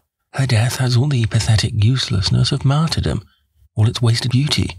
But, as I was saying, you must not think I have not suffered. If you had come in yesterday at a particular moment, about 5:30 perhaps, or 5:45, you would have found me in tears. Even Harry, who was here, who brought me the news, in fact had no idea what I was going through. I suffered immensely. When it passed away, I cannot repeat an emotion. No one can, except sentimentalists, and you are awfully unjust, Basil. You come down here to console me. That is charming of you. You find me consoled, and you are furious. How like a sympathetic person. You remind me of a story Harry told me about a certain philanthropist who spent 20 years of his life in trying to get some grievance redressed, or some unjust law altered. I forget exactly what it was. Finally, he succeeded, and nothing could exceed his disappointment. He had absolutely nothing to do, almost died of ennui. I became a confirmed misanthrope. And besides, my dear old Basil, if you really want to console me, teach me rather to forget what has happened, or to see it from the proper artistic point of view. Was it not Gautier who used to write about la consolation des arts? I remember picking up a little vellum-covered book in your studio one day and chancing on that delightful phrase. Well, I am not like that young man you told me of when we were down at Marlow together. The young man who used to say that yellow satin could console one for all the miseries of life. I love beautiful things that one can touch and handle. Old brocades, green bronzes, lacquerwork, carved ivories, exquisite surroundings, luxury, pomp.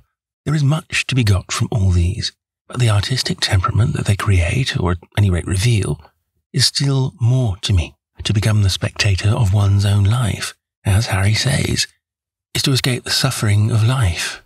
I know you are surprised at my talking to you like this. You have not realized how I have developed. I was a schoolboy when you knew me. I am a man now. I have new passions, new thoughts, new ideas. I am different. But you must not like me less. I am changed, but you must always be my friend. Of course, I am very fond of Harry, but I know that you are better than he is. You are not stronger. You are too much afraid of life, but you are better. And how happy we used to be together. Don't leave me, Basil, and don't quarrel with me. I am what I am. There is nothing more to be said. The painter felt strangely moved. The lad was infinitely dear to him, and his personality had been the great turning point in his art. He could not bear the idea of reproaching him any more. After all, his indifference was probably merely a mood that would pass away. There was so much in him that was good, so much in him that was noble. "Well, Dorian," he said at length with a sad smile, "I won't speak to you again about this horrible thing after today. I only trust your name won't be mentioned in connection with it. The inquest is to take place this afternoon. Have they summoned you?" Dorian shook his head. and a look of annoyance passed over his face at the mention of the word inquest. There was something so crude and vulgar about everything of the kind. "They don't know my name," he answered. "But surely she did." "Only my Christian name, and that, I am quite sure, she never mentioned to anyone. She told me once that they were all rather curious to learn who I was, and that she invariably told them my name was Prince Charming. It was pretty of her. You must do me a drawing of Sybil, Basil. I should like to have something more of her than the memory of a few kisses and some broken, pathetic words." "I will try and do something, Dorian, if it would please you. But you must come and sit to me yourself again. I can't get on without you." "I can never sit to you again, Basil. It is impossible," he exclaimed, starting back. The painter stared at him. "My dear boy, what nonsense," he cried. "Do you mean to say you don't like what I did of you? Where is it? Why have you pulled the screen in front of it? Let me look at it. It is the best thing I've ever done. Do take the screen away, Dorian. It is simply disgraceful of your servant hiding my work like that. I felt the room looked different as I came in." "My servant has nothing to do with it, Basil. You don't imagine I let him arrange my room for me. He settles my flowers for me sometimes. That is all. No, I did it myself. The light was too strong on the portrait." "Too strong? Surely not, my dear fellow. It is an admirable place for it. Let me see it." And Hallward walked towards the corner of the room. A cry of terror broke from Dorian Gray's lips, and he rushed between the painter and the screen. "Basil," he said, looking very pale, "you must not look at it. I don't wish you to." "Not look at my own work? You are not serious." "Why shouldn't I look at it?" exclaimed Hallward, laughing.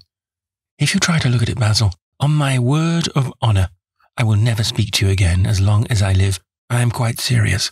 I don't offer any explanation, and you are not to ask for any.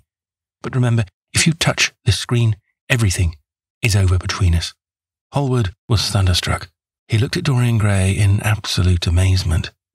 He had never seen him like this before. The lad was actually pallid with rage. His hands were clenched, and the pupils of his eyes were like discs of blue fire. He was trembling all over. "Dorian, don't speak." "But what is the matter? Of course I won't look at it if you don't want me to," he said, rather coldly, turning on his heel and going over towards the windows. "But really, it seems rather absurd that I shouldn't see my own work, especially as I'm going to exhibit it in Paris in the autumn. I shall probably have to give it another coat of varnish before that, so I must see it some day. And why not today?" "To exhibit it? You want to exhibit it?" exclaimed Dorian Gray, a strange sense of terror creeping over him. Was the world going to be shown his secret? Were people to gape at the mystery of his life? That was impossible. Something, he did not know what, had to be done at once. "Yes, I don't suppose you will object to that. George Petit is going to collect all my best pictures for a special exhibition in the Rue des Seize, which will open the first week in October. The portrait will only be away a month. I should think you could easily spare it for that time. In fact, you are sure to be out of town, and if you keep it always behind a screen, you can't care much about it." Dorian passed his hand over his forehead. There were beads of perspiration there. He felt that he was on the brink of a horrible danger. "You told me a month ago that you would never exhibit it," he cried. "Why have you changed your mind? You people who go in for being consistent have just as many moods as others have. The only difference is that your moods are rather meaningless. You can't have forgotten that you assured me most solemnly that nothing in the world would induce you to send it to any exhibition. You told Harry exactly the same thing." He stopped, suddenly, and a gleam of light came into his eyes. He remembered that Lord Henry had said to him once, half seriously and half in jest, "If you want to have a strange quarter of an hour, get Basil to tell you why he won't exhibit your picture. He told me why he wouldn't, and it was a revelation to me." Yes, perhaps Basil, too, had his secret. He would ask him and try. "Basil, Basil," he said, coming over quite close and looking at him straight in his face. "We have each of us a secret. Let me know yours, and I shall tell you mine. What was your reason for refusing to exhibit my picture?" The painter shuddered in spite of himself. "Dorian, if I tell you, you might like me less than you do, and you would probably laugh at me. I could not bear your doing either of these two things. If you wish me never to look at your picture again, I am content. I have always you to look at. If you wish the best work I've ever done to be hidden from the world, I am satisfied. Your friendship is dearer to me than any fame or reputation. No, Basil, you must tell me, insisted Dorian Gray. I think I have a right to know. His feeling of terror had passed away, and curiosity had taken its place. He was determined to find out Basil Hallward's mystery. Let us sit down, Dorian, said the painter, looking troubled. Let us sit down, and just answer me one question. Have you noticed in the picture something curious? Something that probably at first did not strike you, but that revealed itself to you suddenly? Basil, cried the lad, clutching the arms of his chair with trembling hands and gazing at him with wild, startled eyes. I see you did. Don't speak. Wait till you hear what I have to say, Dorian. From the moment I met you, your personality had the most extraordinary influence over me. I was dominated, soul, brain, and power by you. You became, to me, the visible incarnation of that unseen ideal whose memory haunts us artists like an exquisite dream. I worshipped you. I grew jealous of everyone to whom you spoke. I wanted to have you all to myself. I was only happy when I was with you. When you were away from me, you were still present in my art. Of course, I never let you know anything about this. It would have been impossible. You would not have understood it. I hardly understood it myself. I only knew that I had seen perfection, face to face, and that the world had become wonderful to my eyes, too wonderful, perhaps. For in such mad worships there is peril, the peril of losing them, no less than the peril of keeping them. Weeks and weeks went on, and I grew more and more absorbed in you. Then came a new development. I had drawn you as Paris, in dainty armour, and as Adonis with huntsman's cloak and polished boar spear. Crowned with heavy lotus blossoms, you had sat on the prow of Adrian's barge, gazing across the green turbid Nile. You had leant over the still pool of some Greek woodland, and seen in the water's silent silver the marvel of your own face. And it had all been what art should be, unconscious, ideal, and remote. One day, a fatal day I sometimes think, I determined to paint a wonderful portrait of you as you actually are, not in the costume of dead ages, but in your own dress and in your own time. Whether it was the realism of the method or the mere wonder of your own personality, thus directly presented to me without mist or veil, I cannot tell. But I know that as I worked at it, every flake and film of colour seemed to me to reveal my secret. I grew afraid that others would know of my idolatry. I felt, Dorian, that I had told too much, that I had put too much of myself into it. Then it was that I resolved never to allow the picture to be exhibited. You were a little annoyed. Then you did not realize all that it meant to me. Harry, to whom I talked about it, laughed at me, but I did not mind that. When the picture was finished, and I sat alone with it, I felt that I was right. Well, after a few days, the thing left my studio, and as soon as I had got rid of the intolerable fascination of its presence, it seemed to me that I had been foolish in imagining that I had seen anything in it.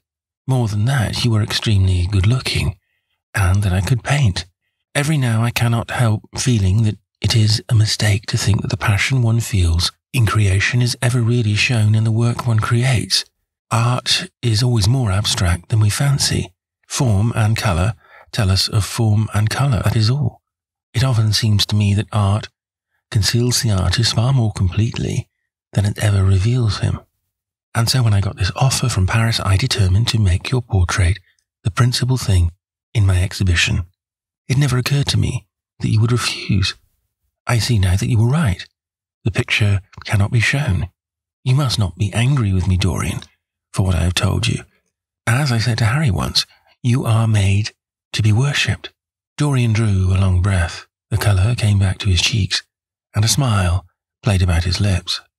The peril was over. He was safe for the time.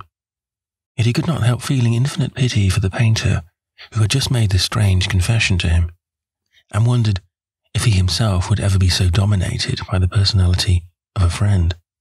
Lord Henry had the charm of being very dangerous, but that was all.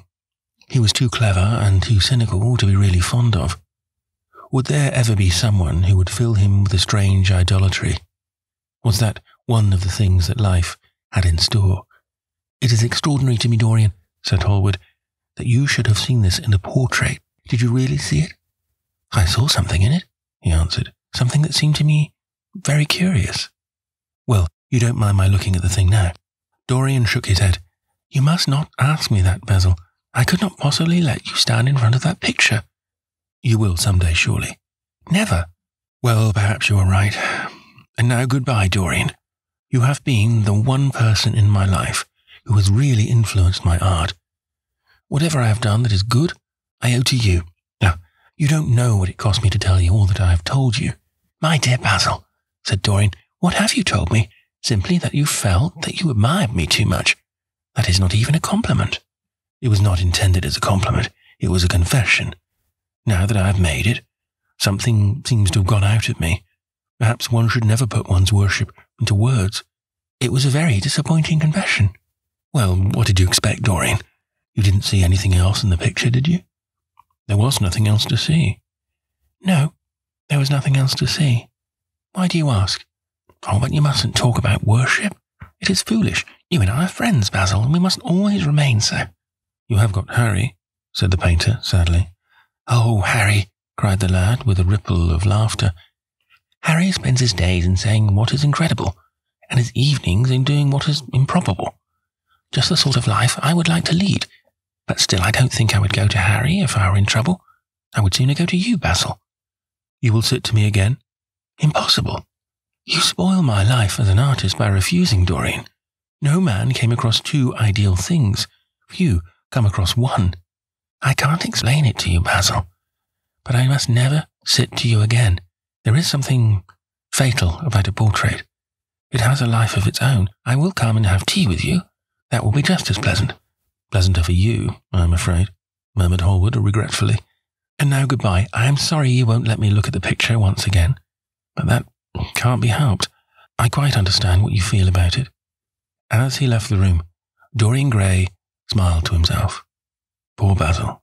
How little he knew of the true reason, and how strange it was that, instead of having been forced to reveal his own secret, he had succeeded, almost by chance, in wresting a secret from his friend. How much that strange confession explained to him. The painter's absurd fits of jealousy, his wild devotion, his extravagant panegyrics, his curious reticences. He understood them all now, and he felt sorry. There seemed to him to be something tragic in a friendship so coloured by romance. He sighed and touched the bell. The portrait must be hidden away at all costs. He could not run such a risk of discovery again. It had been mad of him to have allowed the thing to remain, even for an hour, in a room to which any of his friends had access. Chapter 10. When his servant entered, he looked at him steadfastly and wondered if he had thought of peering behind the screen. The man was quite impassive and waited for his orders. Dorian lit a cigarette and walked over to the glass and glanced into it. He could see the reflection of Victor's face perfectly. It was like a placid mask of civility. There was nothing to be afraid of there. Yet he thought it best to be on his guard. Speaking very slowly, he told him to tell the housekeeper that he wanted to see her, and then go to the frame maker and ask him to send 2 of his men round at once. It seemed to him that as the man left the room, his eyes wandered in the direction of the screen, or was that merely his own fancy? After a few moments, in her black silk dress, with old-fashioned thread mittens on her wrinkled hands, Mrs. Leaf bustled into the library.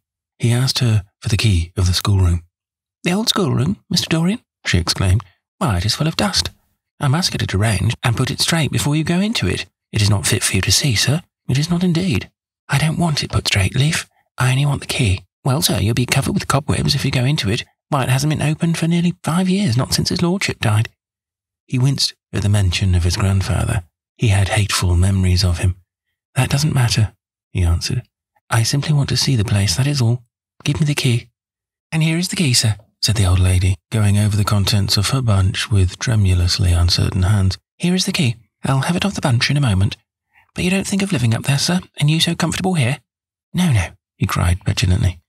"Thank you, Leaf, that will do." She lingered for a few moments and was garrulous over some detail of the household. He sighed and told her to manage things as she thought best. She left the room, wreathed in smiles. As the door closed, Dorian put the key in his pocket and looked round the room. His eye fell on a large purple satin coverlet, heavily embroidered with gold, a splendid piece of late 17th century Venetian work that his grandfather had found in a convent near Bologna. Yes, That would serve to wrap the dreadful thing in. It had perhaps served often as a pall for the dead. Now it was to hide something that had a corruption of its own, worse than the corruption of death itself, something that would breed horrors and yet would never die. What the worm was to the corpse, his sins would be to the painted image on the canvas. They would mar its beauty and eat away its grace. They would defile it and make it shameful. And yet the thing would still live on. It would always be alive. He shuddered, and for a moment he regretted that he had not told Basil the true reason why he had wished to hide the picture away. Basil would have helped him to resist Lord Henry's influence, and the still more poisonous influences that came from his own temperament. The love that he bore him, for it was really love, had nothing in it that was not noble and intellectual. It was not that mere physical admiration of beauty that is born of the senses and that dies when the senses tire. It was such love as Michelangelo had known, and Montaigne, and Winckelmann, and Shakespeare himself.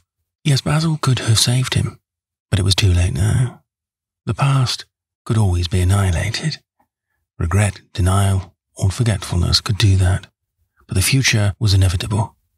There were passions in him that would find their terrible outlet, dreams that would make the shadow of their evil real.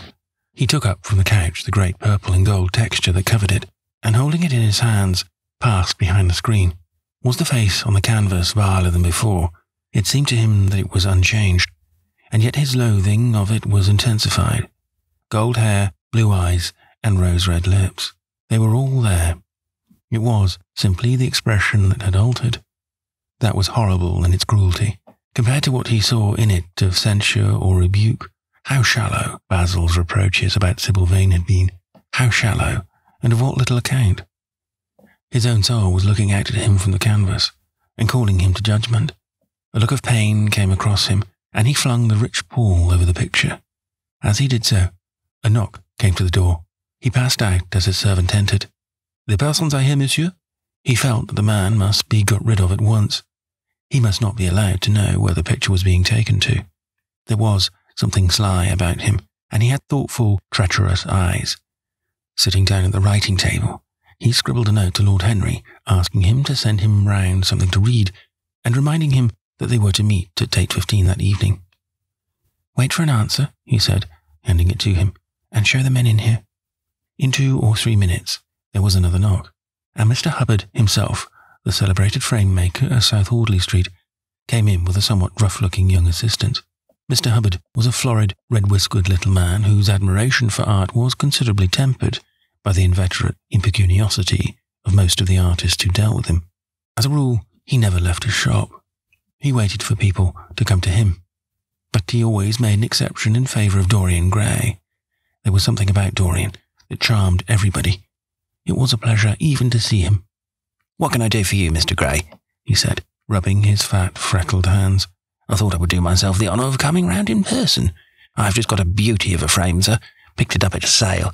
Old Florentine. Came from Fonthill, I believe. Admirably suited for a religious subject, Mr. Gray. I'm so sorry you've given yourself the trouble of coming round, Mr. Hubbard. I shall certainly drop in and look at the frame, though I don't go in much at present for religious art.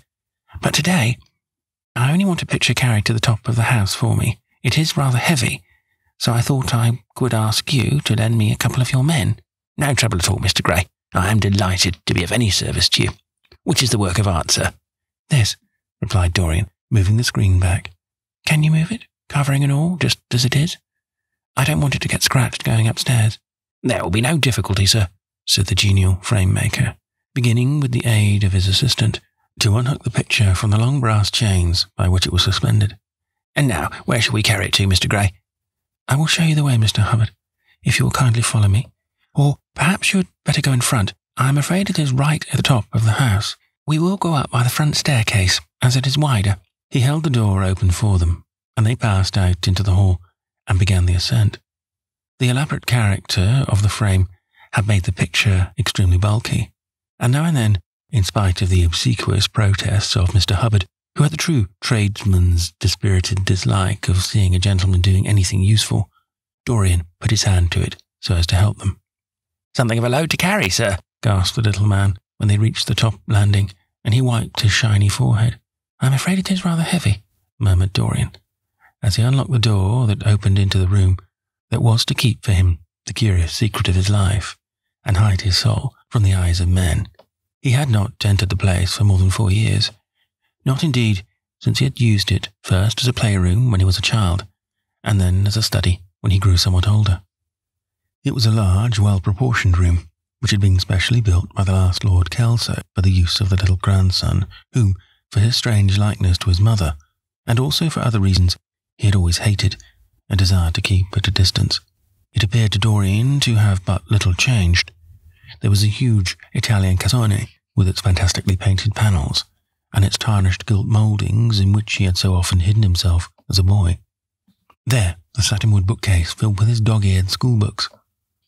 On the wall behind it was hanging the same ragged Flemish tapestry, where a faded king and queen were playing chess in a garden, while a company of hawkers rode by, carrying hooded birds on their gauntleted wrists. How well he remembered it all. Every moment of his lonely childhood came back to him as he looked round. He recalled the stainless purity of his boyish life, and it seemed horrible to him that it was here the fatal portrait was to be hidden away. How little he had thought in those dead days of all that was in store for him. But there was no other place in the house so secure from prying eyes as this. He had the key, and no one else could enter it. Beneath its purple pall, the face painted on the canvas could grow bestial, sodden, and unclean. What did it matter? No one could see it. He himself would not see it. Why should he watch the hideous corruption of his soul? He kept his youth, that was enough. And besides, might not his nature grow finer, after all? There was no reason that the future should be so full of shame. Some love might come across his life and purify him, and shield him from those sins that seemed to be already stirring in spirit and in flesh, those curious, unpictured sins whose very mystery lent them their subtlety and their charm. Perhaps, some day, the cruel look would have passed away from the scarlet, sensitive mouth, and he might show to the world Basil Hallward's masterpiece. No, that was impossible. Hour by hour and week by week, the thing upon the canvas was growing old. It might escape the hideousness of sin, but the hideousness of age was in store for it. The cheeks would become hollow or flaccid.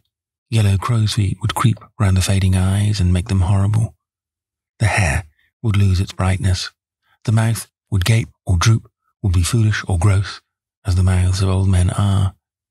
There would be the wrinkled throat, the cold, blue-veined hands, the twisted body that he remembered in the grandfather who had been so stern to him in his boyhood.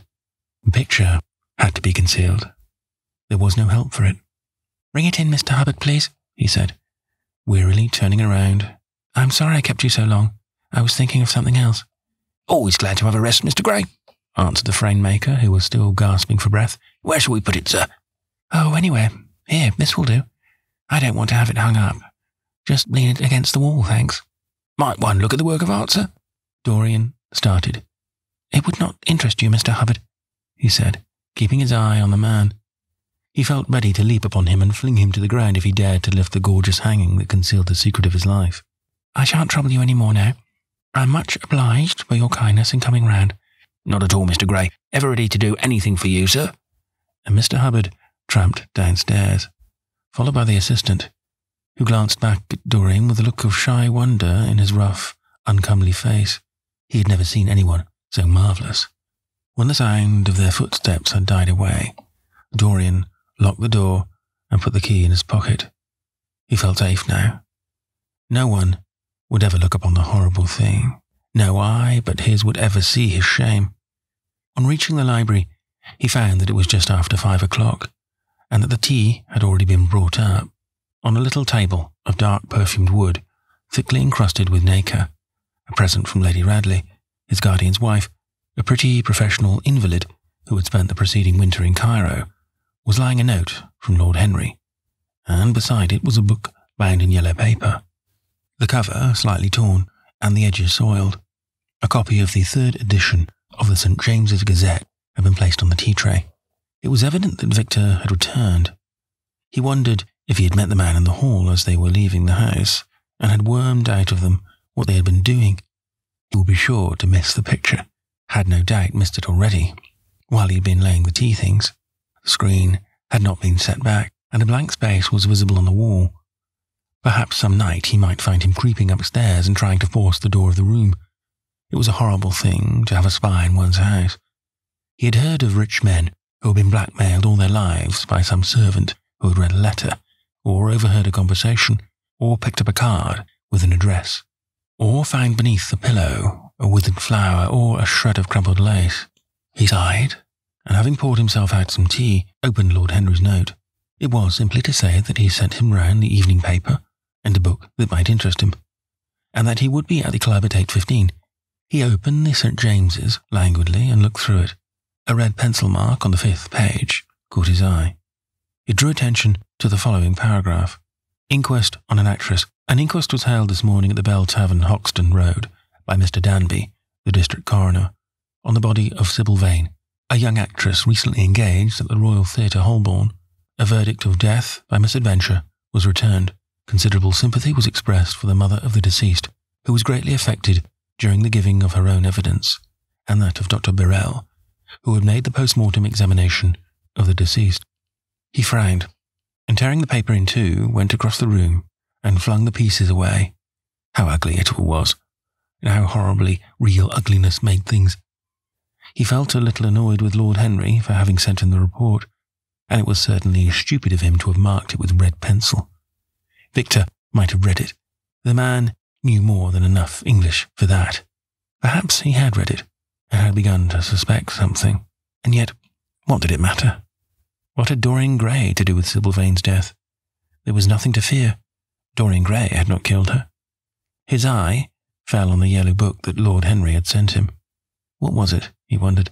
He went towards the little pearl-coloured octagonal stand that had always looked to him like the work of some strange Egyptian bees that wrought in silver, and taking up the volume, flung himself into an armchair and began to turn over the leaves. After a few minutes he became absorbed. It was the strangest book that he had ever read. It seemed to him that in exquisite raiment and to the delicate sound of flutes, the sins of the world were passing in dumb show before him. Things that he had dimly dreamed of were suddenly real to him. Things of which he had never dreamed were gradually revealed.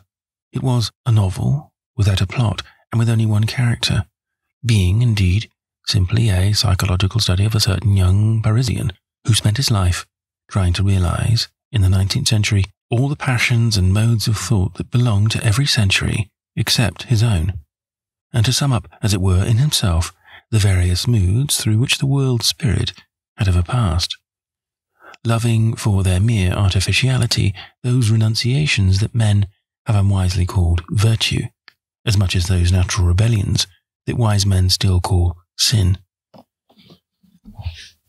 The style in which it was written was that curious jewelled style, vivid and obscure at once, full of argot and of archaisms, of technical expressions, and of elaborate paraphrases that characterizes the work of some of the finest artists of the French school or symbolists. There were in it metaphors as monstrous as orchids and as subtle in colour. The life of the senses was described in the terms of mystical philosophy. One hardly knew at times whether one was reading the spiritual ecstasies of some medieval saint or the morbid confessions of a modern sinner. It was a poisonous book. The heavy odour of incense seemed to cling about its pages and to trouble the brain. The mere cadence of the sentences, the subtle monotony of their music, so full as it was of complex refrains and movements, elaborately repeated, produced in the mind of the lad, as he passed from chapter to chapter, a form of reverie, a malady of dreaming that made him unconscious of the falling day and creeping shadows. Cloudless and pierced by one solitary star, a copper-green sky gleamed through the windows. He read on by its wan light till he could read no more. Then, after his valet had reminded him several times of the lateness of the hour, he got up, and going into the next room, placed the book on the little Florentine table that always stood at his bedside, and began to dress for dinner. It was almost 9 o'clock before he reached the club, where he found Lord Henry sitting alone in the morning room, looking very much bored. "I am so sorry, Harry," he cried, "but really it is entirely your fault. The book that you sent me so fascinated me that I forgot how the time was going." "Yes, I thought you would like that," replied his host, rising from his chair. "I didn't say I liked it, Harry. I said it fascinated me. There is a great difference." "Ah, you have discovered that," murmured Lord Henry, and they passed into the dining room. Chapter 11. For years, Dorian could not free himself from the influence of this book, or perhaps it will be more accurate to say that he never sought to free himself from it. He procured from Paris no less than 9 large paper copies of the first edition, and had them bound in different colours, so that they might suit his various moods and the changing fancies of a nature over which he seemed at times to have almost entirely lost control.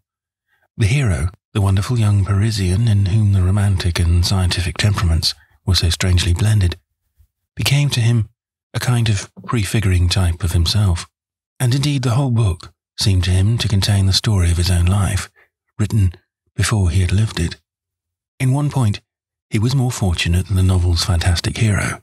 He never knew, never indeed had any cause to know, that sometimes grotesque dread of mirrors and polished metal surfaces and still water, which came upon the young Parisian so early in his life, and was occasioned by the sudden decay of a beauty that had once, apparently, been so remarkable. It was with an almost cruel joy, and perhaps in nearly every joy, as certainly in every pleasure, cruelty has its place, that he used to read the latter part of the book, with its really tragic, if somewhat overemphasized, account of the sorrow and despair of one who had himself lost what in others, and in the world, he had most dearly valued. For the wonderful beauty that had so fascinated Basil Hallward, and many others beside him, seemed never to leave him. Even those who had heard the most evil things against him, and from time to time strange rumours about his mode of life crept through London and became the chatter of the clubs, could not believe anything to his dishonour when they saw him. He had always the look of one who had kept himself unspotted from the world. Men who talked grossly became silent when Dorian Gray entered the room. There was something in the purity of his face that rebuked them. His mere presence seemed to recall to them the memory of the innocence that they had tarnished. They wondered how one so charming and graceful as he was could have escaped the stain of an age that was at once sordid and sensual. Often, on returning home from one of those mysterious and prolonged absences that gave rise to such strange conjecture among those who were his friends, or thought that they were so, he himself would creep upstairs to the locked room, open the door with the key that never left him now, and stand with a mirror in front of the portrait that Basil Hallward had painted of him, looking now at the evil and aging face on the canvas, and now at the fair young face that laughed back at him from the polished glass. The very sharpness of the contrast used to quicken his sense of pleasure. He grew more and more enamoured of his own beauty, more and more interested in the corruption of his own soul. He would examine with minute care, and sometimes with a monstrous and terrible delight, the hideous lines that seared the wrinkling forehead, or crawled around the heavy sensual mouth, wondering sometimes which were the more horrible, the signs of sin or the signs of age. He would place his white hands beside the coarse, bloated hands of the picture and smile. He mocked the misshapen body and the failing limbs. There were moments, indeed, at night, when lying sleepless in his own delicately scented chamber, or in the sordid room of the little ill-famed tavern near the docks, which, under an assumed name and in disguise, it was his habit to frequent, he would think of the ruin he had brought upon his soul, with a pity that was all the more poignant because it was purely selfish. But moments such as these were rare. That curiosity about life which Lord Henry had first stirred in him, as they sat together in the garden of their friend, seemed to increase with gratification. The more he knew, the more he desired to know. He had mad hungers that grew more ravenous as he fed them. Yet he was not really reckless, at any rate, in his relations to society. Once or twice every month, during the winter, and on each Wednesday evening, while the season lasted, he would throw open to the world his beautiful house, and have the most celebrated musicians of the day to charm his guests with the wonders of their art. His little dinners, in the settling of which Lord Henry always assisted him, were noted as much for the careful selection and placing of those invited, as for the exquisite taste shown in the decoration of the table, with its subtle symphonic arrangements of exotic flowers and embroidered cloths, and antique plate of gold and silver. Indeed, there were many, especially among the very young men, who saw, or fancied that they saw, in Dorian Gray, the true realization of a type of which they had often dreamed in Eton or Oxford days, a type that was to combine something of the real culture of the scholar with all the grace and distinction and perfect manner of a citizen of the world. To them he seemed to be of the company of those whom Dante described as having sought to make themselves perfect by the worship of beauty. Like Gautier, he was one for whom the visible world existed, and certainly to him life itself was the first, the greatest of the arts, and for it all the other arts seemed to be but a preparation, fashion, by which what is really fantastic becomes for a moment universal, and dandyism, which in its own way is an attempt to assert the absolute modernity of beauty, had, of course, their fascination for him. His mode of dressing and the particular styles that from time to time he affected had their marked influence on the young exquisites of the Mayfair balls and Pall Mall Club windows, who copied him in everything that he did, and tried to reproduce the accidental charm of his graceful, though to him only half-serious, fopperies. For while he was but too ready to accept the position that was almost immediately offered to him on his coming of age, and found him indeed a subtle pleasure in the thought that he might really become, to the London of his own day, what to imperial Neronian Rome, the author of the Satyricon, once had been, yet in his inmost heart he desired to be something more than a mere arbiter elegantiarum, to be consulted on the wearing of a jewel or the knotting of a necktie, or the conduct of a cane. He sought to elaborate some new scheme of life that would have its reasoned philosophy and its ordered principles, and find in the spiritualizing of the senses its highest realization. The worship of the senses has often and with much justice been decried. Men, feeling a natural instinct of terror about passions and sensations that seem stronger with themselves, and that they are conscious of sharing with the less highly organized forms of existence. But it appeared to Dorian Gray that the true nature of the senses had never been understood, and that they had remained savage and animal, merely because the world had sought to starve them into submission, or to kill them by pain, instead of aiming at making them elements of a new spirituality, of which a fine instinct for beauty was to be the dominant characteristic. As he looked back upon man moving through history, he was haunted by a feeling of loss. So much had been surrendered, and to such little purpose. There had been mad, wilful rejections, monstrous forms of self-torture and self-denial, whose origin was fear, and whose result was a degradation infinitely more terrible than that fancied degradation from which in their ignorance they had sought to escape. Nature, in her wonderful irony, driving out the anchorite to feed with the wild animals of the desert, and giving to the hermit the beasts of the field as his companions. Yes, there was to be, as Lord Henry had prophesied, a new hedonism that was to recreate life and to save it from that harsh, uncomely puritanism that is having, in our own day, its curious revival. It was to have its service of the intellect, certainly, yet it was never to accept any theory or system that would involve the sacrifice of any mode of passionate experience. Its aim, indeed, was to be experience itself, and not the fruits of experience, sweet or bitter as they might be, of the asceticism that deadens the senses, as of the vulgar profligacy that dulls them. It was to know nothing, but it was to teach man to concentrate himself upon the moments of a life that is itself but a moment.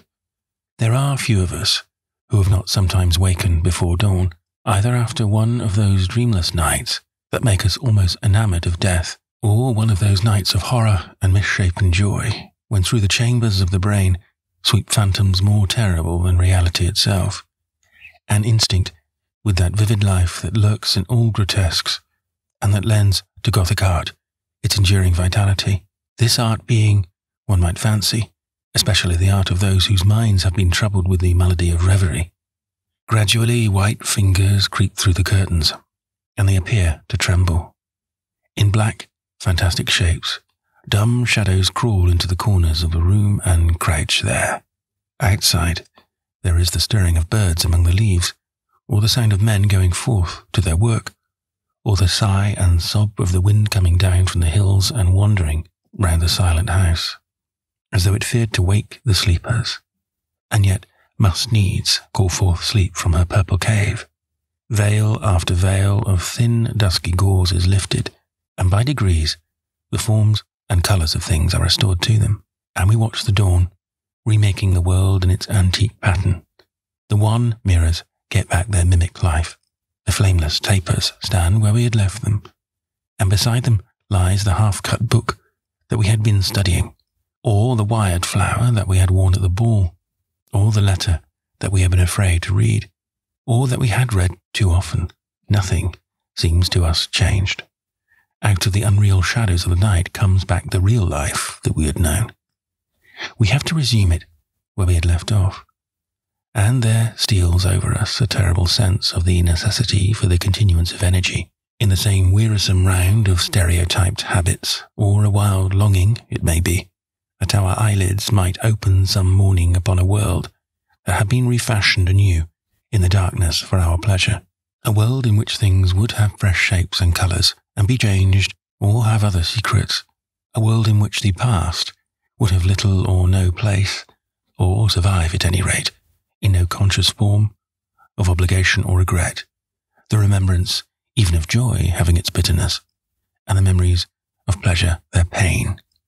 It was the creation of such worlds as these that seemed to Dorian Gray to be the true object, or amongst the true objects of life, and in his search for sensations that would be at once new and delightful, and possess that element of strangeness that is so essential to romance, he would often adopt certain modes of thought that he knew to be really alien to his nature, abandon himself to their subtle influences, and then, having, as it were, caught their colour and satisfied his intellectual curiosity, leave them with that curious indifference that is not incompatible with the real ardour of temperament, and that indeed, according to certain modern psychologists, is often a condition of it. It was rumoured of him once that he was about to join the Roman Catholic communion, and certainly the Roman ritual had always a great attraction for him. The daily sacrifice, more awful really than all the sacrifices of the antique world, stirred him as much by its superb rejection of the evidence of the senses as by the primitive simplicity of its elements and the eternal pathos of the human tragedy that it sought to symbolize. He loved to kneel down on the cold marble pavement and watch the priest in his stiff, flowered vestment, slowly and with white hands moving aside the veil of the tabernacle, or raising aloft the jewelled lantern-shaped monstrance with that pallid wafer that at times one would fain think is indeed the panis celestis, the bread of angels, or robed in the garments of the Passion of Christ, breaking the host into the chalice, and smiting his breast for his sins. The fuming censers that the grave boys, in their lace and scarlet, tossed into the air like great gilt flowers, had their subtle fascination for him. As he passed out, he used to look with wonder at the black confessionals, and long to sit in the dim shadow of one of them and listen to men and women whispering through the worn grating the true story of their lives. But he never fell into the errors of arresting his intellectual development by any formal acceptance of creed or system, or of mistaking for a house in which to live, an inn that is but suitable for the sojourn of a night, or for a few hours of a night in which there are no stars and the moon is in travail. Mysticism, with its marvellous power of making common things strange to us, and the subtle antinomianism that always seems to accompany it, moved him for a season, and for a season he inclined to the materialistic doctrines of the Darwinismus movement in Germany, and found a curious pleasure in tracing the thoughts and passions of men to some pearly cell in the brain, or some white nerve in the body, delighting in the conception of the absolute dependence of the spirit on certain physical conditions, morbid or healthy, normal or diseased. Yet, as has been said of him before, no theory of life seemed to him to be of any importance compared with life itself. He felt keenly conscious of how barren all intellectual speculation is when separated from action and experiment. He knew that the senses, no less than the soul, have the spiritual mysteries to reveal, and so he would now study perfumes and the secrets of their manufacture, distilling heavily scented oils, and burning odorous gums from the East, he saw that there was no mood of the mind that had not its counterpart in the sensuous life, and set himself to discover their true relations, wondering what there was in frankincense that made one mystical, and in ambergris that stirred one's passions, and in violets that woke the memory of dead romances, and in musk that troubled the brain, and in champak that stained the imagination, and seeking often to elaborate a real psychology of perfumes, and to estimate the several influences of sweet-smelling roots, and scented pollen-laden flowers, or aromatic balms, and of dark and fragrant woods, of spikenard that sickens, of Havenia that makes men mad, and of aloes that are said to be able to expel melancholy from the soul. At another time, he devoted himself entirely to music, and in a long latticed room, with a vermilion and gold ceiling and walls of olive green lacquer, he used to give curious concerts, in which mad gypsies tore wild music from little zithers, or grave, yellow-shawled Tunisians plucked at the strained strings of monstrous lutes, while grinning Negroes beat monotonously upon copper drums, and crouching upon scarlet mats, slim turbaned Indians blew through long pipes of reed or brass, and charmed, or feigned to charm, great hooded snakes and horrible horned adders. The harsh intervals and shrill discords of barbaric music stirred him at times, when Schubert's Grace and Chopin's Beautiful Sorrows and the mighty harmonies of Beethoven himself fell unheeded on his ear. He collected together from all parts of the world the strangest instruments that could be found, either in the tombs of dead nations or among the few savage tribes that have survived contact with Western civilizations, and loved to touch and try them. He had the mysterious judopari of the Rio Negro Indians that women are not allowed to look at, and that even youths may not see till they have been subjected to fasting and scourging, and the earthen jars of the Peruvians that have the shrill cries of birds and flutes of human bones, such as Alfonso de Oval heard in Chile, and the sonorous green jaspers that are found near Cusco and give forth the note of singular sweetness. He had painted gourds filled with pebbles that rattled when they were shaken, the long clarion of the Mexicans, into which the performer does not blow, but through which he inhales the air, the harsh chura of the Amazon tribes, that is sounded by the sentinels who sit all day long in high trees and can be heard, it is said, at a distance of 3 leagues, the teponaztli that has 2 vibrating tongues of wood and is beaten with sticks that are smeared with an elastic gum obtained from the milky juice of plants, the yotl bells of the Aztecs that are hung in clusters like grapes, and a huge cylindrical drum covered with the skins of great serpents, like the one that Bernal Diaz saw when he went with Cortes into the Mexican temple, and of whose doleful sound he has left us so vivid a description. The fantastic character of these instruments fascinated him, and he felt a curious delight in the thought that art, like nature, has her monsters, things of bestial shape and with hideous voices. Yet after some time he wearied of them, and would sit in his box at the opera, either alone or with Lord Henry, listening in rapt pleasure to Tannhauser, and seeing in the prelude to that great work of art a presentation of the tragedy of his own soul. On one occasion, he took up the study of jewels, and appeared at a costume ball as Anne de Joyeuse, Admiral of France, in a dress covered with 560 pearls. This taste enthralled him for years, and indeed may be said never to have left him. He would often spend a whole day settling and resettling in their cases the various stones that he had collected, such as the olive-green chrysoberyl that turns red by lamplight, the cymophane with its wire-like line of silver, the pistachio-coloured peridot, rose-pink and wine-yellow topazes, carbuncles of fiery scarlet with tremulous four-rayed stars, flame-red cinnamon stones, orange and violet spinels, and amethysts with their alternate layers of ruby and sapphire. He loved the red gold of the sunstone, and the moonstone's pearly whiteness, and the broken rainbow of the milky opal. He procured from Amsterdam 3 emeralds of extraordinary size and richness of colour, and had a turquoise de la Viella Rocher that was the envy of all the connoisseurs. He discovered wonderful stories, also about jewels, in Alfonso's Clericalis Disciplina. A serpent was mentioned with eyes of real jacinth, and the romantic history of Alexander, the conqueror of Emathia, was said to have found in the Vale of Jordan snakes with collars of real emeralds greying on their backs. There was a gem in the brain of the dragon, Philostratus told us, and by the exhibition of golden letters and a scarlet robe, the monster could be thrown into a magical sleep and slain. According to the great alchemist, Pierre de Boniface, the diamond rendered a man invisible, and the agate of India made him eloquent. The cornelian appeased anger, and the hyacinth provoked sleep, and the amethyst drove away the fumes of wine. The garnet cast out demons, and the hydropicus deprived the moon of her colour.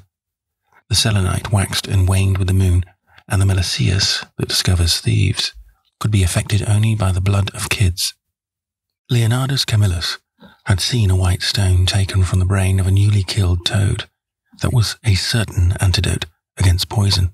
The bezoar that was found in the heart of the Arabian deer was a charm that could cure the plague. In the nests of Arabian birds was the aspilates that, according to Democritus, kept the wearer from any danger by fire. The king of Ceylan rode through his city with a large ruby in his hand at the ceremony of his coronation. The gates of the palace of John the priest were made of sardius, with the horn of the horned snake inwrought, so that no man might bring poison within. Over the gable were 2 golden apples, in which were 2 carbuncles, so that the gold might shine by day, and the carbuncles by night. In Lodge's strange romance, A Marguerite of America, it was stated that in the chamber of the queen one could behold all the chaste ladies of the world, enchased out of silver, looking through fair mirrors of chrysolites, carbuncles, sapphires, and green emeralds. Marco Polo had seen the inhabitants of Zipangu place rose-coloured pearls in the mouths of the dead. A sea monster had been enamoured of the pearl that the diver brought to King Perozes, and had slain the thief and mourned for 7 moons over its loss. When the Huns lured the king into the great pit, he flung it away, Procopius tells the story, nor was it ever found again, though the Emperor Anastasius offered 500 weight of gold pieces for it. The king of Malabar had shown to a certain Venetian a rosary of 304 pearls, one for every god that he worshipped. When the Duke de Valentinois, son of Alexander VI, visited Louis XII of France, his horse was loaded with gold leaves, according to Brantome, and his cap had double rows of rubies that threw out a great light. Charles of England had ridden in stirrups hung with 421 diamonds. Richard II had a coat valued at 30,000 marks, which was covered with Balat rubies. Hall described Henry VIII on his way to the Tower previous to his coronation as wearing a jacket of raised gold, the placard embroidered with diamonds and other rich stones, and a great bowderike about his neck of large balasses. The favourites of James I wore earrings of emeralds set in gold filigrane. Edward II gave to Piers Gaveston a suit of red gold armour studded with jacinths, a collar of gold roses set with turquoise stones, and a skull-cap parsemé with pearls. Henry II wore jewelled gloves reaching to the elbow, and had a hawk glove sewn with 12 rubies and 52 great orients. The ducal hat of Charles the Rash, the last Duke of Burgundy of his race, was hung with pear-shaped pearls and studded with sapphires. How exquisite life had once been, how gorgeous in its pomp and decoration. Even to read of the luxury of the dead was wonderful. Then he turned his attention to embroideries, and to the tapestries that perform the office of frescoes in the chill rooms of the northern nations of Europe. As he investigated the subject, and he always had an extraordinary faculty of becoming absolutely absorbed for the moment in whatever he took up, he was almost saddened by the reflection of the ruin that time brought on beautiful and wonderful things. He, at any rate, had escaped that. Summer followed summer, and the yellow jonquils bloomed and died many times, and nights of horror repeated the story of their shame. But he was unchanged. No winter marred his face, or stained his flower-like bloom. How different it was with material things. Where had they passed to? Where was the great crocus-coloured robe on which the gods fought against the giants, that had been worked by brown girls for the pleasure of Athena? Where the huge velarium that Nero had stretched across the Colosseum of Rome, and Titan's sail of purple in which was represented the starry sky, and Apollo driving a chariot drawn by white gilt-reined steeds. He longed to see the curious table napkins wrought for the priest of the sun, on which were displayed all the dainties and viands that could be wanted for a feast, the mortuary cloth of King Chilperic, with its 300 golden bees, the fantastic robes that excited the indignation of the Bishop of Pontus, and were figured with lions, panthers, bears, dogs, forests, rocks, hunters, all in fact that a painter can copy from nature, and the coat that Charles of Orleans once wore, on the sleeves of which were embroidered the verses of a song beginning, Madame, je suis tout joyeux, the musical accompaniment of the words being wrought in gold thread, and each note, of square shape in those days, formed with 4 pearls. He read of the room that was prepared at the Palace of Rheims for the use of Queen Joan of Burgundy, and was decorated with 1,321 parrots made in broidery, emblazoned with the king's arms, and 561 butterflies, whose wings were similarly ornamented with the arms of the queen, the whole worked in gold. Catherine de' Medici had a mourning bed made for her of black velvet, powdered with crescents and suns. Its curtains were of damask, with lethe wreaths and garlands figured upon a gold and silver ground, and fringed along the edges with broideries of pearls, and it stood in a room hung with rows of the queen's devices in cut black velvet upon cloth of silver. Louis XIV had gold embroidered caryatides 15 feet high in his apartment. The state bed of Sobieski, King of Poland, was made of Smyrna gold brocade embroidered in turquoises with verses from the Quran. Its supports were of silver gilt, beautifully chased and profusely set with enamelled and jewelled medallions. It had been taken from the Turkish camp before Vienna, and the standard of Mohammed had stood beneath the tremulous gilt of its canopy. And so, for a whole year he sought to accumulate the most exquisite specimens that he could find of textile and embroidered work, getting the dainty Delhi muslins, finely wrought with gold thread palmates, and stitched over with iridescent beetles' wings, the Dhaka gauzes that from their transparency are known in the East as woven air and running water and evening dew, yellow Chinese hangings, books bound in tawny satins or fair blue silks and wrought with fleur-de-lis, birds and images, veils of lacis worked in Hungary point, Sicilian brocades, and stiff Spanish velvets, Georgian work with its gilt coins, and Japanese fukukas with their green-tone golds and their marvellously plumaged birds.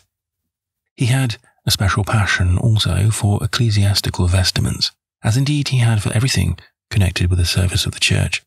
In the long cedar chests that line the west gallery of his house, he had stored away many rare and beautiful specimens of what is really the raiment of the bride of Christ, who must wear purple and jewels and fine linen, that she may hide the pallid macerated body that is worn by the suffering that she seeks for, and wounded by self-inflicted pain. He possessed a gorgeous cope of crimson silk and gold thread damask, figured with a repeating pattern of golden pomegranates set in 6-petaled formal blossoms, beyond which on either side was the pineapple device wrought in seed pearls. The orphreys were divided into panels, representing scenes from the life of the Virgin, and the coronation of the Virgin was figured in coloured silks upon the hood. This was Italian work of the 15th century. Another cope was of green velvet, embroidered with heart-shaped groups of acanthus leaves, from which spread long-stemmed white blossoms, the details of which were picked out with silver thread and coloured crystals. The morse bore a seraph's head in gold thread-raised work. The orphreys were woven in a diaper of red and gold silk, and were starred with medallions of many saints and martyrs, among whom was San Sebastian. He had chasubles also of amber-coloured silk, and blue silk and gold brocade, and yellow silk damask and cloth of gold, figured with representations of the Passion and Crucifixion of Christ, and embroidered with lions and peacocks and other emblems, dalmatics of white satin and pink silk damask, decorated with tulips and dolphins and fleur-de-lis, altar frontals of crimson velvet and blue linen, and many corporals, chalice bales and sidaria. In the mystic offices to which such things were put, there was something that quickened his imagination, for these treasures and everything that he collected in his lovely house were to be to him means of forgetfulness, modes by which he could escape for a season from the fear that seemed to him at times to be almost too great to be borne. Upon the walls of the lonely, locked room where he spent so much of his boyhood, he had hung with his own hands the terrible portrait, whose changing features showed him the real degradation of his life, and in front of it had draped the purple and gold pall as a curtain. For weeks he would not go there, would forget the hideous painted thing, and get back his light heart, his wonderful joyousness, his passionate absorption in mere existence. Then, suddenly, some night he would creep out of the house, go down to dreadful places near Bluegate Fields, and stay there, day after day, until he was driven away. On his return, he would sit in front of the picture, sometimes loathing it and himself, but filled, at other times, with that pride of individualism that is half the fascination of sin, and smiling with secret pleasure at the misshapen shadow that had to bear the burden that should have been his own. After a few years, he could not endure to be long out of England, and gave up the villa that he shared at Trouvel with Lord Henry, as well as the little white walled-in house at Algiers, where they had more than once spent the winter. He hated to be separated from the picture that was such a part of his life, and was also afraid that during his absence someone might gain access to the room, in spite of the elaborate bars that he caused to be placed upon the door. He was quite conscious that this would tell them nothing. It was true that the portrait still preserved, under all the foulness and ugliness of the face, its marked likeness to himself, but what could they learn from that? He would laugh at anyone who tried to taunt him. He had not painted it. What was it to him how vile and full of shame it looked? Even if he told them, would they believe it? Yet he was afraid. Sometimes, when he was down at his great house in Nottinghamshire, entertaining the fashionable young men of his own rank, who were his chief companions, and astounding the county by the wanton luxury and gorgeous splendour of his mode of life, he would suddenly leave his guests and rush back to town to see that the door had not been tampered with, and that the picture was still there. What if it should be stolen? The mere thought made him cold with horror. Surely the world would know his secret then. Perhaps the world already suspected it. For while he fascinated many, there were not a few who distrusted him. He was very nearly blackballed at a West End club, of which his birth and social position fully entitled him to become a member.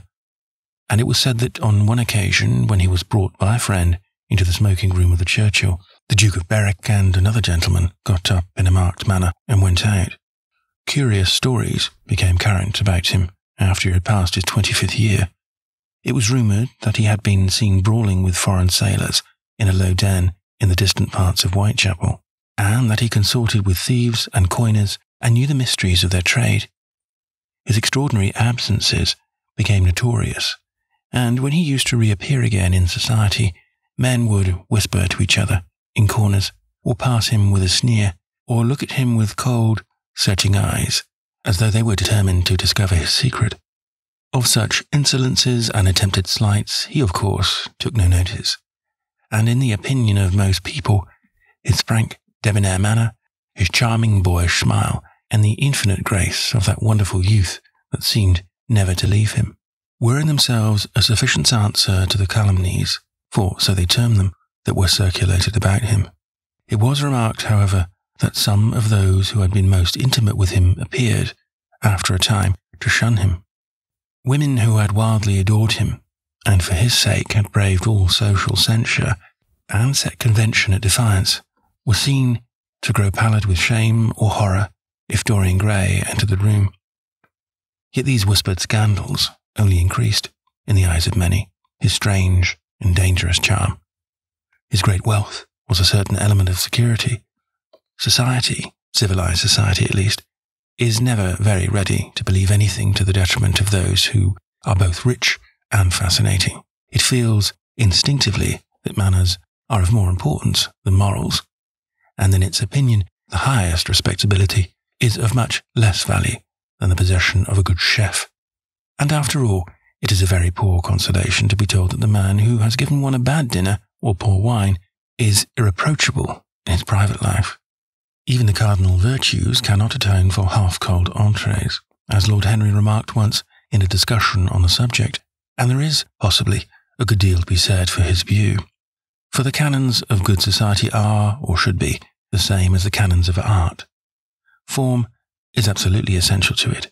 It should have the dignity of a ceremony as well as its unreality, and should combine the insincere character of a romantic play with the wit and beauty that make such plays delightful to us. Is insincerity such a terrible thing? I think not. It is merely a method by which we can multiply our personalities. Such, at any rate, was Dorian Gray's opinion. He used to wonder at the shallow psychology of those who conceive the ego in man as a thing simple, permanent, reliable, and of one essence. To him, man was a being with myriad lives and myriad sensations, a complex, multiform creature that bore within itself strange legacies of thought and passion, and whose very flesh was tainted with the monstrous maladies of the dead. He loved to stroll through the gaunt, cold picture gallery of his country house and look at the various portraits of those whose blood flowed in his veins. Here was Philip Herbert, described by Francis Osborne in his Memories on the Reigns of Queen Elizabeth and Queen James, as one who was caressed by the court for his handsome face, which kept him not long company. Was it young Herbert's life that he sometimes led? Had some strange poisonous germ crept from body to body till it had reached his own? Was it some dim sense of that ruined grace that had made him so suddenly, and almost without cause, give utterance, in Basil Hallward's studio, to the mad prayer that had so changed his life? Here, in gold-embroidered red doublet, jewelled surcoat, and gilt-edged ruff and wristbands, stood Sir Anthony Sherard, with his silver and black armour piled at his feet. What had this man's legacy been? Had the lover of Giovanna of Naples bequeathed him some inheritance of sin and shame? Were his own actions merely the dreams that the dead man had not dared to realise? Here, from the fading canvas, smiled Lady Elizabeth Devereux, in her gauze hood, pearl stomacher, and pink slash sleeves.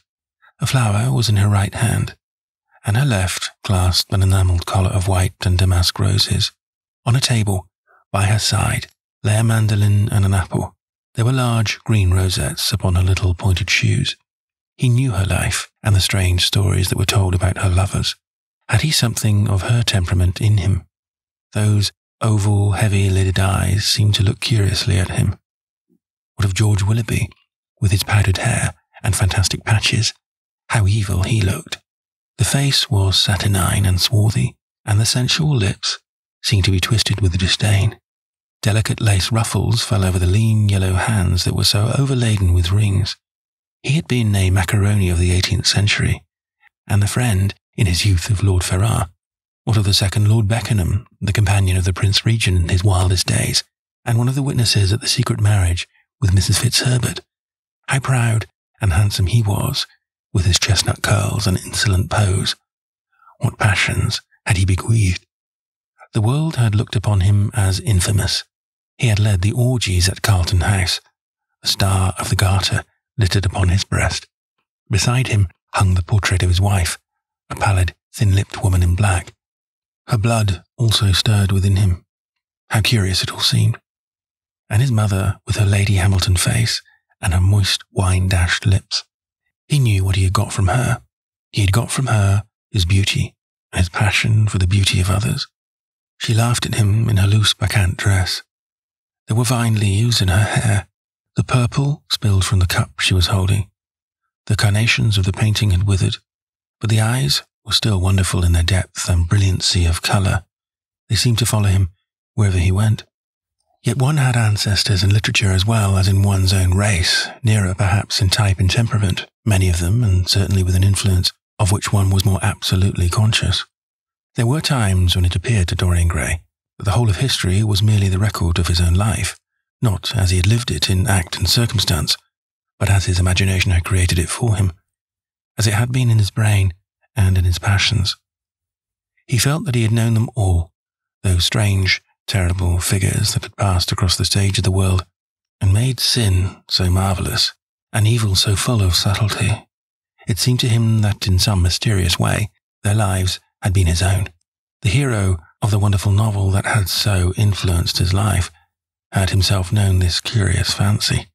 In the 7th chapter, He tells how, crowned with laurel, lest lightning might strike him, he had sat as Tiberius in the garden at Capri, reading the shameful books of Elephantis. Wild wolves and peacocks strutted around him, and the flute player mocked the swinger of the censer, and as Caligula had caroused with the green-shirted jockeys in their stables, and supped in an ivory manger with a jewel-frontleted horse, and as Domitian had wandered through a corridor lined with marble mirrors, looking round with haggard eyes for the reflection of the dagger that was to end his days, and sick with the ennui, that terrible tedium vitae that comes on those to whom life denies nothing, and had peered through a clear emerald at the red shambles of the circus, and then, in a litter of pearl and purple drawn by silver-shod mules, being carried through the street of pomegranates to a house of gold, and heard men cry on Nero Caesar as he passed by,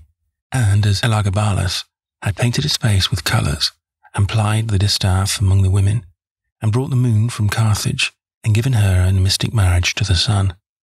Over and over again, Dorian used to read this fantastic chapter, and the 2 chapters immediately following, in which, as in some curious tapestries or cunningly wrought enamels, were pictured the awful and beautiful forms of those whom vice and blood and weariness had made monstrous or mad. Filippo, Duke of Milan, who slew his wife, and painted her lips with a scarlet poison that her lover might suck death from the dead thing he fondled. Pietro Babbi, the Venetian, known as Paul II, who sought in his vanity to assume the title of Formosus, and whose tiara, valued at 200,000 florins, was bought at the price of a terrible sin. Gian Maria Visconti, who used hounds to chase living men, and whose murdered body was covered with roses by a harlot who had loved him.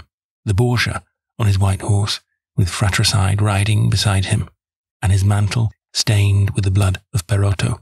Pietro Riario, the young Cardinal Archbishop of Florence, child and minion of Sixtus IV, whose beauty was equalled only by his debauchery, and who received Leonora of Aragon in a pavilion of white and crimson silk, filled with nymphs and centaurs, and gilded a boy that he might serve at the feast as Ganymede or Hylas.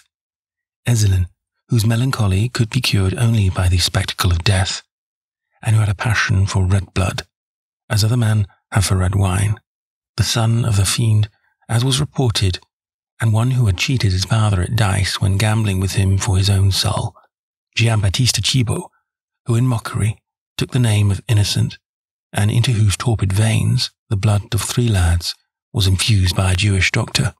Sigismondo Malatesta, the lover of Isotta and the lord of Rimini, whose effigy was burned at Rome as the enemy of God and man, who struggled Polissena with a napkin and gave poison to Ginevra d'Este in a cup of emerald, and in honour of a shameful passion built a pagan church for Christian worship. Charles VI, who had so wildly adored his brother's wife that a leper had warned him of the insanity that was coming on him, and who, when his brain had sickened and grown strange, could only be soothed by Saracen cards painted with the images of love and death and madness, and in his trim jerkin and jewelled cap and acanthus-like curls, Griffonetto Baglioni, who slew Astore with his bride, and Simonetto with his page, and whose comeliness was such that as he lay dying in the yellow piazza of Perugia, those who had hated him could not choose but weep, and Atalanta, who had cursed him, blessed him. There was a horrible fascination in them all. He saw them at night, and they troubled his imagination in the day. The Renaissance knew of strange manners of poisoning by a helmet and a lighted torch, by an embroidered glove and a jewelled fan, by a gilded pomander, and by an amber chain. Dorian Gray had been poisoned by a book. There were moments when he looked on evil simply as a mode through which he could realize his conception of the beautiful. Chapter 12. It was on the 9th of November, the eve of his own 38th birthday, as he often remembered afterwards. He was walking home about 11 o'clock from Lord Henry's, where he had been dining and was wrapped in heavy furs, as the night was cold and foggy. At the corner of Grosvenor Square and South Audley Street, a man passed him in the midst, walking very fast, and with the collar of his grey ulster turned up. He had a bag in his hand. Dorian recognized him. It was Basil Hallward. A strange sense of fear, for which he could not account, came over him. He made no sign of recognition, and went on quickly in the direction of his own house. But Hallward had seen him. Dorian heard him first stopping on the pavement, and then hurrying after him. In a few moments, his hand was on his arm. "Dorian, what an extraordinary piece of luck. I've been waiting for you in your library ever since 9 o'clock. Finally, I took pity on your tired servant and told him to go to bed, as he let me out. I am off to Paris by the midnight train, and I particularly wanted to see you before I left. I thought it was you, or rather your fur coat, as you passed me, but I wasn't quite sure. Didn't you recognize me? In this fog, my dear Basil? Well, I can't even recognize Grosvenor Square. I believe my house is somewhere about here, but I don't feel at all certain about it. I'm sorry you're going away, as I've not seen you for ages, but I suppose you will be back soon." "No, I'm going out of England for 6 months. I intend to take a studio in Paris and shut myself up till I've finished a great picture I have in my head. However, it wasn't about myself I wanted to talk. Here we are at your door. Let me come in for a moment. I have something to say to you." "I shall be charmed. But won't you miss your train?" said Dorian Gray languidly, as he passed up the steps and opened the door with his latchkey. The lamplight struggled out through the fog, and Hallward looked at his watch. "I have heaps of time," he answered. "The train doesn't go till 12:15, and it is only just 11. In fact, I was on my way to the club to look for you when I met you. You see, I shan't have any delay about luggage, as I have sent on my heavy things. All I have with me is this bag, and I can easily get to Victoria in 20 minutes. Dorian looked at him and smiled. "What a way for a fashionable painter to travel, a Gladstone bag and an ulster. Come in, or the fog will get into the house, and mind you don't talk about anything serious. Nothing is serious nowadays, at least nothing should be." Hallward shook his head as he entered, and followed Dorian into the library. There was a bright wood fire blazing in the large open hearth. The lamps were lit, and an open Dutch silver spirit case stood, with some siphons of soda water and large cut-glass tumblers on a little marqueterie table. "You see, your servant made me quite at home, Dorian. He gave me everything I wanted, including your best gold-tipped cigarettes. He is a most hospitable creature. I like him much better than the Frenchman you used to have. What has become of the Frenchman, by the by?" Dorian shrugged his shoulders.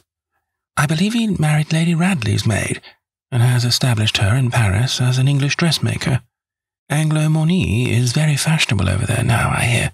It seems silly of the French, doesn't it? But do you know, he was not at all a bad servant. I never liked him, but I had nothing to complain about. One often imagines things that are quite absurd. He was really very devoted to me, and seemed quite sorry when he went away.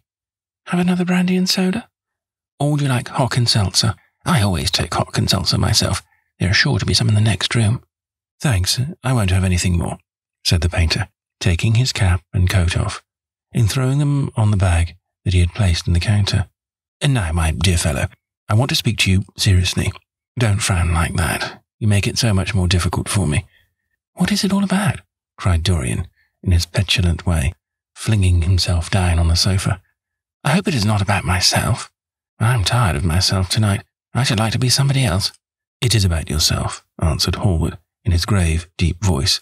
"And I must say it to you, I shall only keep you half an hour." Dorian sighed and lit a cigarette.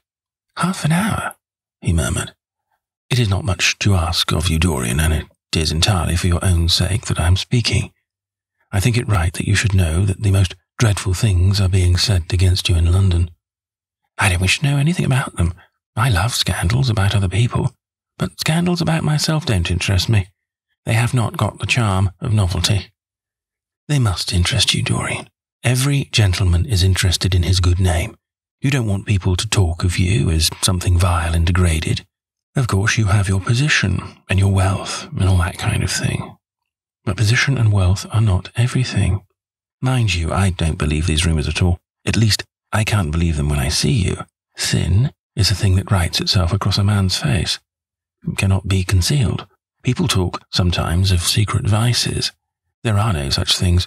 If a wretched man has a vice, it shows itself in the lines of his mouth, the droop of his eyelids, and the moulding of his hands even. Somebody, I won't mention his name, but you know him, came to me last year to have his portrait done. I had never seen him before, and had never heard anything about him at the time, although I have heard a good deal since. He offered an extravagant price. I refused him. There was something in the shape of his fingers that I hated. I know now that I was quite right in what I fancied about him. His life is dreadful. But you, Dorian, with your pure, bright, innocent face and your marvellous untroubled youth, I can't believe anything against you. And yet I see you very seldom, and you never come down to the studio now. And when I am away from you, and I hear all these hideous things that people are whispering about you, I don't know what to say. Why is it, Dorian, that a man like the Duke of Berwick leaves the room of a club when you enter it? Why is it that so many gentlemen in London will neither go to your house nor invite you to theirs? You used to be a friend of Lord Staveley. I met him at dinner last week. Your name happened to come up in conversation in connection with the miniatures you have lent to the exhibition at the Dudley. Staveley curled his lip and said that you might have the most artistic tastes, but that you were a man whom no pure-minded girl should be allowed to know, and whom no chaste woman should sit in the same room with. I reminded him that I was a friend of yours, and asked him what he meant. He told me right out before everybody. It was horrible. Why is your friendship so fatal to young men? There was that wretched boy in the Guards who committed suicide. You were his great friend. There was Sir Henry Ashton, who had to leave England with a tarnished name. You and he were inseparable. What about Adrian Singleton and his dreadful end? What about Lord Kent's only son and his career? I met his father yesterday in St. James's Street. He seemed broken with shame and sorrow. What about the young Duke of Perth? What sort of life has he got now? What gentleman would associate with him? Stop, Basil. You are talking about things of which you know nothing, said Dorian Gray, biting his lip, and with a note of infinite contempt in his voice. You ask me why Berwick leaves a room when I enter it. It is because I know everything about his life, not because he knows anything about mine. With such blood as he has in his veins, how could his record be clean? You ask me about Henry Ashton and young Perth. Did I teach the one his vices, and the other his debauchery? If Kent's silly son takes his wife from the streets, what is that to me? If Adrian Singleton writes his friend's name across a bill, am I his keeper? I know how people chatter in England. The middle classes air their moral prejudices over their gross dinner tables, and whisper about what they call the profligacies of their betters, in order to try and pretend that they are in smart society, and on infinite terms with the people they slander. In this country, it is enough for a man to have distinction and brains, for every common tongue to wag against him. And what sort of lives do these people, who pose as being moral, lead themselves? My dear fellow, you forget that we are in the native land of the hypocrite. Dorian, cried Hallward, that is not the question. England is bad enough, I know, and English society is all wrong. That is the reason why I want you to be fine. You have not been fine. One has a right to judge of a man by the effect he has over his friends. Yours seem to lose all sense of honour, of goodness, of purity. You have filled them with a madness for pleasure. They have gone down into the depths. You led them there. Yes, you led them there, and yet you can smile, as you are smiling now, and there is worse behind. I know you and Harry are inseparable. Surely for that reason, if for none other, you should not have made his sister's name a byword. Take care, Basil. You go too far. I must speak, and you must listen. You shall listen. When you met Lady Gwendolen, not a breath of scandal had ever touched her. Is there a single decent woman in London now who would drive with her in the park? Why, even her children are not allowed to live with her. Then there are other stories that you have been seen creeping at dawn out of dreadful houses and slinking in disguise into the foulest dens in London. Are they true? Can they be true? When I first heard them, I laughed. I hear them now, and they make me shudder. What about your country house, and the life that is led there? Dorian, you don't know what is said about you. I won't tell you that I don't want to preach to you. I remember Harry saying once that every man who turned himself into an amateur curate, for the moment, always began by saying that, and then proceeded to break his word. I do want to preach to you. I want you to lead such a life as will make the world respect you. I want you to have a clean name and a fair record. I want you to get rid of the dreadful people you associate with. Don't shrug your shoulders like that. Don't be so indifferent. You have a wonderful influence. Let it be for good, not for evil. They say that you corrupt everyone with whom you become intimate, and that it is quite sufficient for you to enter a house for shame of some kind to follow after. I don't know whether it is so or not. How should I know? But it is said of you. I'm told things that it seems impossible to doubt. Lord Gloucester was one of my greatest friends at Oxford. He showed me a letter that his wife had written to him when she was dying alone in her villa at Mentone. Your name was implicated in the most terrible confession I ever read. I told him that it was absurd, that I knew you thoroughly, and that you were incapable of anything of the kind. Know you?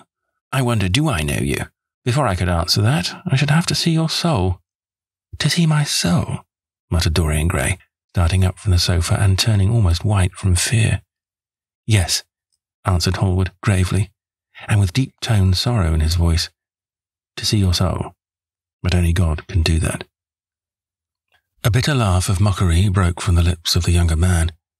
You shall see it yourself tonight, he cried, seizing a lamp from the table. Come, it is your own handiwork. Why shouldn't you look at it? You can tell the world all about it afterwards, if you choose. Nobody would believe you. If they did believe you, they would like me all the better for it. I know the age better than you do, though you will prate about it so tediously. Come, I tell you, you have chatted enough about corruption. Now you shall look on it face to face.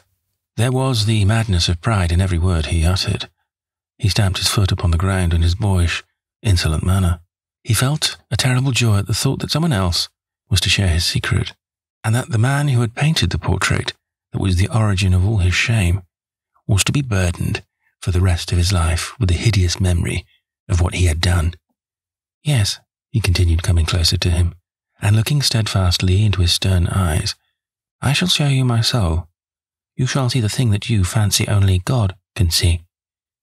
Hallward started back. This is blasphemy, Dorian, he cried. You must not say things like that. They are horrible, and they don't mean anything. You think so? He laughed again. I know so. As for what I said to you tonight, I said it for your good. You know I have been always a staunch friend to you. Don't touch me. Finish what you have to say. A twisted flash of pain shot across the painter's face. He paused for a moment, and a wild feeling of pity came over him. After all, what right had he to pry into the life of Dorian Gray? If he had done a tithe of what was rumoured about him, how much he must have suffered. Then he straightened himself up and walked over to the fireplace and stood there, looking at the burning logs with their frost-like ashes and the throbbing cores of flame. I am waiting, Basil, said the young man in a hard, clear voice. He turned round. What I have to say is this, he cried. You must give me some answer to these horrible charges that are made against you. If you tell me that they are absolutely untrue, from beginning to end, I shall believe you. Deny them, Dorian, deny them. Can't you see what I am going through? My God, don't tell me that you are bad and corrupt and shameful.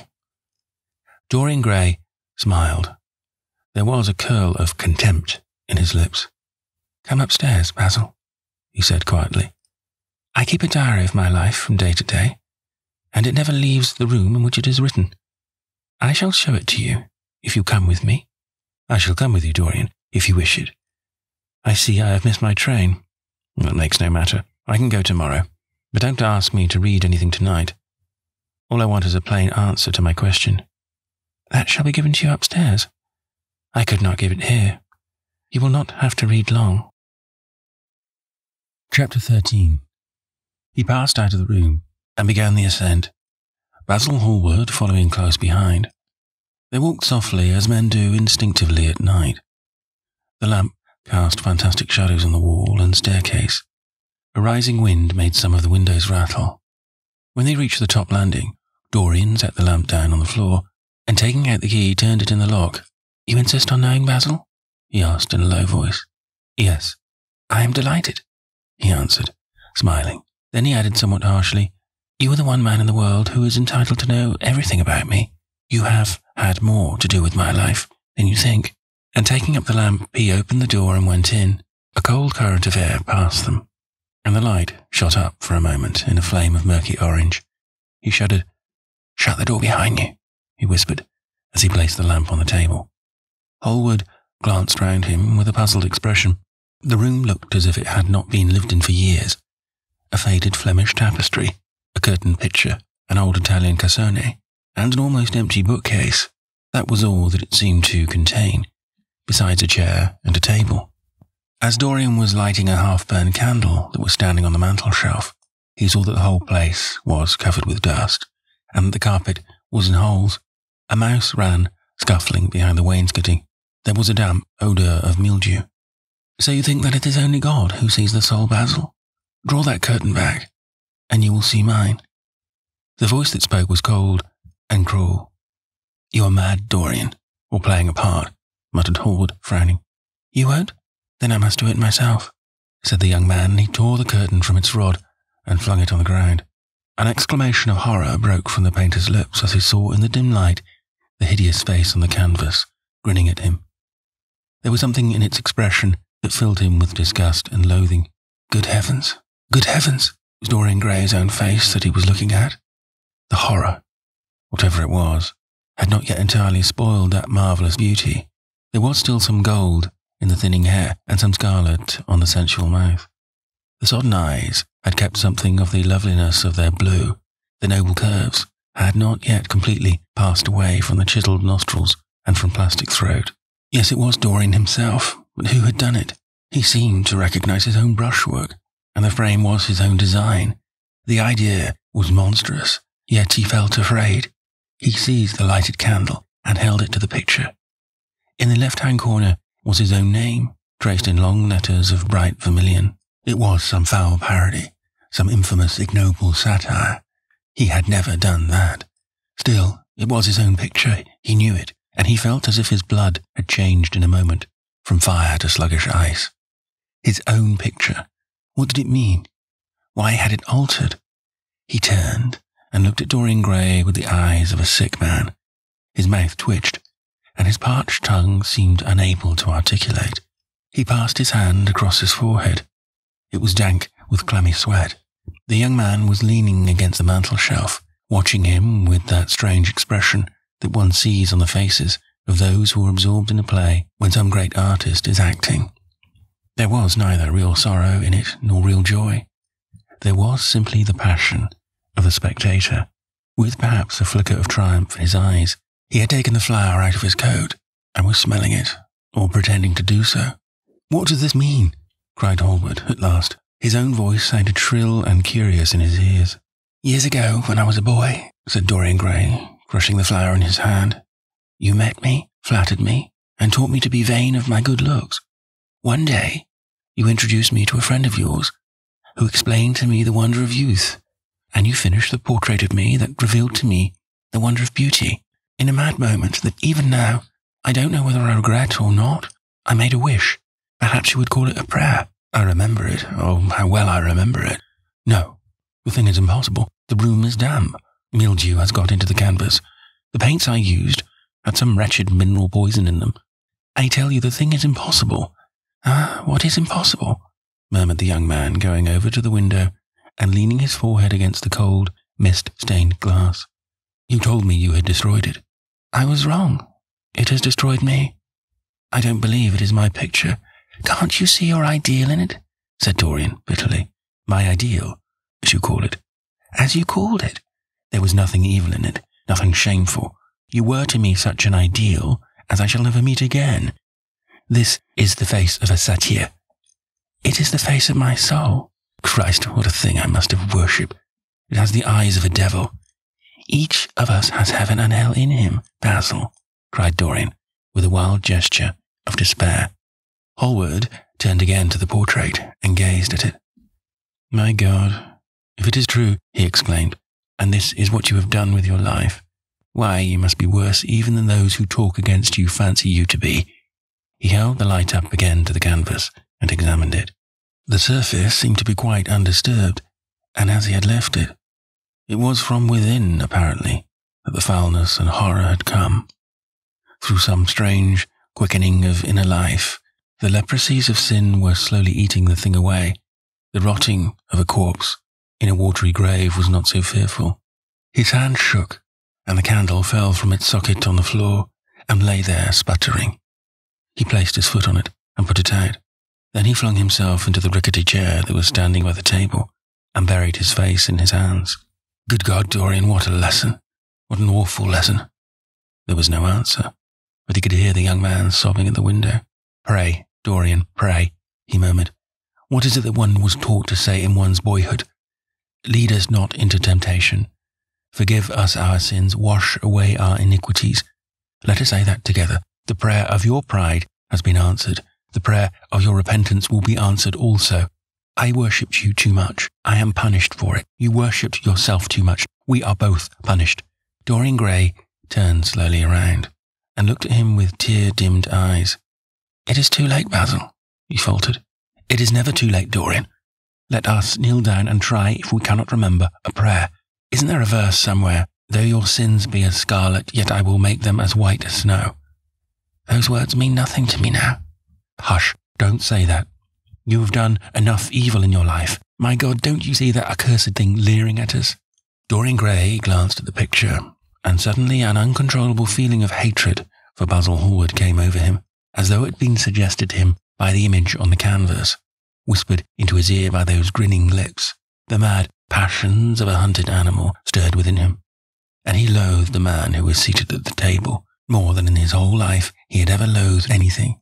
He glanced wildly around. Something glimmered on the top of the painted chest that faced him. His eye fell on it. He knew what it was. It was a knife that he had brought up some days before to cut a piece of cord, and had forgotten to take away with him. He moved slowly towards it, passing Hallward as he did so. As soon as he got behind him, he seized it and turned round. Hallward stirred in his chair as if he was going to rise. He rushed at him and dug the knife into the great vein that is behind the ear, crushing the man's head down on the table and stabbing again and again. There was a stifled groan, and the horrible sound of someone choking with blood. 3 times the outstretched arm shot up convulsively, waving grotesque, stiff-fingered hands in the air. He stabbed him twice more, but the man did not move. Something began to trickle on the floor. He waited for a moment, still pressing the head down. Then he threw the knife on the table and listened. He could hear nothing but the drip, drip on the threadbare carpet. He opened the door and went out on the landing. The house was absolutely quiet. No one was about. For a few seconds he stood, bending over the balustrade, and peering down at the black, seething well of darkness. Then he took out the key and returned to the room, locking himself in as he did so. The thing was still seated in the chair, straining over the table with bowed head and humped back, and long, fantastic arms. Had it not been for the red, jagged tear in the neck, the clotted black pool that was slowly widening on the table, one would have said that the man was simply asleep. How quickly it had all been done. He felt strangely calm, and walking over to the window, opened it and stepped out on the balcony. The wind had blown the fog away, and the sky was like a monstrous peacock's tail, starred with myriads of golden eyes. He looked down and saw the policeman going his rounds and flashing the long beam of his lantern on the doors of the silent houses. The crimson spot of a prowling hansom gleamed at the corner and then vanished. A woman in a fluttering shawl was creeping slowly by the railings, staggering as she went. Now and then she stopped and peered back. Once she began to sing in a hoarse voice. The policeman strolled over and said something to her. She stumbled away, laughing. A bitter blast swept across the square. The gas lamps flickered and became blue, and the leafless trees shook their black iron branches to and fro. He shivered and went back, closing the window behind him. Having reached the door, he turned the key and opened it. He did not even glance at the murdered man. He felt that the secret of the whole thing was not to realize the situation. The friend who had painted the fatal portrait, to which all his misery had been due, had gone out of his life. That was enough. Then he remembered the lamp. It was a rather curious one of Moorish workmanship, made of dull silver inlaid, with arabesques of burnished steel and studded with coarse turquoises. Perhaps it might be missed by his servant, and questions would be asked. He hesitated for a moment. Then he turned back and took it from the table. He could not help seeing the dead thing. How still it was. How horribly white the long hands looked. It was like a dreadful wax image. Having locked the door behind him, he crept quietly downstairs. The woodwork creaked and seemed to cry out as if in pain. He stopped several times and waited. No, everything was still. It was merely the sound of his own footsteps. When he reached the library, he saw the bag and coat in the corner. They must be hidden away somewhere. He unlocked a secret press. It was in the wainscoting, a press in which he kept his own curious disguises, and put them into it. He could easily burn them afterwards. Then he pulled out his watch. It was 20 minutes to 2. He sat down and began to think. Every year, every month, almost, men were strangled in England for what he had done. There had been a madness of murder in the air. Some red star had come too close to the earth. And yet what evidence was there against him? Basil Hallward had left the house at 11. No one had seen him come in again. Most of the servants were at Selby Royal. His valet had gone to bed. Paris, yes, it was to Paris that Basil had gone, and by the midnight train, as he had intended. With his curious, reserved habits, it would be months before any suspicions would be aroused. Months. Everything could be destroyed long before then. A sudden thought struck him. He put on his fur coat and hat and went out into the hall. There he paused, hearing the slow, heavy tread of the policeman on the pavement outside, and seeing the flash of the bull's-eye reflected in the window. He waited and held his breath. After a few moments, he drew back the latch and slipped out, shutting the door very gently behind him. Then he began ringing the bell. In about 5 minutes, his valet appeared, half-dressed and looking very drowsy. "I am sorry to have had to wake you up, Francis," he said, stepping in, "but I had forgotten my latchkey. What time is it?" 10 minutes past 2, sir," answered the man, looking at the clock and blinking. 10 minutes past 2? How horribly late. You must wake me at 9 tomorrow. I have some work to do." "All right, sir." "Did anyone call this evening?" "Mr. Hallward, sir. He stayed here till 11, and then he went away to catch his train."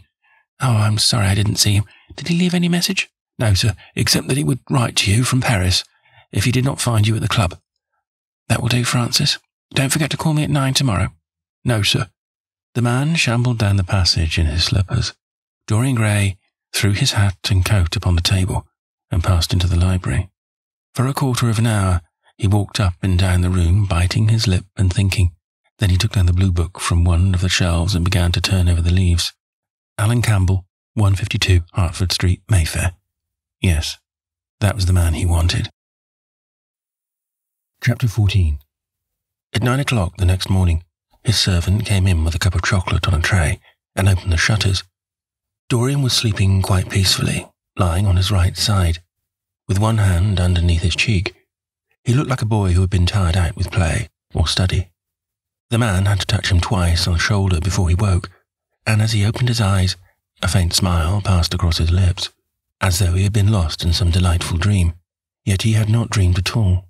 His night had been untroubled by any images of pleasure or of pain. But youth smiles without any reason. It is one of its chiefest charms. He turned round, and leaning upon his elbow, began to sip his chocolate. The mellow November sun came streaming into the room. The sky was bright, and there was a genial warmth in the air. It was almost like a morning in May. Gradually, the events of the preceding night crept with silent, blood-stained feet into his brain and reconstructed themselves there with terrible distinctness. He winced at the memory of all that he had suffered. And for a moment, the same curious feeling of loathing for Basil Hallward that had made him kill him, as he had sat in the chair, came back to him, and he grew cold with passion. The dead man was still sitting there too, and in the sunlight now. How horrible that was. Such hideous things were for the darkness, not for the day. He felt that if he brooded on what he had gone through, he would sicken or grow mad. There were sins whose fascination was more in the memory than in the doing of them. Strange triumphs that gratified the pride more than the passions, and gave to the intellect a quickened sense of joy, greater than any joy they brought or could ever bring to the senses. But this was not one of them. It was a thing to be driven out of the mind, to be drugged with poppies, to be strangled, lest it might strangle one itself. When the half-hour struck, he passed his hand across his forehead, and then got up hastily and dressed himself with even more than his usual care, giving a good deal of attention to the choice of his necktie and scarf pin, and changing his rings more than once. He spent a long time also over breakfast, tasting the various dishes, talking to his valet about some new liveries that he was thinking of getting made for the servants at Selby, and going through his correspondence. At some of the letters he smiled. 3 of them bored him. One he read several times over, and then tore up with a slight look of annoyance in his face. "That awful thing, a woman's memory," as Lord Henry had once said. After he had drunk his cup of black coffee, he wiped his lips slowly with a napkin, motioned to his servant to wait, and going over to the table, sat down and wrote 2 letters. One he put in his pocket, the other he handed to the valet. "Take this round to 152 Hertford Street, Francis, and if Mr. Campbell is out of town, get his address." As soon as he was alone, he lit a cigarette and began sketching upon a piece of paper, drawing first flowers and bits of architecture, and then human faces. Suddenly, he remarked that every face that he drew seemed to have a fantastic likeness to Basil Hallward. He frowned, and getting up, went over to the bookcase and took out a volume at hazard. He was determined that he would not think about what had happened until it became absolutely necessary that he should do so. When he had stretched himself on the sofa, he looked at the title page of the book. It was Gautier's Aimant et Camée, Charpentier's Japanese paper edition, with the Jacquemart etching. The binding was of citron green colour, with a design of gilt trellis work in dotted pomegranates. It had been given to him by Adrian Singleton. As he turned over the pages, his eye fell on the poem about the hand of Lacenaire, the cold yellow hand, du supplice encore mal lavé, with its downy red hairs and its doigts de fond. He glanced at his own white taper fingers, shuddering slightly in spite of himself, and passed on, till he came to those lovely stanzas upon Venice. Sur une gamme chromatique, les scènes des perles ruisselants, la Vénus de l'Adriatique, sous de l'eau son corps rose et blanc. Le dôme, c'est les yeux des ondes. Suivant la fraise au par contour, son flanc comme des gorges rondées, qui soulèvent en soupir d'amour, les skiffes abordent et me déposent, jetant son amarré en pilier, devant une façade rose, c'est les marbres d'un escalier. How exquisite they were. As one read them, one seemed to be floating down the green waters of the pink and pearl city, seated in black gondola with silver prow and trailing curtains. The mere lines looked at him like those straight lines of turquoise blue that follow one as one pushes out to the Lido. The sudden flashes of colour reminded him of the gleam of the opal and iris-throated birds that flutter around the tall honey-combed campanile or stalk with such stately grace through the dim dust-stained arcades. Leaning back with half-closed eyes, he kept saying over and over to himself, Devant une façade rose, c'est les marbres d'un escalier. The whole of Venice was in those two lines. He remembered the autumn that he passed there, and a wonderful love that had stirred him to mad, delightful follies. There was romance in every place. But Venice, like Oxford, had kept the background for romance, and to the true romantic background was everything, or almost everything. Basil had been with him part of the time, and had gone wild over Tintoret. Poor Basil. What a horrible way for a man to die. He sighed, and took up the volume again, and tried to forget. He read of the swallows that fly in and out of the little cafe at Smyrna, where the Hadjis sit counting their amber beads, and the turbaned merchants smoke their long tasselled pipes, and talk gravely to each other. He read of the obelisk in the Place de la Concorde that weeps tears of granite in its lonely, sunless exile, and longs to be back by the hot lotus-covered Nile, where there are sphinxes, and rose-red ibises, and white vultures with gilded claws, and crocodiles with small beryl eyes that crawl over the green, steaming mud. He began to brood over those verses which, drawing music from kiss-stained marble, tell of that curious statue that Gautier compares to a contralto voice, the monstre charmant, that couches in the porphyry room of the Louvre. But after a time, the book fell from his hand. He grew nervous, and a horrible fit of terror came over him. What if Alan Campbell should be put out of England? Days would elapse before he could come back. Perhaps he might refuse to come. What could he do then? Every moment was of vital importance. They had been great friends once, 5 years before, almost inseparable, indeed. Then the intimacy had come suddenly to an end. When they met in society now, it was only Dorian Gray who smiled. Alan Campbell never did. He was an extremely clever young man, though he had no real appreciation of the visible arts, and whatever little sense of the beauty of poetry he possessed, he had gained entirely from Dorian. His dominant intellectual passion was for science. At Cambridge, he had spent a great deal of his time working in the laboratory, and had taken a good class in the natural science tripos of his year. Indeed, he was still devoted to the study of chemistry, and had a laboratory of his own in which he used to shut himself up all day long, greatly to the annoyance of his mother, who had set her heart on his standing for Parliament, and had a vague idea that a chemist was a person who made up prescriptions. He was an excellent musician, however, as well, and played both the violin and the piano better than most amateurs. In fact, it was music that had first brought him and Dorian together. Music and that indefinable attraction that Dorian seemed to be able to exercise whenever he wished, and indeed exercised often without being conscious of it. They had met at Lady Berkshire's, the night that Rubinstein played there, and after that used to be always seen together at the opera, and wherever good music was going on. For 18 months, Their intimacy lasted. Campbell was always either at Selby Royal or in Grosvenor Square. To him, as to many others, Dorian Gray was the type of everything that is wonderful and fascinating in life. Whether or not a quarrel had taken place between them, no one ever knew, but suddenly people remarked that they scarcely spoke when they met, and that Campbell seemed always to go away early from any party at which Dorian was present. He had changed too, was strangely melancholy at times, appeared almost to dislike hearing music, and would never himself play, giving as his excuse when he was called upon that he was so absorbed in science that he had no time left in which to practice. And this was certainly true. Every day he seemed to become more interested in biology, and his name appeared once or twice in some of the scientific reviews in connection with certain curious experiments. This was the man Dorian Gray was waiting for. Every second he kept glancing at the clock. As the minutes went by, he became horribly agitated. At last he got up and began to pace up and down the room, looking like a beautiful caged thing. He took long, stealthy strides. His hands were curiously cold. The suspense became unbearable. Time seemed to him to be crawling with feet of lead, while he by monstrous winds was being swept towards the jagged edge of some black cleft of precipice. He knew what was waiting for him there, saw it indeed, and shuddering, crushed with dank hands his burning lids as though he would have robbed the very brain of sight, and driven the eyeballs back into their cave. It was useless. The brain had its own food on which it battened, and the imagination made grotesque by terror, twisted and distorted as a living thing by pain, danced like some foul puppet on a stand, and grinned through moving masks. Then, suddenly, time stopped for him. Yes, that blind, slow-breathing thing crawled no more, and horrible thoughts, time being dead, raced nimbly on in front and dragged a hideous future from its grave, and showed it to him. He stared at it. Its very horror made him stone. At last, the door opened and his servant entered. He turned glazed eyes upon him.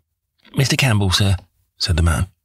A sigh of relief broke from his parched lips, and the colour came back to his cheeks.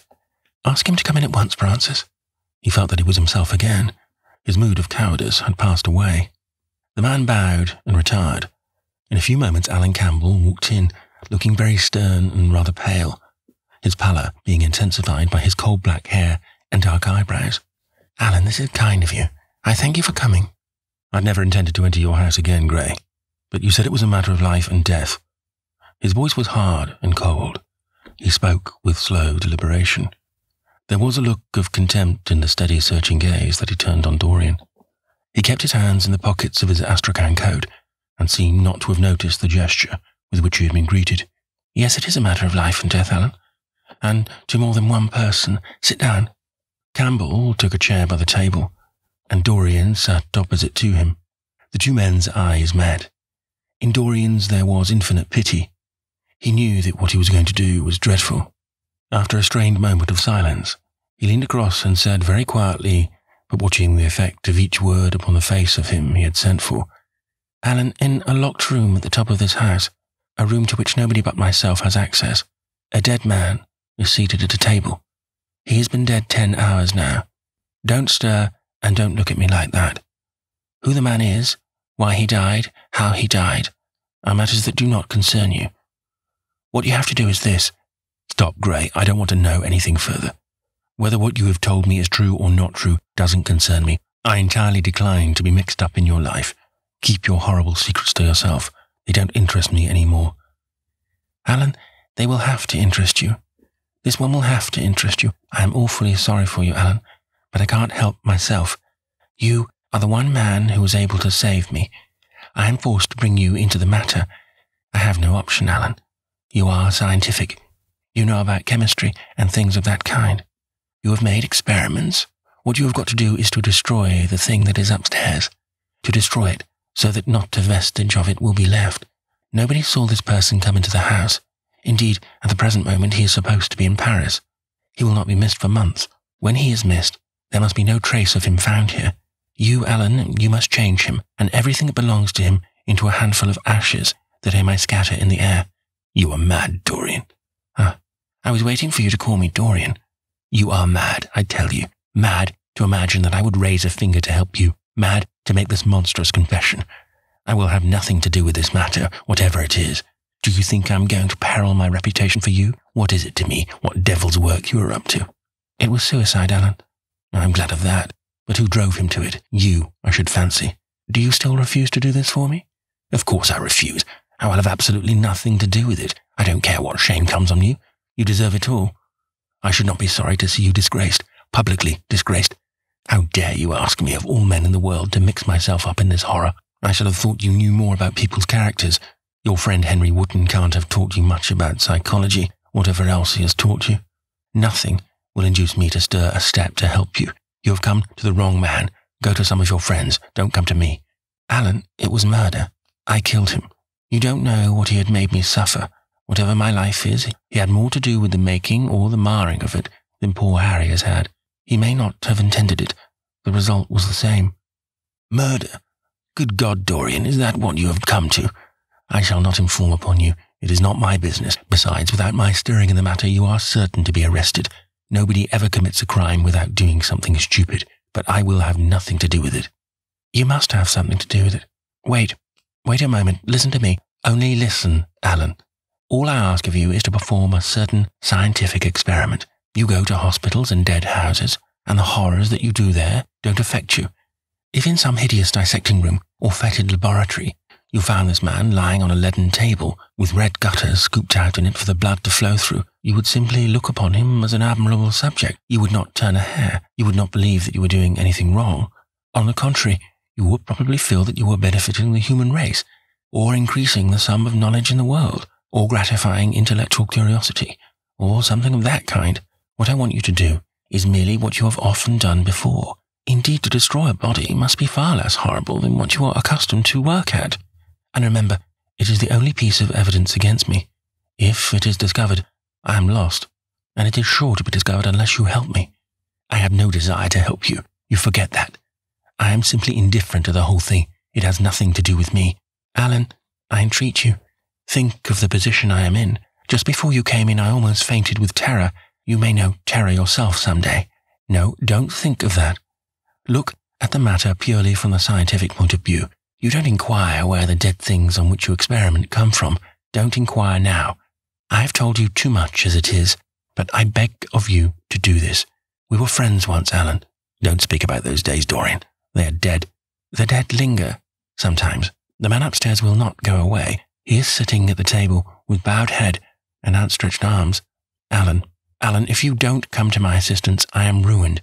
Why, they will hang me, Alan. Don't you understand? They will hang me for what I have done.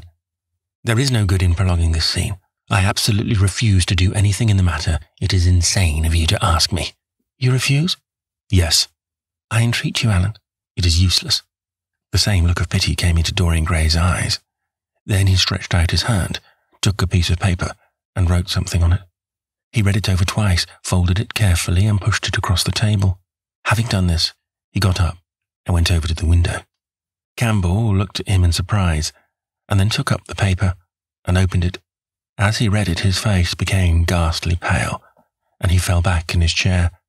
A horrible sense of sickness came over him. He felt as if his heart was beating itself to death in some empty hollow. After 2 or 3 minutes of terrible silence, Dorian turned round and came and stood behind him, putting his hand upon his shoulder. I am so sorry for you, Alan, he murmured, but you leave me no alternative.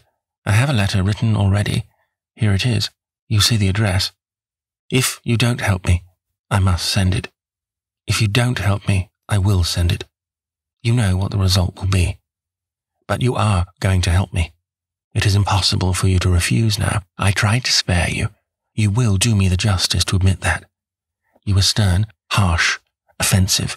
You treated me as no man has ever dared to treat me. No living man, at any rate. I bore it all. Now it is for me to dictate terms. Campbell buried his face in his hands, and a shudder passed through him. Yes, it is my turn to dictate terms, Alan. You know what they are. The thing is quite simple. Come, don't work yourself into this fever. The thing has to be done. Face it and do it. A groan broke from Campbell's lips, and he shivered all over. The ticking of the clock on the mantelpiece seemed to him to be dividing time into separate atoms of agony, each of which was too terrible to be borne. He felt as if an iron ring was being slowly tightened round his forehead, as if the disgrace with which he was threatened had already come upon him. The hand upon his shoulder weighed like a hand of lead. It was intolerable. It seemed to crush him. "Come, Alan, you must decide at once." "I cannot do it," he said, mechanically, as though words could alter things. "You must. You have no choice. Don't delay." He hesitated a moment. "Is there a fire in the room upstairs?" "Yes, there is a gas fire with asbestos." "I shall have to go home and get some things from the laboratory." "No, Alan, you must not leave the house. Write out on a sheet of notepaper what you want, and my servant will take a cab and bring the things back to you." Campbell scrawled a few lines, blotted them, and addressed an envelope to his assistant. Dorian took the note up and read it carefully. Then he rang the bell and gave it to his valet with orders to return as soon as possible and to bring the things with him. As the hall door shut, Campbell started nervously and, having got up from the chair, went over to the chimney-piece. He was shivering with a kind of ague. For nearly 20 minutes, neither of the men spoke. A fly buzzed noisily about the room, and the ticking of the clock was like the beat of a hammer. As the chime struck 1, Campbell turned round and, looking at Dorian Gray, saw that his eyes were filled with tears. There was something in the purity and refinement of that sad face that seemed to enrage him. "You are infamous. Absolutely infamous," he muttered. "Hush, Alan. You have saved my life," said Dorian. "Your life? Good heavens, what a life that is! You have gone from corruption to corruption, and now you have culminated in crime. In doing what I am going to do, what you force me into. It is not of your life that I am thinking." "Ah, Alan," murmured Dorian with a sigh. "I wish you had 1,000th part of the pity for me that I have for you." He turned away as he spoke and stood looking out at the garden. Campbell made no answer. After about 10 minutes, a knock came to the door and the servant entered, carrying a large mahogany chest of chemicals with a long coil of steel and platinum wire and 2 rather curiously shaped iron clamps. "Shall I leave the things here, sir?" he asked Campbell. "Yes," said Dorian, "and I'm afraid, Francis, that I have another errand for you. What is the name of the man at Richmond who supplies Selby with orchids?" "Harden, sir." "Yes, Harden. You must go down to Richmond at once, see Harden personally, and tell him to send twice as many orchids as I ordered, and to have as few white ones as possible. In fact, I don't want any white ones. It is a lovely day, Francis, and Richmond is a very pretty place. Otherwise I wouldn't bother you about it." "No trouble, sir. At what time shall I be back?" Dorian looked at Campbell. "How long will your experiment take, Alan?" he said in a calm, indifferent voice. The presence of a third person in the room seemed to give him extraordinary courage. Campbell frowned and bit his lip.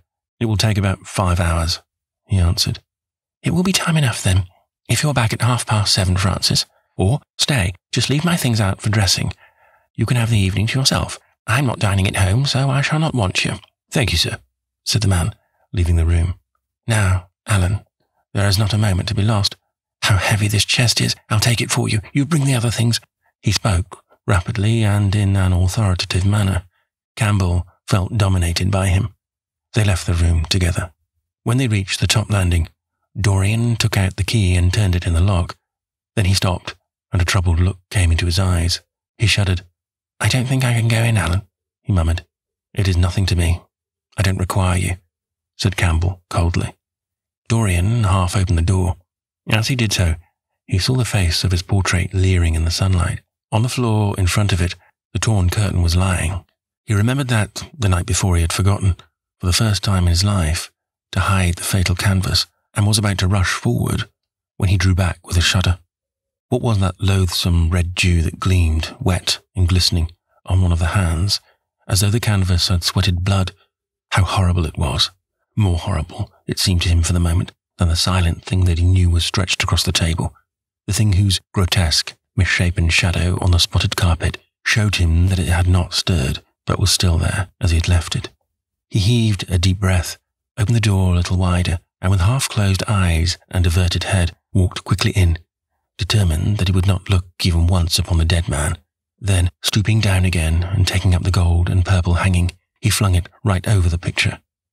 There he stopped, feeling afraid to turn round, and his eyes fixed themselves on the intricacies of the pattern before him.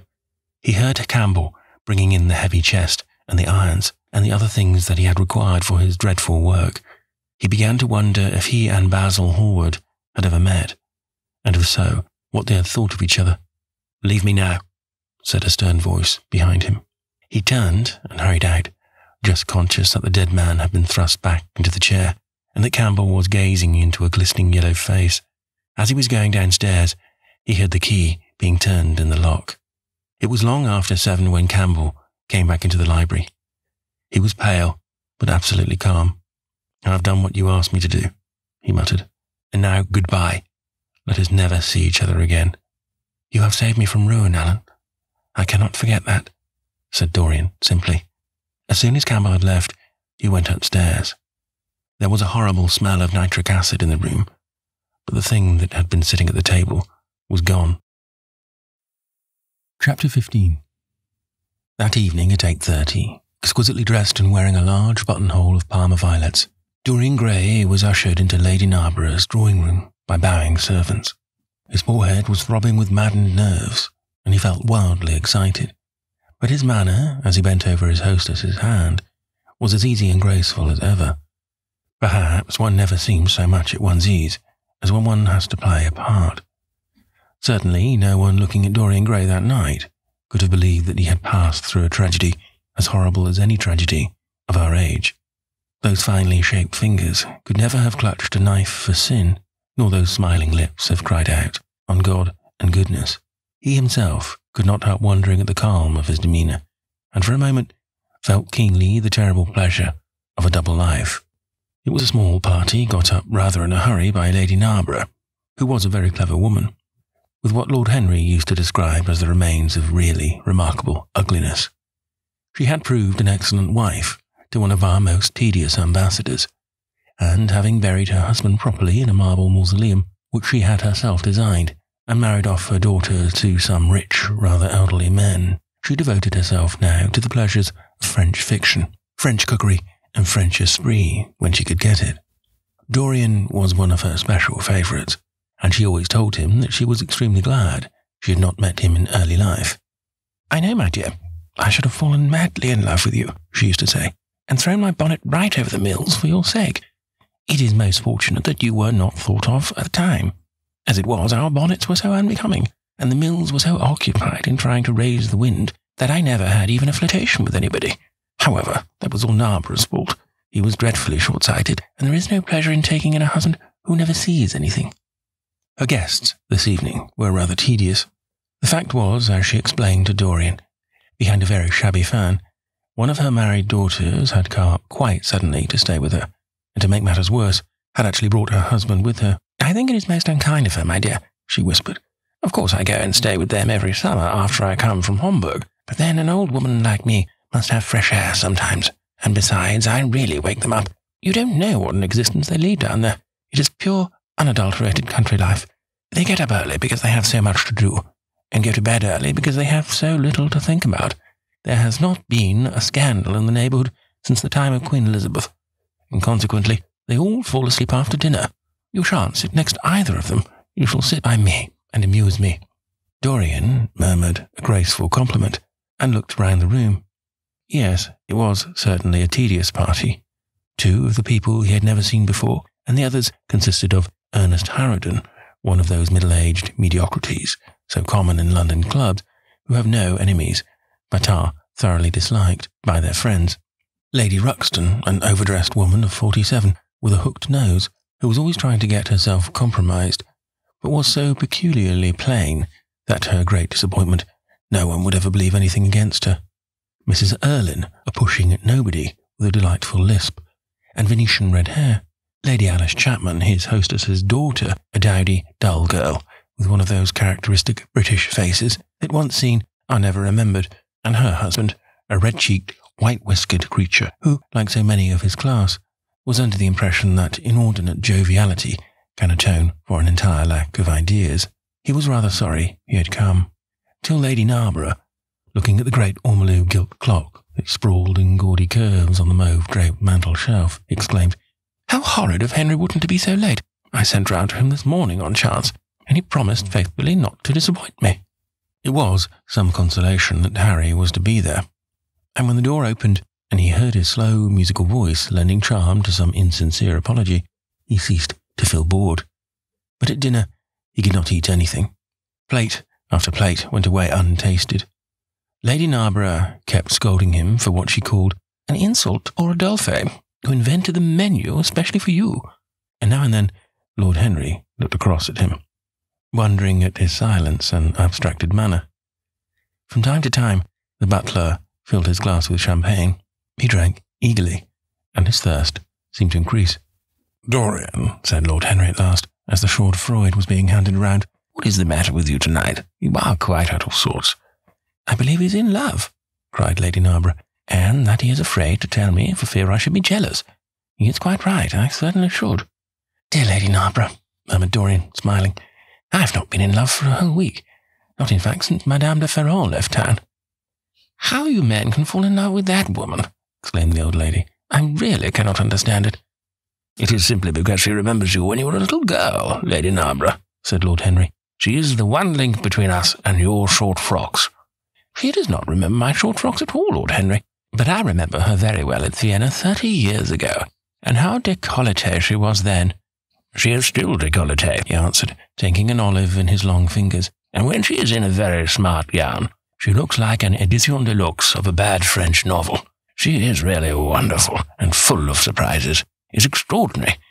Her capacity for family affection is extraordinary. When her third husband died, her hair turned quite gold from grief." "How can you, Harry?" cried Dorian. "It is a most romantic explanation," laughed the hostess. "But her third husband, Lord Henry, you don't mean to say Ferrol was the fourth?" "Certainly, Lady Narborough." "I don't believe a word of it." "Well, ask Mr. Gray. He is one of her most intimate friends." "Is it true, Mr. Gray?" "She assures me so, Lady Narborough," said Dorian. "I asked her whether, like Marguerite de Navarre, she had their hearts embalmed and hung at her girdle. She told me she didn't, because none of them had any hearts at all." "4 husbands? Upon my word, that is trop de zèle." "Trop d'audace, I tell her," said Dorian. "Oh, she is audacious enough for anything, my dear." "And what is Ferrol like? I don't know him."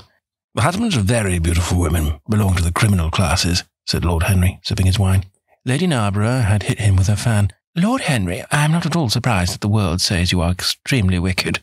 "But what world says that?" asked Lord Henry, elevating his eyebrows. "It can only be the next world. This world and I are on excellent terms." "Everybody I know says you are very wicked," cried the old lady, shaking her head. Lord Henry looked serious for some moments. "It is perfectly monstrous," he said at last, "the way people go about nowadays saying things against one behind one's back that are absolutely and entirely true." "Isn't he incorrigible?" cried Dorian, leaning forward in his chair. "I hope so," said his hostess, laughing. "But really, if you all worship Madame de Ferrol in this ridiculous way, I shall have to marry again so as to be in the fashion." "You will never marry again, Lady Narborough," broke in Lord Henry. "You were far too happy. When a woman marries again, it is because she detested her first husband. When a man marries again, it is because he adored his first wife. Women try their luck. Men risk theirs." "Narborough wasn't perfect," cried the old lady. "If he had been, you would not have loved him, my dear lady," was the rejoinder. "Women love us for our defects. If we have enough of them, they will forgive us everything, even our intellects. You will never ask me to dinner again after saying this, I am afraid, Lady Narborough, but it is quite true." "Of course it is true, Lord Henry. If we women did not love you for your defects, where would you all be? Not one of you would ever be married. You would be a set of unfortunate bachelors. Not, however, that would alter you much.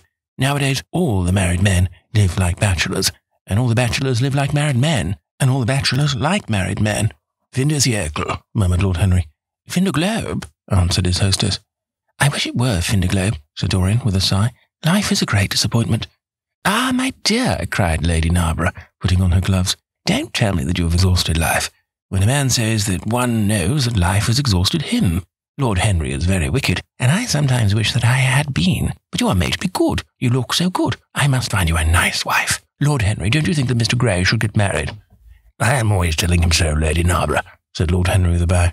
"Well, we must look out for a suitable match for him. I shall go through Debrett carefully tonight and draw out a list of all the eligible young ladies." "With their ages, Lady Narborough?" asked Dorian. "Of course, with their ages. Slightly edited. Nothing must be done in a hurry. I want it to be what the Morning Post calls a suitable alliance, and I want you both to be happy." "What nonsense people talk about happy marriages," exclaimed Lord Henry. A man can be happy with any woman as long as he does not love her.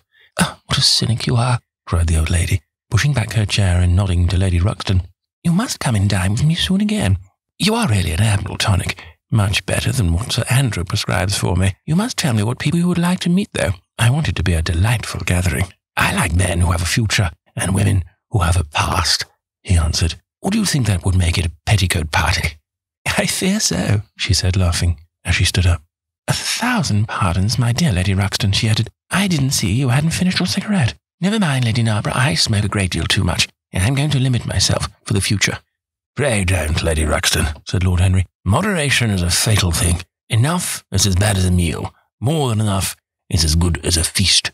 Lady Ruxton glanced at him curiously. You must come and explain that to me some afternoon, Lord Henry. It sounds a fascinating theory, she murmured, as she swept out of the room. Now, mind you don't stay too long over your politics and scandal, cried Lady Narborough from the door. If you do, we are sure to squabble upstairs. The men laughed, and Mr. Chapman got up solemnly from the foot of the table and came up to the top. Dorian Gray changed his seat and went and sat by Lord Henry. Mr. Chapman began to talk in a loud voice about the situation in the House of Commons. He guffawed at his adversaries. The word doctrinaire, word full of terror to the British mind, reappeared from time to time between his explosions. An alliterative prefix served as an ornament of oratory. He hoisted the Union Jack on the pinnacles of thought.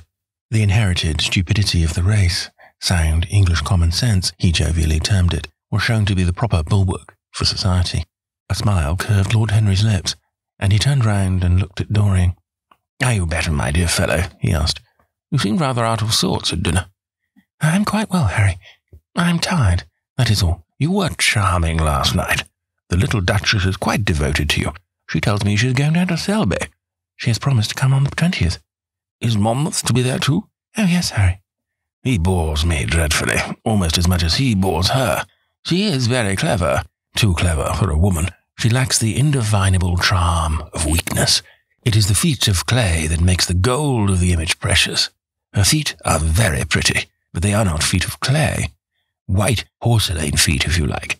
They have been through the fire, and what fire does not destroy, it hardens. She has had experiences. How long has she been married? Asked Dorian. An eternity, she tells me. I believe according to the peerage, it is 10 years, but 10 years with Monmouth must have been like eternity, with time thrown in. Who else is coming? Oh, the Willoughbys, Lord Rugby and his wife, our hostess, Geoffrey Clauston, the usual set. I have asked Lord Grotrian. I like him, said Lord Henry. A great many people don't, but I find him charming. He atones for being occasionally somewhat overdressed by being always absolutely overeducated. He is a very modern type. I don't know if he will be able to come, Harry. He may have to go to Monte Carlo with his father. Ugh, what a nuisance people are. Try and make him come. By the way, Dorian, you ran off very early last night. You left before 11. What did you do afterwards? Did you go straight home? Dorian glanced at him hurriedly and frowned. No, Harry, he said at last. I did not get home till nearly 3. Did you go to the club? Yes, he answered. Then he bit his lip. No, I don't mean that. I didn't go to the club. I walked about. I forgot what I did. How inquisitive you are, Harry. You always want to know what one has been doing.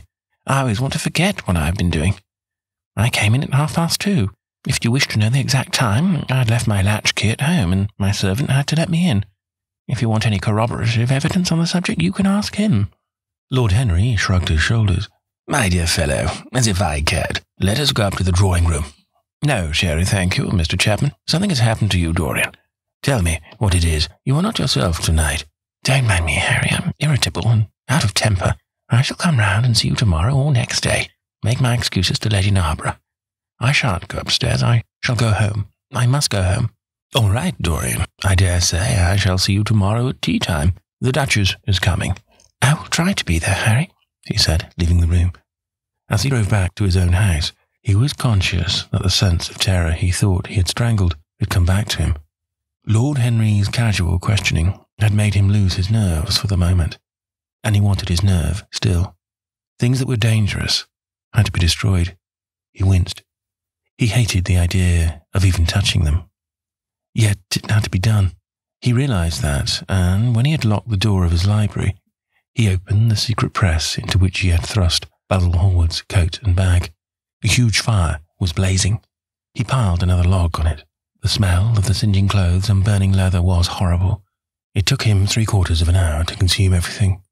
At the end, he felt faint and sick, and having lit some Algerian pastils in a pierced copper brazier, he bathed his hands and forehead with a cool musk-scented vinegar. Suddenly he started. His eyes grew strangely bright, and he gnawed nervously at his underlip. Between two of the windows stood a large Florentine cabinet, made out of ebony and inlaid with ivory and blue lapis. He watched it as though it were a thing that could fascinate and make braid, as though it held something that he longed for and yet almost loathed. His breath quickened. A mad craving came over him. He lit a cigarette and then threw it away. His eyelids drooped till the long fringed lashes almost touched his cheek, but he still watched the cabinet. At last, he got up from the sofa on which he had been lying, went over to it, and having unlocked it, touched some hidden spring. A triangular drawer passed slowly out. His fingers moved instinctively towards it, dipped in and closed on something. It was a small Chinese box of black and gold dust lacquer, elaborately wrought, the sides patterned with curved waves, and the silken cords hung with round crystals and tasseled in plaited metal threads. He opened it. Inside was a green paste, waxy in lustre, the odour curiously heavy and persistent. He hesitated for some moments, with a strangely immobile smile upon his face. Then, shivering, though the atmosphere of the room was terribly hot, he drew himself up and glanced at the clock. It was 20 minutes to 12. He put the box back, shutting the cabinet doors as he did so, and went into his bedroom. As midnight was striking bronze blows upon the dusky air, Dorian Gray, dressed commonly, and with a muffler wrapped round his throat, crept quietly out of the house. In Bond Street, he found a hansom with a good horse. He hailed it, and in a low voice gave the driver an address. The man shook his head. "It is too far for me," he muttered. "Here is a sovereign for you," said Dorian. "You shall have another if you drive fast." "All right, sir," answered the man. "You will be there in an hour." And after his fare had got in, he turned his horse round and drove rapidly towards the river. Chapter 16. A cold rain began to fall, and the blurred street lamps looked ghastly in the dripping mist. The public houses were disclosing, and dim men and women were clustering in broken groups round their doors. From some of the bars came the sound of horrible laughter. In others, drunkards brawled and screamed. Lying back in the hansom with his hat pulled over his forehead, Dorian Gray watched with listless eyes the sordid shame of the great city, and now and then he repeated to himself the words that Lord Henry had said to him on the first day they had met: "To cure the soul by means of the senses, and the senses by means of the soul." Yes, that was the secret. He had often tried it, and would try it again now. There were opium dens where one could buy oblivion, dens of horror where the memory of old sins could be destroyed by the madness of sins that were new. The moon hung low in the sky, like a yellow skull. From time to time a huge, misshapen cloud stretched a long arm across and hid it. The gas lamps grew fewer, and the streets more narrow and gloomy. Once the man lost his way and had to drive back half a mile. Steam rose from the horse as it splashed up the puddles. The side windows of the hansom were clogged with grey flannel mist. To cure the soul by means of the senses, and the senses by means of the soul. How the words rang in his ears. His soul certainly was sick to death. Was it true that the senses could cure it? Innocent blood had been spilled. What could atone for that? For that there was no atonement. But though forgiveness was impossible, forgetfulness was possible still, and he was determined to forget, to stamp the thing out, to crush it as one would crush the adder that had stung one. Indeed, what right had Basil to have spoken to him as he had done? Who had made him a judge over others? He had said things that were dreadful, horrible, not to be endured. On and on plodded the hansom, going slower, it seemed to him, at each step. He thrust up the trap and called to the man to drive faster. The hideous hunger for opium began to gnaw at him. His throat burned, and his delicate hands twitched nervously together. He struck at the horse madly with his stick. The driver laughed and whipped up. He laughed in answer, and the man was silent. The way seemed interminable, and the streets like the black web of some sprawling spider. The monotony became unbearable, and as the mist thickened, he felt afraid. Then they passed by lonely brick fields. The fog was lighter here, and he could see the strange bottle-shaped kilns with their orange fan-like tongues of fire. A dog barked as they went by, and far away in the darkness, some wandering seagull screamed. The horse stumbled in a rut, then swerved aside and broke into a gallop. After some time they left the clay road and rattled again over rough paven streets. Most of the windows were dark, but now and then fantastic shadows were silhouetted against some lamp-lit blind. He watched them curiously. They moved like monstrous marionettes and made gestures like live things. He hated them. A dull rage was in his heart. As they turned a corner, a woman yelled something at them from an open door, and two men ran after the hansom for about 100 yards. The driver beat at them with his whip. It is said that passion makes one think in a circle. Certainly, with hideous iteration, the bitten lips of Dorian Gray shaped and reshaped those subtle words that dealt with soul and sense, till he had found in them the full expression, as it were, of his mood, and justified by intellectual approval, passions that without such justification would still have dominated his temper. From cell to cell of his brain crept the one thought, and the wild desire to live, most terrible of all man's appetites, quickened into force each trembling nerve and fibre. Ugliness, that had once been hateful to him because it made things real, became dear to him. Now, for that very reason, ugliness was the one reality, the coarse brawl, the loathsome den, the crude violence of disordered life, the very vileness of thief and outcast were more vivid in their intense actuality of impression than all the gracious shapes of art, the dreamy shadows of song. They were what he needed for forgetfulness. In 3 days, he would be free. Suddenly, the man drew up with a jerk at the top of a dark lane. Over the low roofs and jagged chimney stacks of the houses rose the black masts of ships. Wreaths of white mist clung like ghostly sails to the yards. "Somewhere about here, sir, ain't it?" he asked huskily through the trap. Dorian started and peered around. "This will do," he answered, and having got out hastily and given the driver the extra fare he had promised him, he walked quickly in the direction of the quay. Here and there a lantern gleamed at the stern of some huge merchantman. The light shook and splintered in the puddles. A red glare came from an outward-bound steamer that was coaling. The slimy pavement looked like a wet mackintosh. He hurried on, towards the left, glancing back now and then to see if he was being followed. In about 7 or 8 minutes, he reached a small, shabby house that was wedged in between 2 gaunt factories. In one of the top windows stood a lamp. He stopped and gave a peculiar knock. After a little time, he heard steps in the passage, and the chain being unhooked, the door opened quietly and he went in without saying a word to the squat, misshapen figure that flattened itself into the shadow as he passed. At the end of the hall hung a tattered green curtain that swayed and shook in the gusty wind which had followed him in from the street.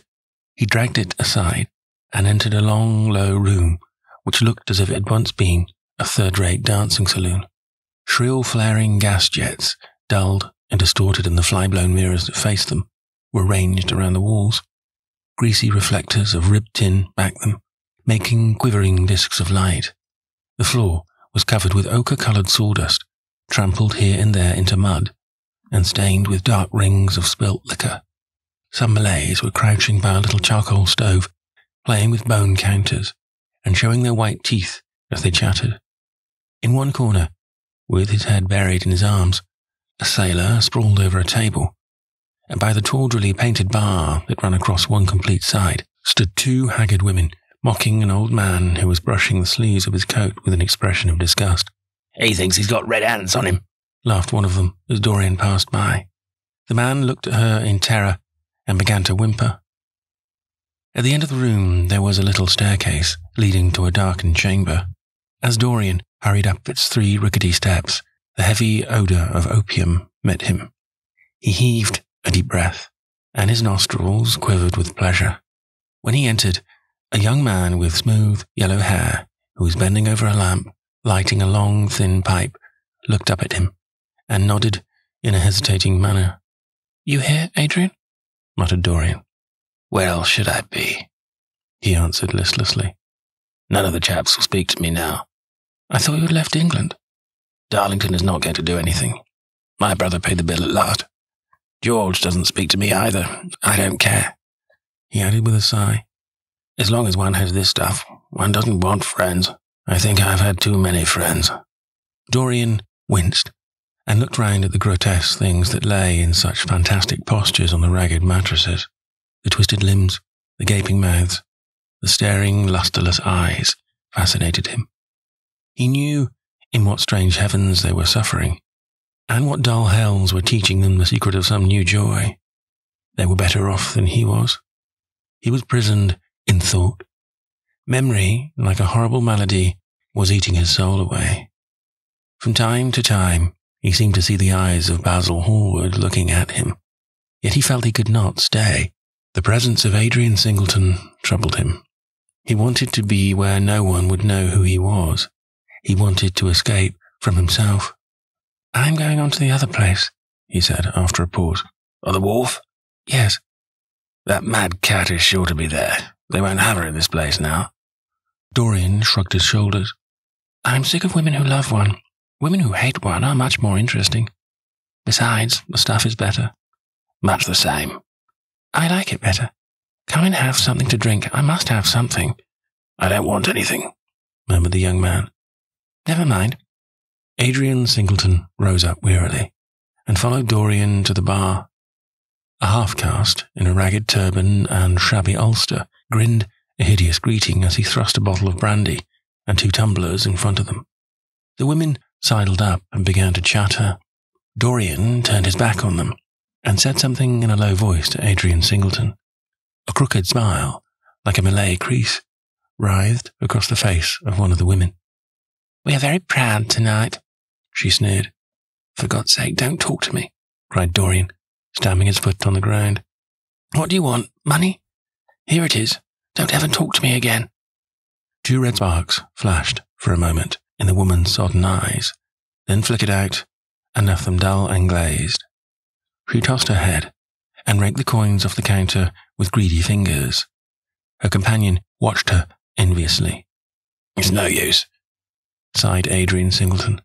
"I don't care to go back. What does it matter? I'm quite happy here." "You will write to me if you want anything, won't you?" said Dorian after a pause. "Perhaps." "Good night, then." "Good night," answered the young man, passing up the steps and wiping his parched mouth with a handkerchief. Dorian walked to the door with a look of pain in his face. As he drew the curtain aside, a hideous laugh broke from the painted lips of the woman who had taken his money. "There goes the devil's bargain," she hiccoughed in a hoarse voice. "Curse you," he answered. "Don't call me that." She snapped her fingers. "Prince Charming is what you like to be called, ain't it?" she yelled after him. The drowsy sailor leapt to his feet as she spoke and looked wildly around. The sound of the shutting of the hall door fell on his ear. He rushed out as if in pursuit. Dorian Gray hurried along the quay through the drizzling rain. His meeting with Adrian Singleton had strangely moved him, and he wondered if the ruin of that young life was really to be laid at his door, as Basil Hallward had said to him with such infamy of insult. He bit his lip, and for a few seconds his eyes grew sad. Yet, after all, what did it matter to him? 1 days were too brief to take the burden of another's errors on one's shoulders. Each man lived his own life, and paid his own price for living it. The only pity was one had to pay so often for a single fault. One had to pay over and over again, indeed. In her dealings with man, destiny never closed her accounts. There were moments, psychologists tell us, when the passion for sin, or what the world calls sin, so dominates a nature that every fibre of the body, as every cell of the brain, seems to be instinct with fearful impulses. Men and women at such moments lose the freedom of their will. They move to their terrible end, as automatons move. Choice is taken from them, and conscience is either killed, or if it lives at all, lives but to give rebellion its fascination, and disobedience its charm. For all sins, as theologians weary not of reminding us, are sins of disobedience. When that high spirit, that morning star of evil, fell from heaven, it was as a rebel that he fell. Callous, concentrated on evil, with stained mind and soul hungry for rebellion, Dorian Gray hastened on, quickening his step as he went, but as he darted aside into a dim archway that had served him often as a shortcut to the ill-famed place where he was going, he felt himself suddenly seized from behind, and before he had time to defend himself, he was thrust back against the wall, with a brutal hand round his throat. He struggled madly for life, and by a terrible effort wrenched the tightening fingers away. In a second, he heard the click of a revolver, and saw the gleam of a polished barrel pointing straight at his head, and the dusky form of a short, thick-set man facing him. "What do you want?" he gasped. "Keep quiet," said the man. "If you stir, I shoot you." "You're mad. What have I done to you?" "You wrecked the life of Sybil Vane," was the answer. "And Sybil Vane was my sister. She killed herself, I know it. Her death is at your door. I swore I would kill you in return. For years I have sought you. I had no clue, no trace. The two people who could have described you were dead. I knew nothing of you but the pet name she used to call you. I heard it tonight, by chance. Make your peace with God, for tonight you are going to die." Dorian Gray grew sick with fear. "I never knew her," he stammered. "I never heard of her. You are mad." "You had better confess your sin, for as sure as I am James Vane, you are going to die." There was a horrible moment. Dorian did not know what to say or do. "Down on your knees," growled the man. "I give you 1 minute to make your peace, no more. I go on board tonight for India, and I must do my job first. 1 minute, that's all." Dorian's arms fell to his side, paralyzed with terror. He did not know what to do. Suddenly a wild hope flashed across his brain. "Stop," he cried. "How long ago is it since your sister died? Quick, tell me." 18 years, said the man. "Why do you ask me? What do years matter?" 18 years, laughed Dorian Gray, with a touch of triumph in his voice. 18 years. Set me under the lamp and look at my face." James Vane hesitated for a moment, not understanding what was meant. Then he seized Dorian Gray and dragged him from the archway. Dim and wavering as was the wind-blown light, yet it served to show him the hideous error, as it seemed, into which he had fallen. For the face of the man he had sought to kill had all the bloom of boyhood, all the unstained purity of youth. He seemed little more than a lad of 20 summers, hardly older, if older indeed at all, than his sister had been when they had parted so many years ago. It was obvious that this was not the man who had destroyed her life. He loosened his hold and reeled back. My God, he cried, and I would have murdered you." Dorian Gray drew a long breath. "You have been on the brink of committing a terrible crime, my man," he said, looking at him sternly. "Let this be a warning to you not to take vengeance into your own hands." "Forgive me, sir," muttered James Vane. "I was deceived. A chance word I heard in that damned den set me on the wrong track." "You had better go home and put that pistol away, or you may get into trouble," said Dorian, turning on his heel and going slowly down the street. James Vane stood on the pavement in horror. He was trembling from head to foot. After a little while, a black shadow that had been creeping along the dripping wall moved out into the light and came close to him with stealthy footsteps. He felt a hand laid on his arm and looked round with a start. It was one of the women who had been drinking at the bar. "Why didn't you kill him?" she hissed out, putting her haggard face quite close to his. "I knew you were following him when you rushed out from Daly's. You fool. You should have killed him. He has lots of money, and he's as bad as bad." "He's not the man I'm looking for," he answered. "And I want no man's money. I want a man's life. The man whose life I want must be nearly 40 now. This one is little more than a boy. Thank God I have not got his blood upon my hands." The woman gave a bitter laugh. "Little more than a boy," she sneered. "Why, man, it's nigh on 18 years since Prince Charming made me what I am." "You lie," cried James Vane. She raised her hand up to heaven. "Before God, I am telling the truth," she cried. "Before God? Strike me dumb if it ain't so. He is the worst one that comes here. They say he has sold himself to the devil for a pretty face. It's nigh on 18 years since I met him.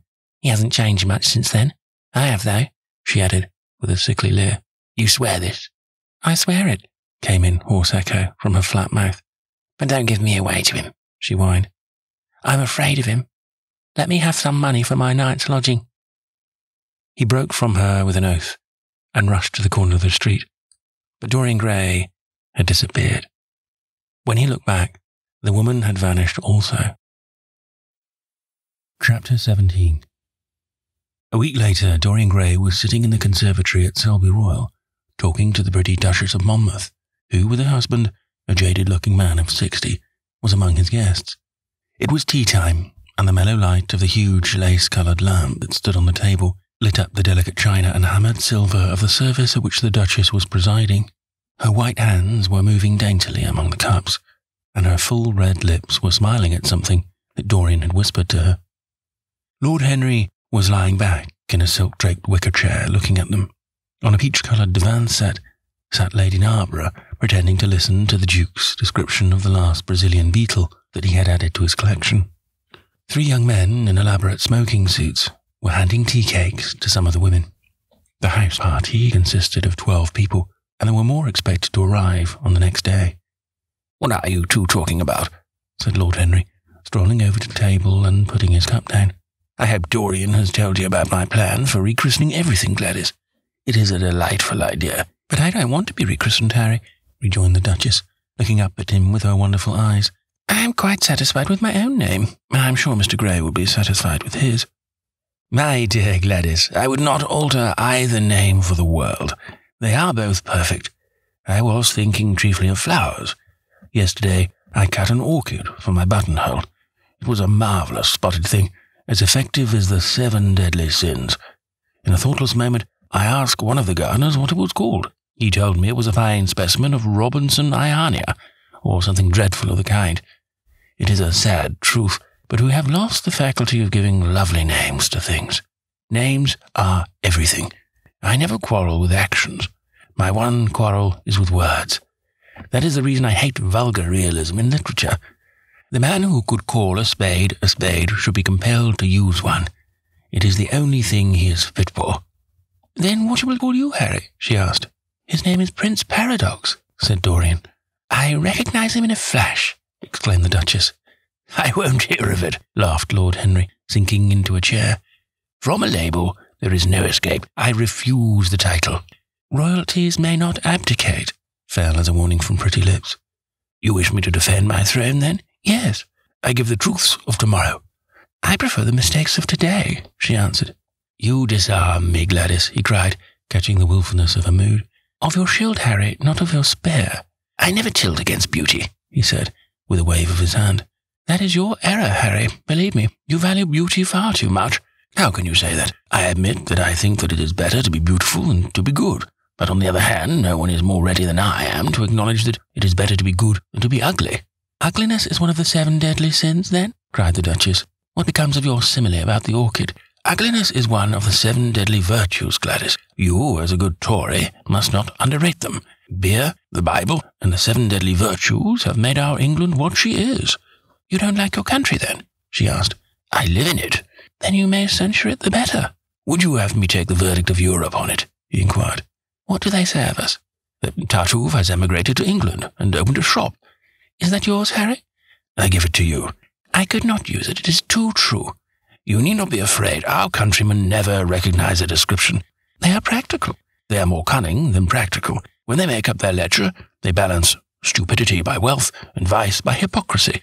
"Still, we have done great things." "Great things have been thrust on us, Gladys."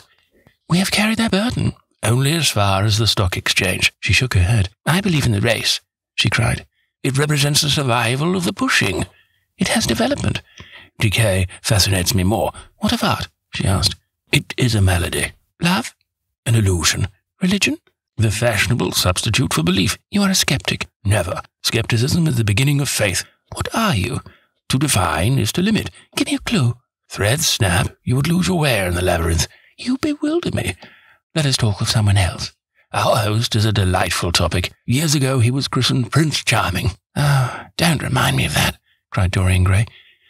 "Our host is rather horrid this evening," answered the Duchess, colouring. "I believe he thinks that Monmouth married me on purely scientific principles. as the best specimen he could find of a modern butterfly. Well, I hope we don't stick pins into you, Duchess, laughed Dorian. Oh, my maid does that already, Mr. Gray, when she's annoyed with me. And what does she get annoyed with you about, Duchess? For the most trivial things, Mr. Gray, I assure you. Usually because I come in at 10 minutes to 9 and tell her that I must be dressed by 8:30. How unreasonable of her. You should give her warning. I daren't, Mr. Gray. Why, she invents hats for me. You remember the one I wore at Lady Hillstone's garden party? You don't, but it is nice of you to pretend that you do. Well, she made it out of nothing. All good hats are made out of nothing. Like all good reputations, Gladys, interrupted Lord Henry. Every effect that one produces gives one an enemy. To be popular, one must be a mediocrity. Not with women, said the Duchess, shaking her head. And women rule the world. I assure you we can't bear mediocrities. We women, as someone says, love with our ears, just as you men love with your eyes, if you ever love at all. It seems to me that we never do anything else, murmured Dorian. Ah, then you really love, Mr. Gray, answered the Duchess with mock sadness. My dear Gladys, cried Lord Henry, how could you say that? Romance lives by repetition, and repetition converts an appetite into an art. Besides, each time that one loves is the only time one has ever loved. Difference of object does not alter singleness of passion. It merely intensifies it.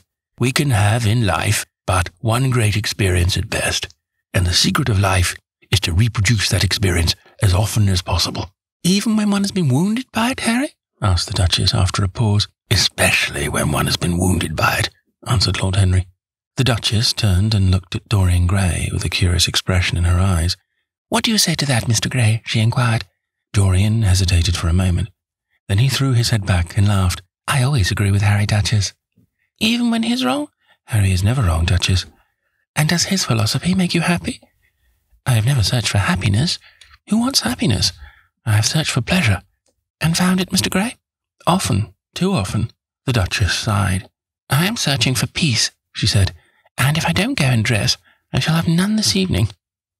Let me get you some orchids, Duchess, cried Dorian, starting to his feet and walking down the conservatory.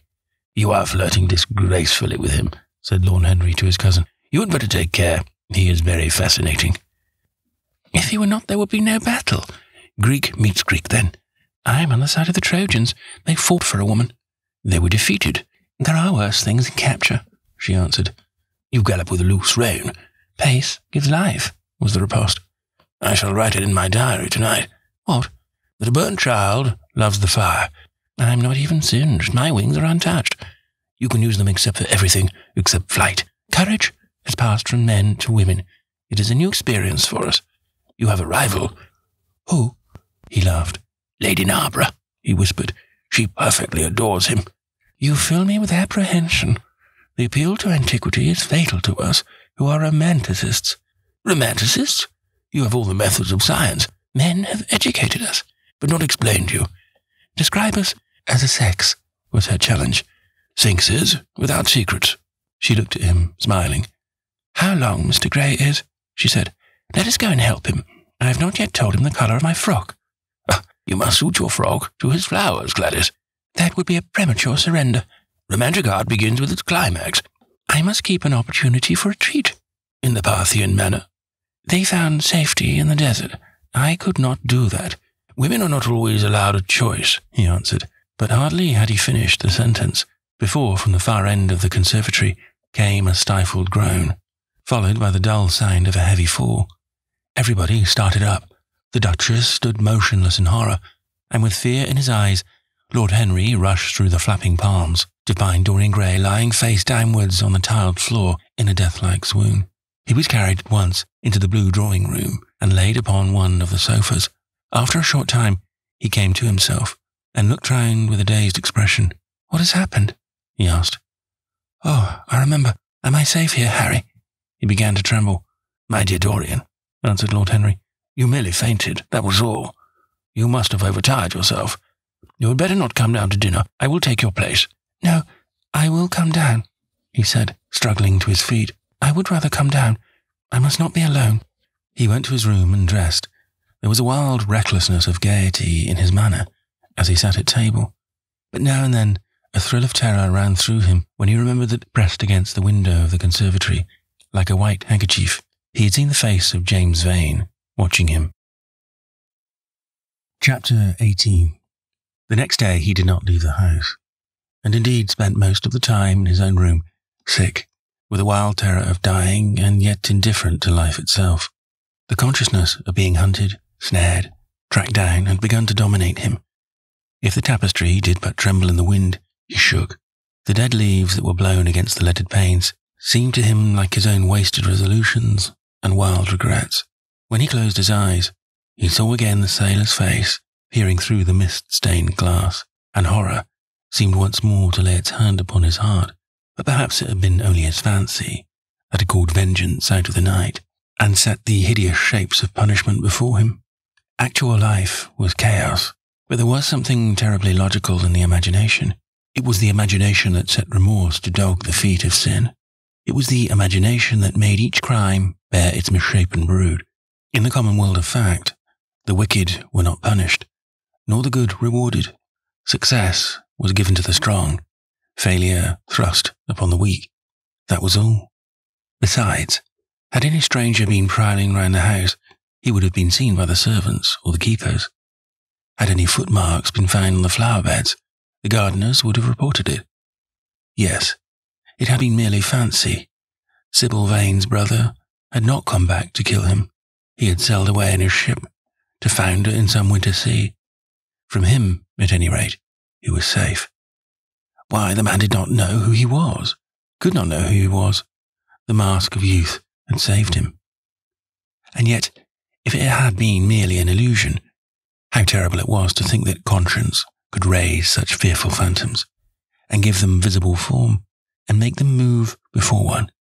What sort of life would his be, if day and night shadows of his crime were to peer at him from silent corners, to mock him from secret places, to whisper in his ear as he sat at the feast, to wake him with icy fingers as he lay asleep? As the thought crept through his brain, he grew pale with terror, and the air seemed to him to have become suddenly colder. Oh, in what a wild hour of madness he had killed his friend! How ghastly the mere memory of the scene! He saw it all again. Each hideous detail came back to him with added horror. Out of the black cave of time, terrible and swathed in scarlet, rose the image of his sin. When Lord Henry came in at 6 o'clock, he found him crying, as one whose heart will break. It was not till the third day that he ventured to go out. There was something in the clear, pine-scented air of that winter morning that seemed to bring him back his joyousness and his ardour for life. But it was not merely the physical conditions of environment that had caused the change. His own nature had revolted against the excess of anguish that had sought to maim and mar the perfection of its calm. With subtle and finely wrought temperaments, it is always so. Their strong passions must either bruise or bend. They either slay the man or themselves die. Shallow sorrows and shallow loves live on. The loves and sorrows that are great are destroyed by their own plenitude. Besides, he had convinced himself that he had been the victim of a terror-stricken imagination, and looked back now on his fears with something of a pity and not a little of contempt. After breakfast, he walked with the Duchess for an hour in the garden, and then drove across the park to join the shooting party. The crisp frost lay like salt upon the grass. Sky was an inverted cup of blue metal. A thin film of ice bordered the flat reed-grown lake. In the corner of the pine wood, he caught sight of Sir Henry Clauston, the Duchess's brother, jerking 2 spent cartridges out of his gun.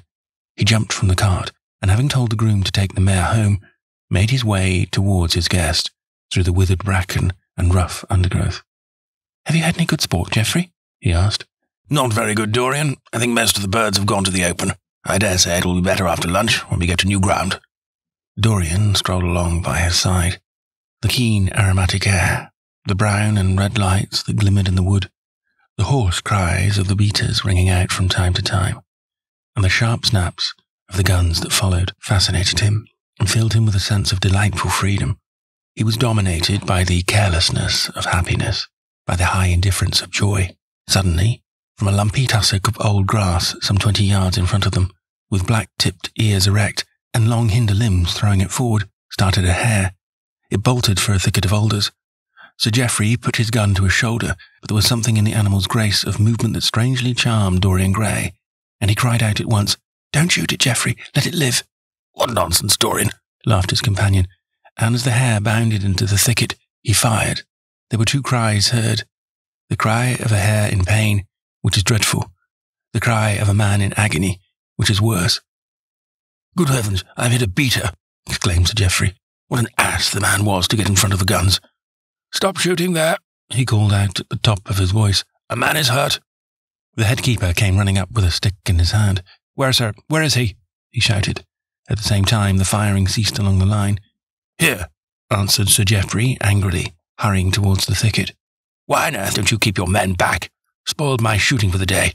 Dorian watched them as they plunged into the alder clump, brushing the lithe, swinging branches aside. In a few moments, they emerged, dragging a body after them into the sunlight. He turned away in horror. It seemed to him that misfortune followed wherever he went. He heard Sir Geoffrey ask if the man was really dead, and the affirmative answer of the keeper. The wood seemed to him to have become suddenly alive with faces. There was the trampling of myriad feet, and the low buzz of voices. A great copper-breasted pheasant came beating through the boughs overhead. After a few moments that were to him in his perturbed state like the endless hours of pain, he felt a hand laid on his shoulder. He started and looked around. "Dorian," said Lord Henry, "I'd better tell them that the shooting has stopped for today. It would not look well to go on." "I wished it were stopped forever, Harry," he answered bitterly. "The whole thing is hideous and cruel. Is the man—" He could not finish the sentence. "I'm afraid so," rejoined Lord Henry. "He got the whole charge of shot in his chest. He must have died almost instantaneously. Come on, let us go home." They walked, side by side, in the direction of the avenue for nearly 50 yards without speaking. Then Dorian looked at Lord Henry and said, with a heavy sigh, "It is a bad omen, Harry. A very bad omen." "What is?" asked Lord Henry. "Oh, this accident, I suppose. My dear fellow, it can't be helped. It was the man's own fault. Why did he get in front of the guns? Besides, it's nothing to us. It is rather awkward for Geoffrey, of course. It does not do to pepper beaters. It makes people think that one is a wild shot, and Geoffrey is not. He shoots very straight. But there is no use talking about the matter." Dorian shook his head. "It is a bad omen, Harry. I feel as if something horrible were going to happen to some of us. To myself, perhaps," he added, passing his hand over his eyes with a gesture of pain. The elder man laughed. "The only horrible thing in the world is ennui, Dorian. That is the one sin for which there is no forgiveness. But we are not likely to suffer from it, unless these fellows keep chattering about this thing at dinner. I must tell them that the subject is to be tabooed. As for omens, there is no such thing as an omen. Destiny does not send us heralds. She is too wise, or too cruel, for that. Besides, what on earth could happen to you, Dorian? You have everything in the world that a man can want. There is no one who would not be delighted to change places with you." "There is one with whom I would not change places, Harry. Don't laugh like that. I am telling you the truth. The wretched peasant who has just died is better off than I am. I have no terror of death. It is the coming of death that terrifies me. Its monstrous wings seem to wheel in the leaden air around me. Good heavens! Don't you see a man moving behind the trees there, watching me, waiting for me?" Lord Henry looked in the direction in which the trembling gloved hand was pointing. "Yes," he said, smiling. "I see the gardener waiting for you. I suppose he wants to ask you what flowers you wish to have on the table tonight. How absurdly nervous you are, my dear fellow. You must come and see my doctor when we get back to town." Dorian heaved a sigh of relief as he saw the gardener approaching. The man touched his hat, glanced for a moment at Lord Henry in a hesitating manner, and then produced a letter, which he had handed to his master. "Grace told me to wait for an answer," he murmured. Dorian put the letter into his pocket. "Tell the Grace that I am coming in," he said coldly. The man turned round and went rapidly in the direction of the house. "How fond women are of dangerous things," laughed Lord Henry. "It is one of the qualities in them that I admire most. A woman will flirt with anybody in the world, as long as other people are looking on." "How fond you are of saying dangerous things, Harry. In the present instance, you are quite astray. I like the Duchess very much, but I don't love her. And the Duchess loves you very much, but she likes you less, so you are excellently matched." You are talking scandal, Harry, and there is never any basis for scandal. The basis of every scandal is an immoral certainty, said Lord Henry, lighting a cigarette. You would sacrifice anybody, Harry, for the sake of an epigram. The world goes to the altar of its own accord, was the answer. I wish I could love, cried Dorian Gray, with a deep note of pathos in his voice. But I seem to have lost the passion and forgotten the desire. I am too much concentrated on myself. My own personality has become a burden to me. I want to escape, to go away, to forget.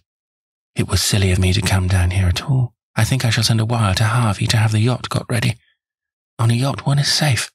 Safe from what, Dorian? You're in some trouble? Why not tell me what it is? You know I could help you. I can't tell you, Harry, he answered sadly, and I dare say it is only a fancy of mine. This unfortunate accident has upset me. I have a horrible presentiment that something of the kind may happen to me. What nonsense. I hope it is, but I can't help feeling it. Ah, here is the Duchess, looking like Artemis in a tailor-made gown. You see we have come back, Duchess. I have heard all about it, Mr. Gray, she answered. Poor Geoffrey is terribly upset, and it seems that you asked him not to shoot the hare. How curious.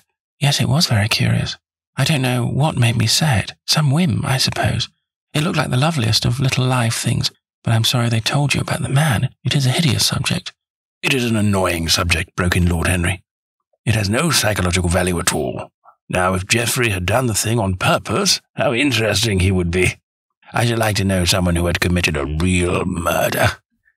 How horrid of you, Harry, cried the Duchess. Isn't it, Mr. Gray? Harry, Mr. Gray is ill again. He is going to faint. Dorian drew himself up with an effort and smiled. It is nothing, Duchess, he murmured. My nerves are dreadfully out of order, that is all. I'm afraid I walked too far this morning. I didn't hear what Harry said. Was it very bad? You must tell me some other time. I think I must go and lie down. You will excuse me, won't you? They had reached the great flight of steps that led from the conservatory onto the terrace. As the glass door closed behind Dorian, Lord Henry turned and looked at the Duchess with his slumberous eyes. Are you very much in love with him? He asked. She did not answer for some time, but stood gazing at the landscape. I wish I knew, she said at last. He shook his head. Knowledge will be fatal. It is uncertainty that charms one. A mist makes things wonderful. One may lose one's way. All ways end at the same point, my dear Gladys. What is that? Disillusion. It was my debut in life, she sighed. It came to you crowned. I'm tired of strawberry leaves. They become you. Only in public. You would miss them, said Lord Henry. I will not part with a petal. Monmouth has ears. Old age is dull of hearing. Has he never been jealous? I wish he had been. He glanced about as if in search of something. What are you looking for? She inquired. The button from your foil, he answered. You have dropped it. She laughed. I still have the mask. It makes your eyes lovelier, was his reply. She laughed again. Her teeth showed white seeds in a scarlet fruit. Upstairs in his own room, Dorian Gray was lying on a sofa, with terror in every tingling fibre of his body. Life had suddenly become too hideous a burden for him to bear. The dreadful death of the unlucky beater, shot in the thicket like a wild animal, had seemed to him to prefigure death for himself also. He had nearly swooned at what Lord Henry had said in a chance mood of cynical jesting. At 5 o'clock he rang his bell for his servant, and gave him orders to pack his things for the night express to town, and to have the brougham at the door by 8:30. He was determined not to sleep another night at Selby Royal. It was an ill-omened place. Death walked there in the sunlight. The grass of the forest had been spotted with blood. Then he wrote a note to Lord Henry, telling him that he was going up to town to consult his doctor, and asking him to entertain his guests in his absence. As he was putting it into the envelope, a knock came to the door, and his valet informed him that the head keeper wished to see him. He frowned and bit his lip. Send him in, he muttered after some moments' hesitation. As soon as the man entered, Dorian pulled his cheque-book out of a drawer and spread it out before him. I suppose you have come about the unfortunate accident of this morning, Thornton, he said, taking up a pen. Yes, sir, answered the gamekeeper. Was the poor fellow married? Had he any people dependent on him? Asked Dorian, looking bored. If so, I should not like them to be left in want, and will send them any sum of money you may think necessary. We don't know who he is, sir. That is what I took the liberty of coming to you about." "Don't know who he is," said Dorian, listlessly. "What do you mean? Wasn't he one of your men?" "No, sir. Never saw him before. Seems like a sailor, sir." The pen dropped from Dorian Gray's hand, and he felt as if his heart had suddenly stopped beating. "A sailor?" he cried out. "Did you say a sailor?" "Yes, sir. He looks as if he had been a sort of sailor, tattooed on both arms and that kind of thing." "Was there anything found on him?" said Dorian, leaning forward and looking at the man with startled eyes. "Anything that would tell his name?" "Some money, sir. Not much. And a six-shooter. There was no name of any kind. A decent-looking man, sir, but rough-like. A sort of sailor, we think." Dorian started to his feet. A terrible hope fluttered past him. He clutched at it madly. "Where is the body?" he exclaimed. "Quick, I must see it at once." "It is in an empty stable in the home farm, sir. The folk don't like to have that sort of thing in their houses. They say a corpse brings bad luck." "The home farm? Go there at once and meet me. Tell one of the grooms to bring my horse round. No, never mind, I'll go to the stables myself. It will save time." In less than a quarter of an hour, Dorian Gray was galloping down the long avenue as hard as he could go. Trees seemed to sweep past him in spectral procession, and wild shadows to fling themselves across his path. Once the mare swerved at a white gatepost and nearly threw him. He lashed her across the neck with his crop. She cleft the dusky air like an arrow. The stones flew from her hooves. At last, he reached the home farm. 2 men were loitering in the yard. He leapt from the saddle and threw the reins to one of them. In the farthest stable, a light was glimmering. Something seemed to tell him that the body was there, and he hurried to the door and put his hand upon the latch.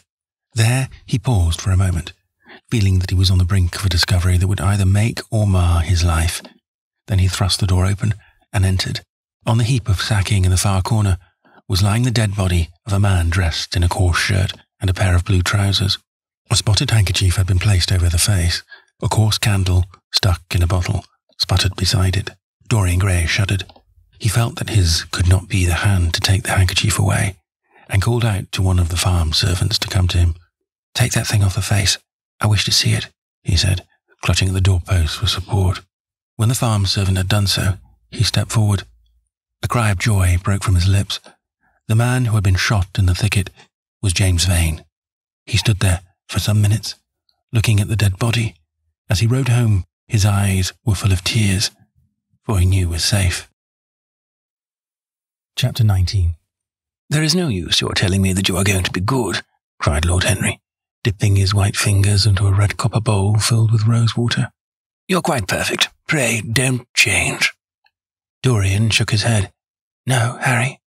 I have done too many dreadful things in my life. I am not going to do any more. I began my good actions yesterday." "Where were you yesterday?" "In the country, Harry. I was staying at a little inn by myself." "My dear boy," said Lord Henry, smiling, "anybody can be good in the country. There are no temptations there. That is the reason why people who live out of town are so absolutely uncivilized. Civilization is not by any means an easy thing to attain to. There are only 2 ways by which man could reach it. One is by being cultured. The other is by being corrupt. Country people have no opportunity of being either, so they stagnate." "Culture and corruption," echoed Dorian. "I've known something of both. It seems terrible to me now that they should ever be found together. For I have found a new ideal, Harry. I am going to alter. I think I have altered." You have not yet told me what your good action was. Or did you say you had done more than one?" asked his companion, as he spilt into his plate a little crimson pyramid of seeded strawberries, and through a perforated shell-shaped spoon snowed white sugar upon them. "I can tell you, Harry, it is not a story I could tell to anyone else. I spared somebody. It sounds vain, but you understand what I mean. She was quite beautiful and wonderfully like Sybil Vane. I think it was that which first attracted me to her. You remember Sybil, don't you? How long ago that seems. Well, Hetty was not one of our own class, of course. She was simply a girl in a village, but I really loved her. I'm quite sure that I loved her. All during this wonderful May that we have been having, I used to run down and see her 2 or 3 times a week. Yesterday, she met me in a little orchard. The apple blossoms kept tumbling down on her hair, and she was laughing. We were to have gone away together this morning at dawn. Suddenly, I determined to leave her, as flower-like, as I had found her. I should think the novelty of the emotion must have given you a thrill of real pleasure, Dorian. interrupted Lord Henry. "But I can finish your idyll for you. You gave her good advice and broke her heart. That was the beginning of your reformation." "Harry, you are horrible. You mustn't say these dreadful things. Hetty's heart is not broken. Of course she cried and all that, but there is no disgrace upon her. She can live, like Perdita, in her garden of mint and marigold." "And weep over a faithless Florizel," said Lord Henry, laughing as he leant back in his chair. "My dear Dorian, you have the most curiously boyish moods. Do you think this girl will ever be really contented now with anyone of her own rank? I suppose she will be married some day to a rough carter or a grinning ploughman. Well, the fact of having met you and loved you will teach her to despise her husband, and she will be wretched. From a moral point of view, I cannot say that I think much of your great renunciation. Even as a beginning, it is poor. Besides, how do you know that Hetty isn't floating at the present moment in some star-lit mill pond, with lovely water lilies round her, like Ophelia? I can't bear this, Harry. You mock at everything, and then suggest the most serious tragedies. And I am sorry I told you now. I don't care what you say to me. I know I was right in acting as I did. Poor Hetty. As I rode past the farm this morning, I saw her white face at the window, like a spray of jasmine. Don't let us talk about it any more, and don't try to persuade me that the first good action I have done for years, the first little bit of self-sacrifice I have ever known, is really a sort of sin. I want to be better. I'm going to be better. Tell me something about yourself. What is going on in town? I have not been to the club for days. The people are still discussing poor Basil's disappearance. I should have thought they had got tired of that by this time, said Dorian, pouring himself out some wine and frowning slightly. My dear boy, they have only been talking about it for 6 weeks, and the British public are really not equal to the mental strain of having more than one topic every 3 months. They have been very fortunate lately, however. They have had my own divorce case, and Alan Campbell's suicide. Now they have got the mysterious disappearance of an artist. Scotland Yard still insists that the man in the grey ulster who left for Paris by the midnight train on the 9th of November was poor Basil, and the French police declare that Basil never arrived in Paris at all. I suppose in about a fortnight we shall be told that he has been seen in San Francisco. It is an odd thing, but everyone who appears is said to be seen at San Francisco. It must be a delightful city, and possess all the attractions of the next world. What do you think has happened to Basil? Asked Dorian, holding up his burgundy against the light, and wondering how it was that he could discuss the matter so calmly. I have not the slightest idea. If Basil chooses to hide himself, it is no business of mine. If he is dead, I don't want to think about him. Death is the only thing that ever terrifies me. I hate it. Why? Said the younger man wearily. Because, said Lord Henry, passing beneath his nostrils the gilt trellis of an open vinaigrette box, one can survive everything nowadays, except that. Death and vulgarity are the only two facts in the 19th century that one cannot explain away. Let us have our coffee in the music room, Dorian. You must play Chopin to me. The man with whom my wife ran away played Chopin exquisitely. Poor Victoria, I was very fond of her. The house is rather lonely without her. Of course, married life is merely a habit, a bad habit. Then one regrets the loss, even of one's worst habits. Perhaps one regrets them the most. They are such an essential part of one's personality. Dorian said nothing, but rose from the table, and passing into the next room, sat down to the piano and let his fingers stray across the white and black ivory of the keys. After the coffee had been brought in, he stopped, and looking over at Lord Henry, said, Harry, did it ever occur to you that Basil was murdered? Lord Henry yawned. Basil was very popular, and always wore a Waterbury watch. Why should he have been murdered? He was not clever enough to have enemies. Of course, he had a wonderful genius for painting, but a man can paint like Velasquez and yet be as dull as possible. Basil was really rather dull. He only interested me once, and that was when he told me years ago that he had a wild adoration for you, and that you were the dominant motive of his art. I was very fond of Basil, said Dorian, with a note of sadness in his voice. But don't people say that he was murdered? Oh, some of the papers do. It does not seem to me to be at all probable.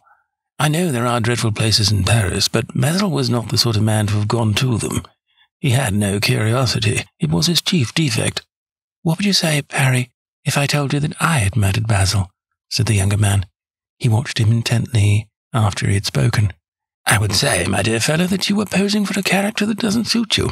All crime is vulgar, just as all vulgarity is crime. It is not in you, Dorian, to commit a murder. I am sorry if I hurt your vanity by saying so, but I assure you it is true. Crime belongs exclusively to the lower orders. I should fancy that crime was to them what art is to us, simply a method of procuring extraordinary sensations. A method of procuring sensations.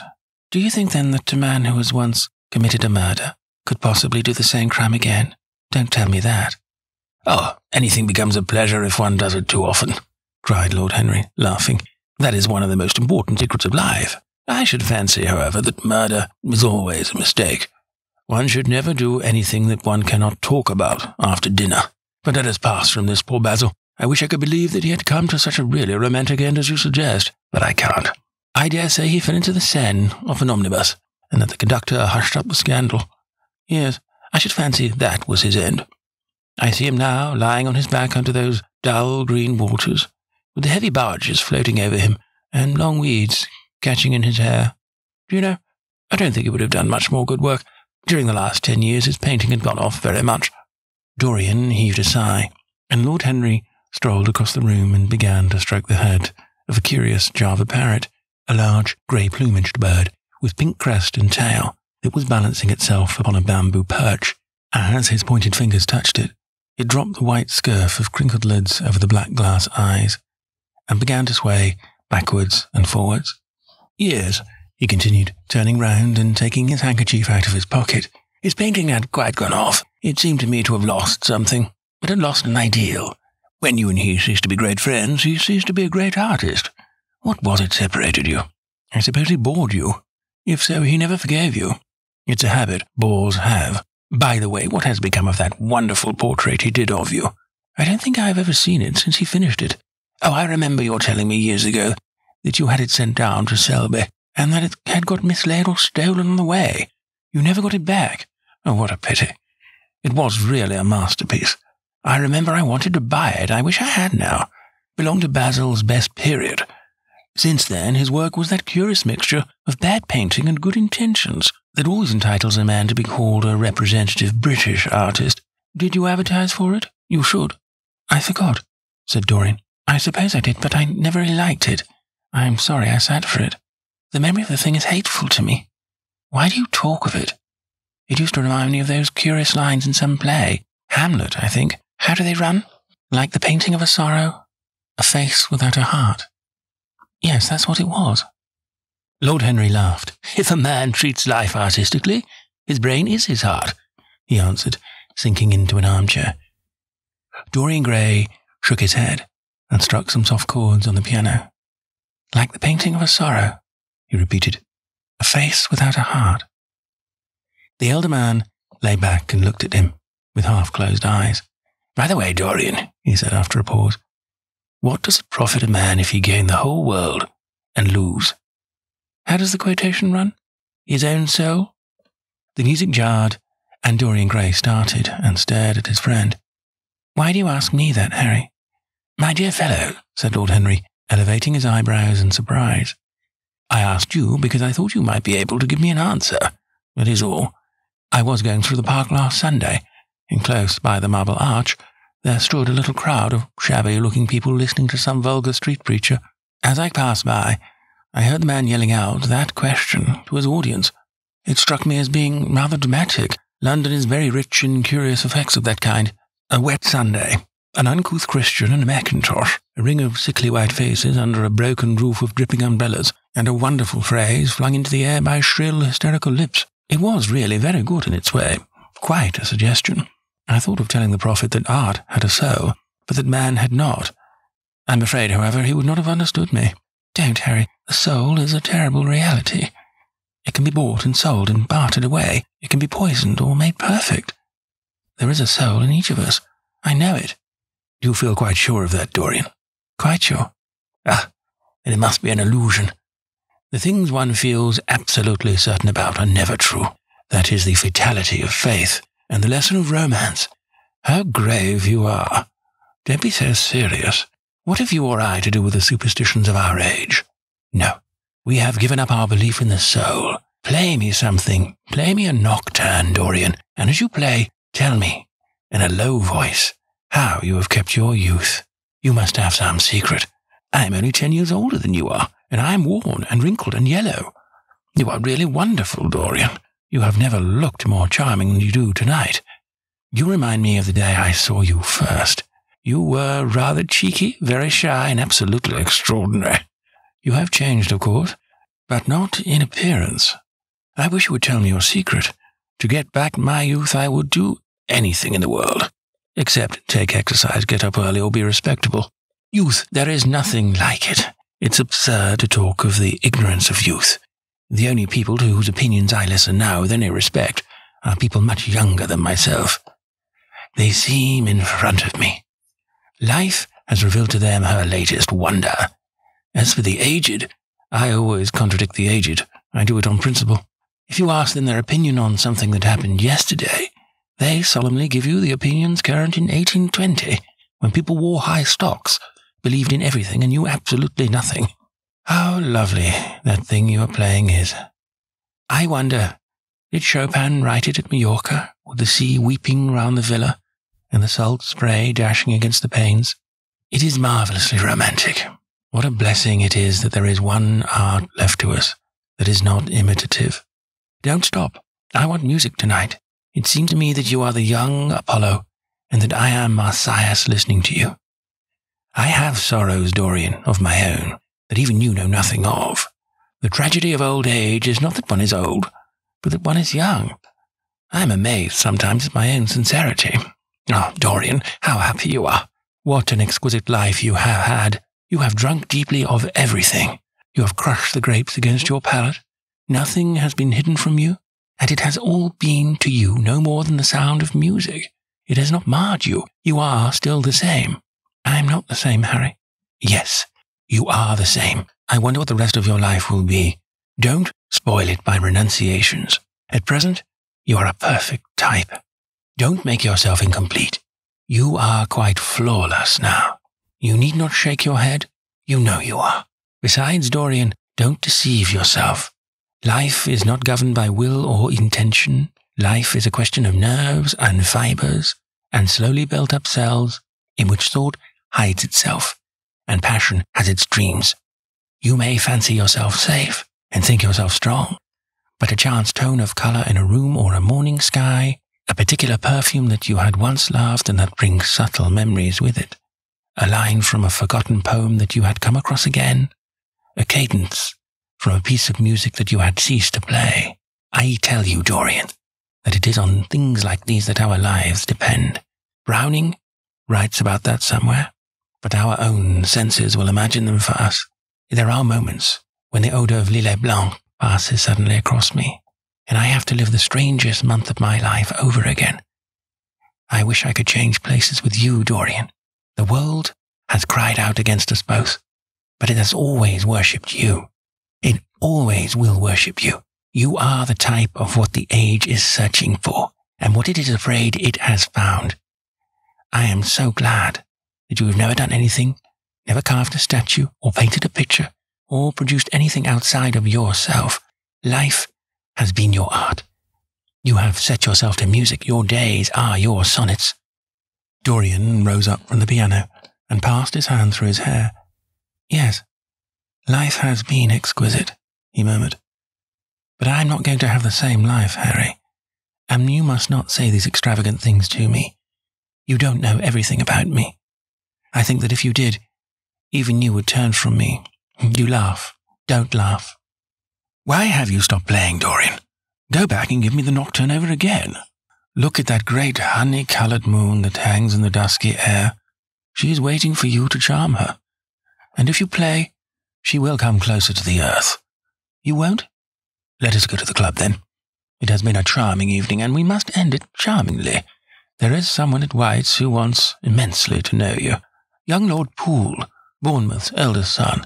He has already copied your neckties and has begged me to introduce him to you. He is quite delightful, and rather reminds me of you. I hope not, said Dorian with a sad look in his eyes.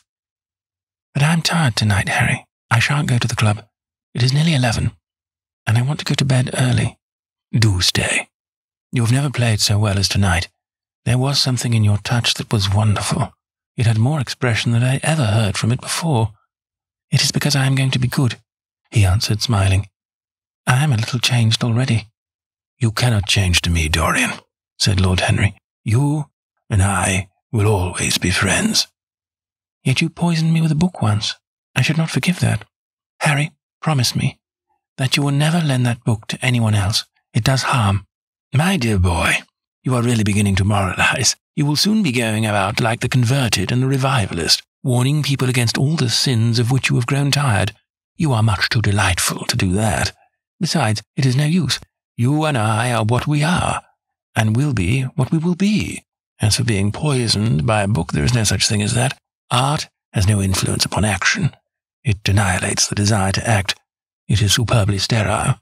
The books that the world calls immoral are books that show the world its own shame. That is all. But we won't discuss literature. Come round tomorrow. I'm going to ride at 11. We shall go together, and I will take you to lunch afterwards with Lady Branksome. She is a charming woman and wants to consult you about some tapestries she is thinking of buying. Mind you come, or shall we lunch with our little Duchess? She says she never sees you now. Perhaps you're tired of Gladys. I thought you would be. Her clever tongue gets on one's nerves. Well, in any case, be here at 11. Must I really come, Harry? Certainly. The park is quite lovely now. I don't think there have been such lilies since the year I met you. Very well. I shall be here at 11, said Dorian. Good night, Harry. As he reached the door, he hesitated for a moment, as if he had something more to say. Then he sighed and went out. Chapter 20. It was a lovely night, so warm that he threw his coat over his arm, and did not even put his silk scarf around his throat. As he strolled home, smoking his cigarette, 2 young men in evening dress passed him. He heard one of them whisper to the other, "That is Dorian Gray." He remembered how pleased he used to be when he was pointed out, or stared at, or talked about. He was tired of hearing his own name now. Half the charm of the little village where he had been so often lately was that no one knew who he was. He had often told the girl whom he had lured to love him that he was poor, and she had believed him. He had told her once that he was wicked, and she had laughed at him, and answered that wicked people were always very old and very ugly. What a laugh she had, just like a thrush singing, and how pretty she had been in her cotton dresses and her large hats. She knew nothing, but she had everything that he had lost. When he reached home, he found his servant waiting up for him. He sent him to bed and threw himself down on the sofa in the library and began to think over some of the things that Lord Henry had said to him. Was it really true that one could never change? He felt a wild longing for the unstained purity of his boyhood, his rose-white boyhood, as Lord Henry had once called it. He knew that he had tarnished himself, filled his mind with corruption and given horror to his fancy, that he had been an evil influence to others, and had experienced a terrible joy in being so, and that, of the lives that had crossed his own, it had been the fairest and the most of promise that he had brought to shame. But was it all irretrievable? Was there no hope for him? Ah, in what a monstrous moment of pride and passion he had prayed that the portrait should bear the burden of his days, and he keep the unsullied splendour of eternal youth. All his failure had been due to that. Better for him that each sin of his life had brought its sure, swift penalty along with it. There was purification in punishment, not "forgive us our sins," but "smite us for our iniquities," should be the prayer of a man to a most just God. The curiosity-carved mirror that Lord Henry had given to him so many years ago now was standing on the table, and the white-limbed cupids laughed round it as of old. He took it up, as he had done on that night of horror, when he had first noted the change in the fatal picture, and with wild, tear-dimmed eyes looked into its polished shield. Once, someone who had terribly loved him had written to him a mad letter ending with these idolatrous words: "The world is changed because you are made of ivory and gold. The curves of your lips rewrite history." The phrases came back to his memory, and he repeated them over and over to himself. Then he loathed his own beauty, and flinging the mirror on the floor, crushed it into silver splinters beneath his heel. It was his beauty that had ruined him, his beauty and the youth that he had prayed for. But for those 2 things, his life might have been free from stain. His beauty had been to him but a mask, his youth but a mockery. What was youth at best? A green and unripe time, a time of shallow moods and sickly thoughts. Why had he worn its livery? Youth had spoiled him. It was better not to think of the past. Nothing could alter that. It was of himself and of his own future that he had to think. James Vane was hidden in a nameless grave in Selby churchyard.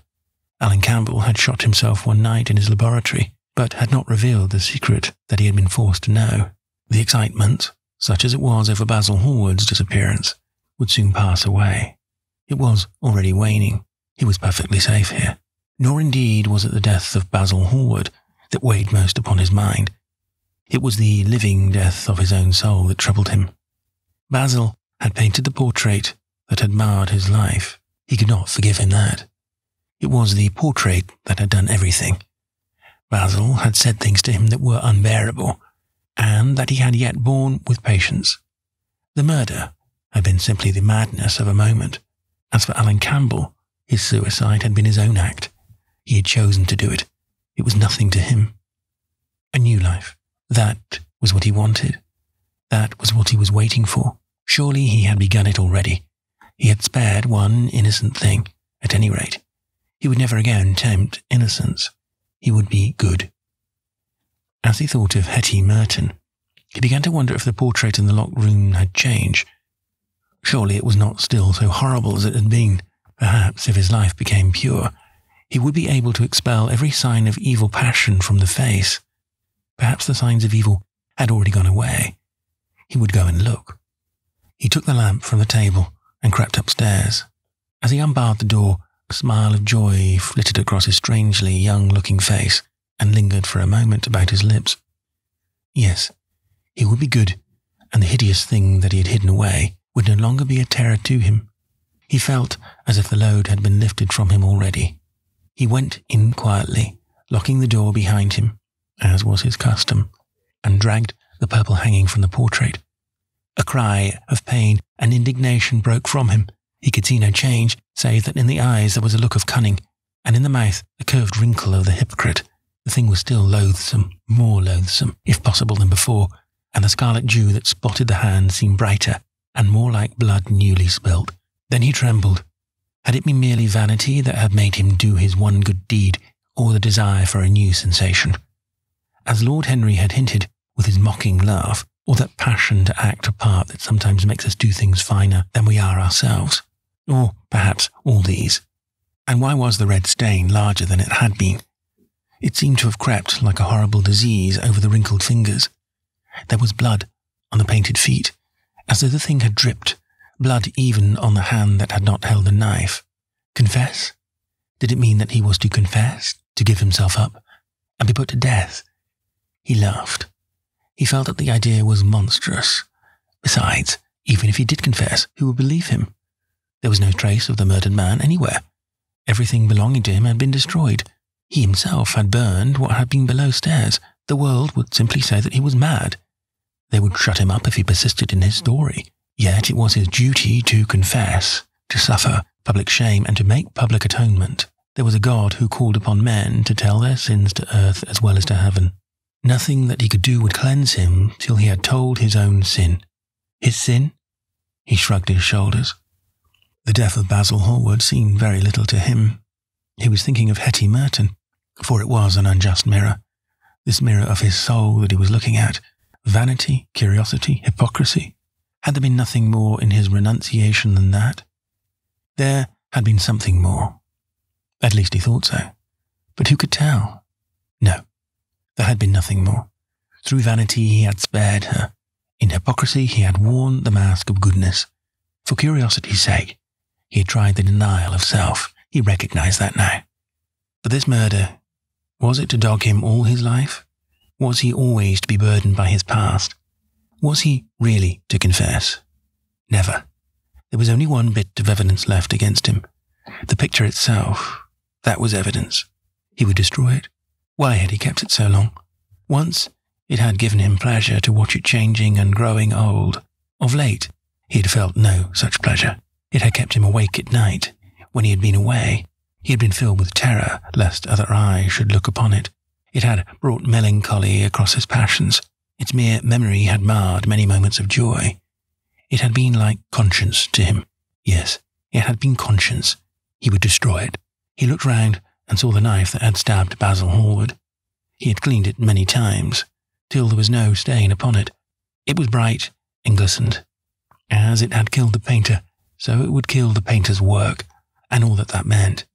It would kill the past, and when that was dead, you will be free. It would kill this monstrous soul life, and without its hideous warnings, you will be at peace. He seized the thing and stabbed the picture with it. There was a cry heard, and a crash. The cry was so horrible in its agony that the frightened servants woke and crept out of their rooms. 2 gentlemen, who were passing in the square below, stopped, and looked up at the great house. They walked on till they met a policeman, and brought him back. The man rang the bell several times, but there was no answer, except for a light in one of the top windows. The house was all dark. After a time, he went away, and stood in an adjoining portico and watched. "Whose house is that, constable?" asked the elder of the 2 gentlemen. "Mr. Dorian Gray's, sir," answered the policeman. They looked at each other as they walked away and sneered. One of them was Sir Henry Ashton's uncle. Inside, in the servants' part of the house, the half-clad domestics were talking in low whispers to each other. Old Mrs. Leaf was crying and wringing her hands. Francis was as pale as death. After about a quarter of an hour, he got the coachman and one of the footmen and crept upstairs. They knocked, but there was no reply. They called out. Everything was still. Finally, after vainly trying to force the door, they got on the roof and dropped down onto the balcony. The windows yielded easily. Their bolts were old. When they entered, they found, hanging upon the wall, a splendid portrait of the master, as they had last seen him, in all the wonder of his exquisite youth and beauty. Lying on the floor was a dead man, in evening dress, with a knife in his heart. He was withered, wrinkled, and loathsome of visage. It was not till they had examined the rings that they recognized who it was.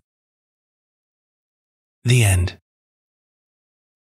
The Picture of Dorian Gray by Oscar Wilde. Read by Mark Young.